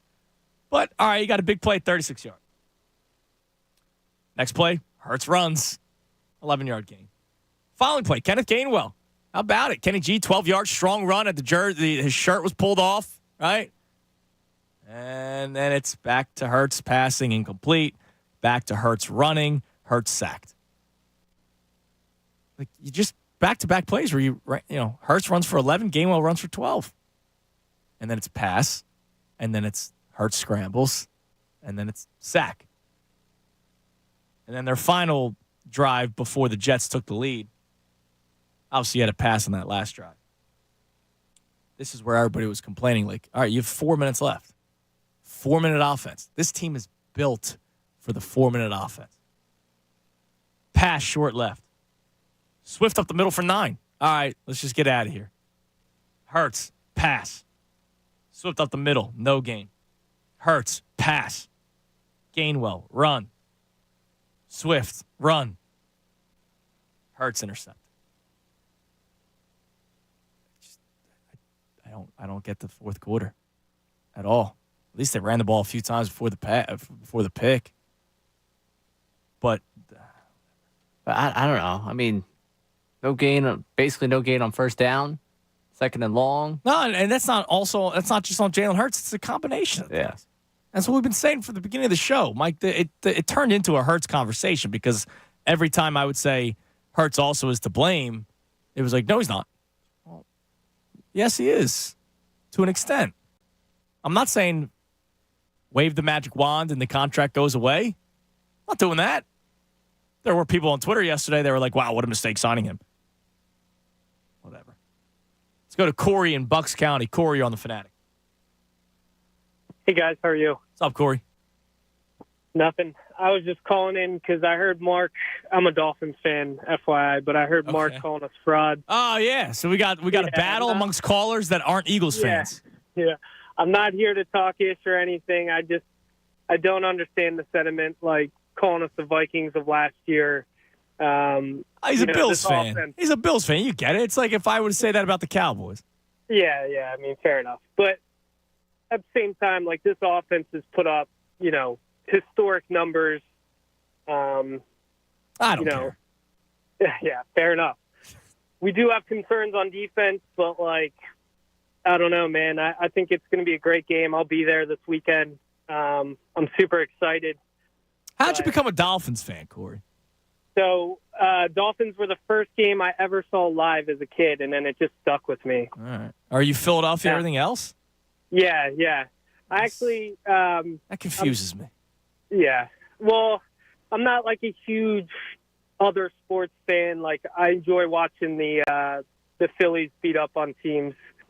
Are you excited for tonight? Like you got game 1 NLCS, and you're telling me I can't wait for Eagles Dolphins. Yeah. I'm a betting man, so I'm excited in that. All right. But at the end of the day, I'm a football guy. But I'm interested to hear what you guys think. Score prediction this weekend. Oh man, I got plenty of time till that, Corey. I'm sorry, man. I'm still miserable about the Eagles Jets. I'm not giving you a score prediction on Eagles Dolphins 6 days from now. I got NLCS all week. Tune in Friday. Midday. Give me 97.5. I'm sorry. I don't want to be disrespectful, but like, come on, dude. Like, you're calling in because a Bills fan ripped your squad, and you're a Dolphins fan. You're a Dolphins fan because it's the first game you ever watched live. Meanwhile, like, he's technically a 3-for-4 fan because he said he does like the other Philly teams. He's just not into it as much. You picked the wrong one. Like, what have the Dolphins done for you? As a kid, like, think about that for a second. What have the Dolphins done for Corey? Ricky Williams? I don't know, man. Well, you're looking at me like I got some sort of answer. Chris Chambers? Dolphins. Jay Fielder? Or whatever? I'm sure he was anti-Brady. Okay. I think that's probably the common ground we could find with him. That's fine. I'm a Dolphins fan from Bucks County. Weird. All right, we'll get back to the phones in a second. Let's build this SGP real quick. Ray. Nice. To hit a home run, Kyle Schwarber locking it in, right? Yeah, let's do it. At some point, it's got to hit, right? Phil's money line? Of course. All right. What is this, the Coward Show over here? That's our two locks. Oh, my God. Everything all right in there? Zach Gallen's over-under for strikeouts is, guess.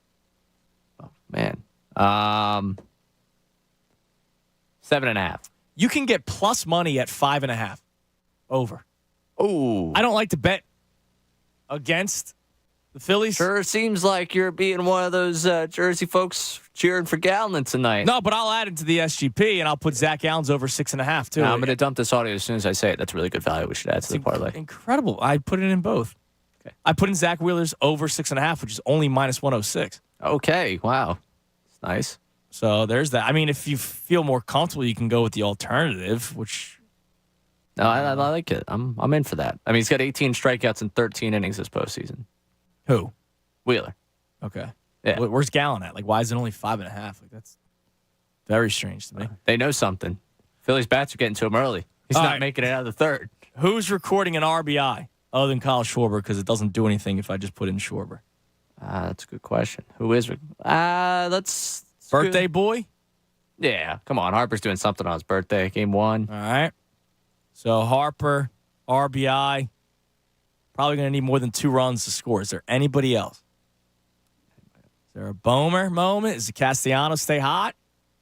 Let's throw a Bohm. Bomer? A bone. All right. RBI. Anyone 2 total bases? Harper.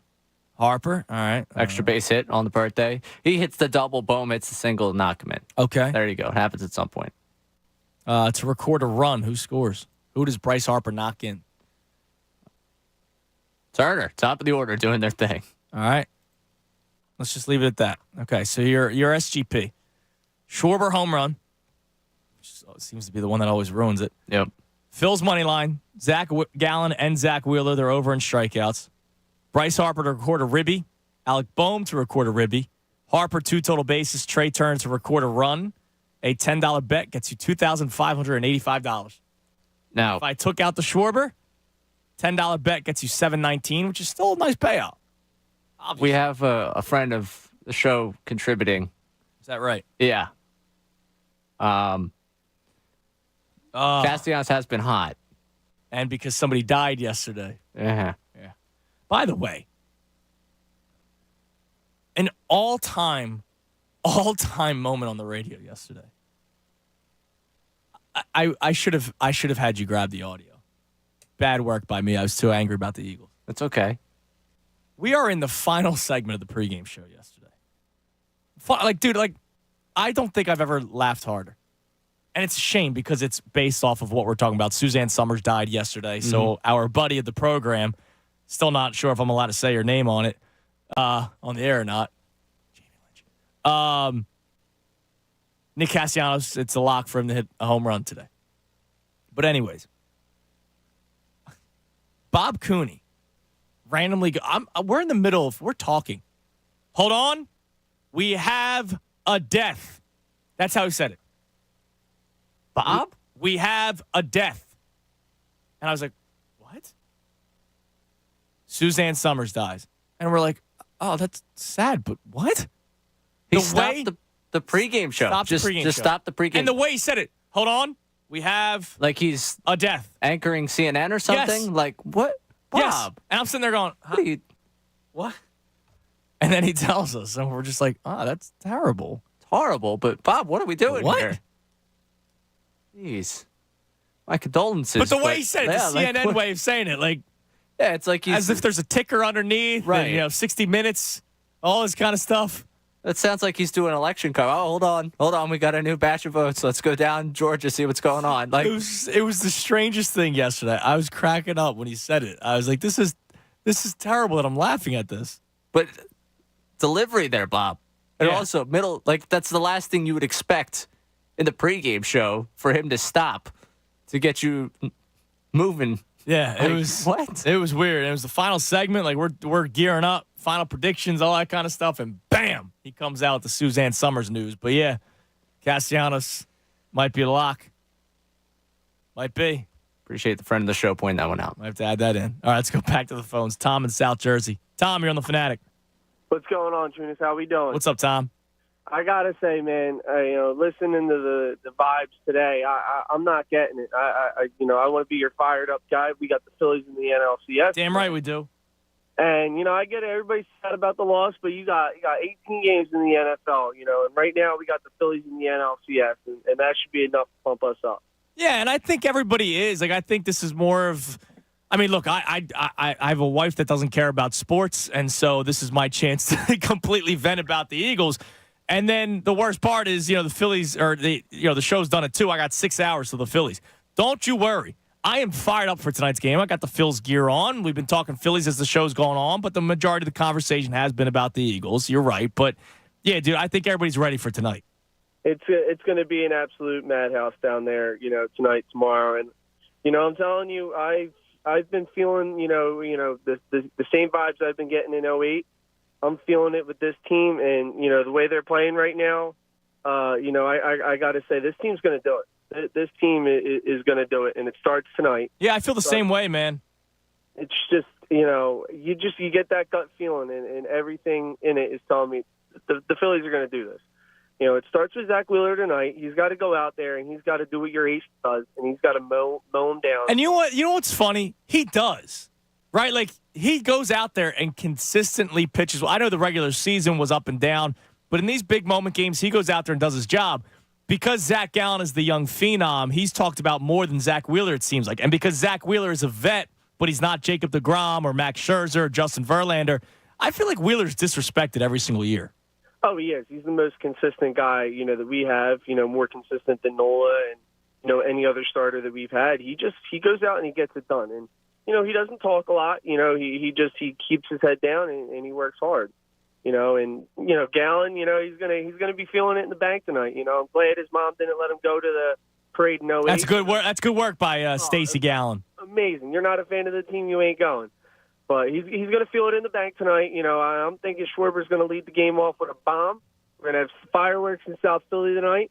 Everybody's gonna be getting on. Harper's gonna hit himself a birthday bomb. And let me tell you, this team's going all the way. All right, I don't want to hear nothing otherwise. We're gonna get this done this year. I love it, Tom. I love it. Thank you, man. That was like a good breath of fresh air. Phil's excitement. It only took till 1:45 in the afternoon. It's been a day of bitching and moaning, rightfully so. That game was so bad yesterday. Not that should overtake Phillies game 1, but at the time of day, like 10 o'clock in the morning, still way too early for 8 o'clock at night. In terms of game 1, we're not reacting to anything. We're reacting to a pitiful performance by the Eagles. But I like that call from Tom. Yeah. All I asked of the Birds, don't play bad enough where you have to be conversation point. Yeah, he said that to me this morning. It was a great line. That's all I ask. And they played bad enough to be the conversation point today. Yep. I felt like I didn't ask too much, and I got nothing. Here's the beauty with tonight's game, in which the Phillies win. Tomorrow's like all Phillies. Yes. Might be some reaction to whatever Nick Sirianni says at 3:15 today. You can listen to the press conference live with the best show ever. But for the most part, tomorrow's going to be like probably 80, 85% Phillies with some Eagles talk mixed in there. which is funny, right? They're 5-1, and we're mixing in the Eagles. But lucky this week we're mixing in the Eagles. Yeah, exactly. Picked a good time for Phillies to go on a run. Let's go to James in Pennsylvania. What's up, James? Hey, what's going on, y'all? How y'all doing? Good. How are you? So I just want to call you guys. Go Phils. I want to say that first, get that out there, because I want to make sure everybody understands what's at stake here. I want everybody still be excited for the sports town that we are. I definitely do believe that we can be critical of Jalen Hurts. Like y'all said before, I'm a diehard Jalen Hurts. I'm gonna follow him since Alabama. So him being on the Eagles is like a dream for me. That's cool. So cheering for him is also I'm still on him. It's like a big brother. I'm critical of everything he does, but I do feel as though we need to put some attention on the fact that we lost Lane Johnson. Yeah, no, Jack Driscoll sucked. Yeah, and I don't even want to be harsh on him. No, be harsh. He was terrible. Like he was awful, dude. He was horrible. So I really just want to talk about that, put that out there to everybody's head. Just remember, it wasn't that critical of a bad game for Jalen Hurts. Of course, that last pick, I fell out on the floor. But again, that's our first loss of the season. We know that this was going to happen based on how we've been playing on offense. Our defense is playing good. We down a bunch of players on defense, and like I said, I'm more worried about how we're going to be able to repair our teams in the future past just Jalen Hurts playing well.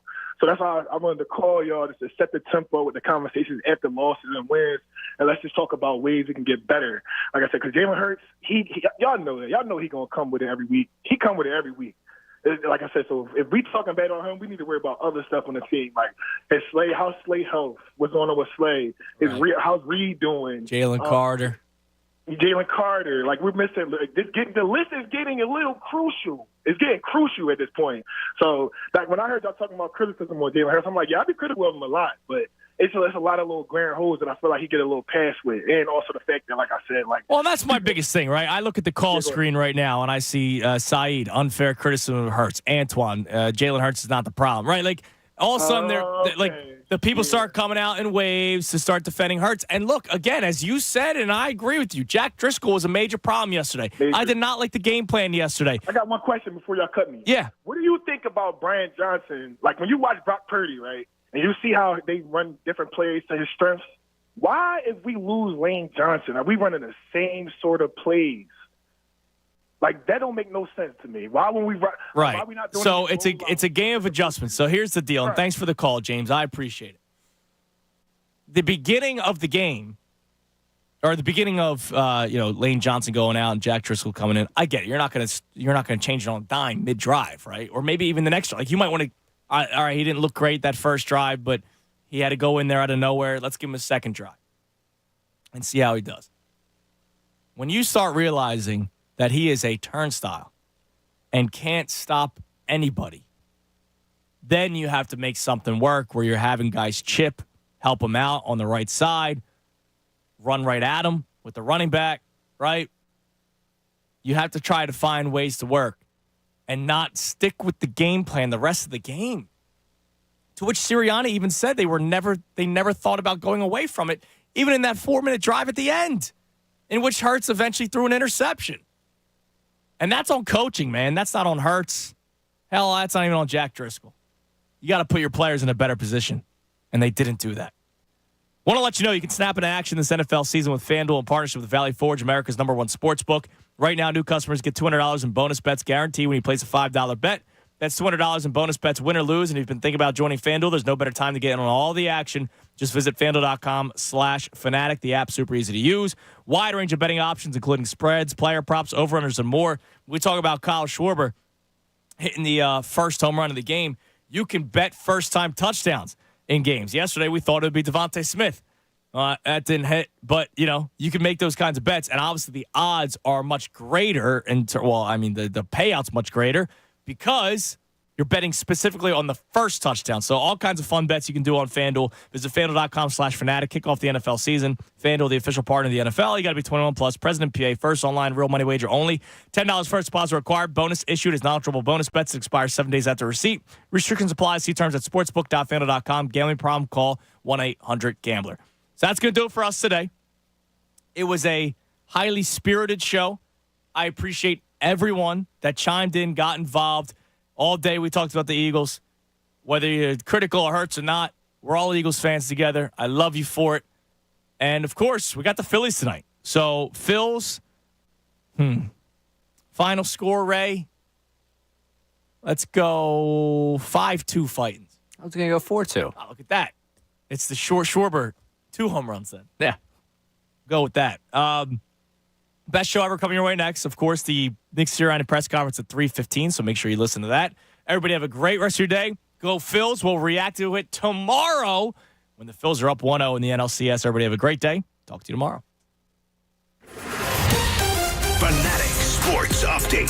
Birds beaten by the Jets. I'm Ray Dunn. This update is brought to you by UPSJobs.com. Ready to shift your future? Make great pay as a seasonal warehouse worker, package delivery driver, or tractor-trailer driver for UPS. Apply at UPSJobs.com/shift. An ugly afternoon in New Jersey for the Eagles. They lose to the New York Jets 20-14 for the first time in franchise history. Right tackle Lane Johnson suffered an ankle injury and was sorely missed in the game by the offense. 4 turnovers by the Birds, 3 interceptions thrown by Jalen Hurts, and a costly one in the final 2 minutes of the game as the Eagles led. His interception led to a Jets touchdown to take the lead. And again, that 2014 loss for the Eagles is the first of the season.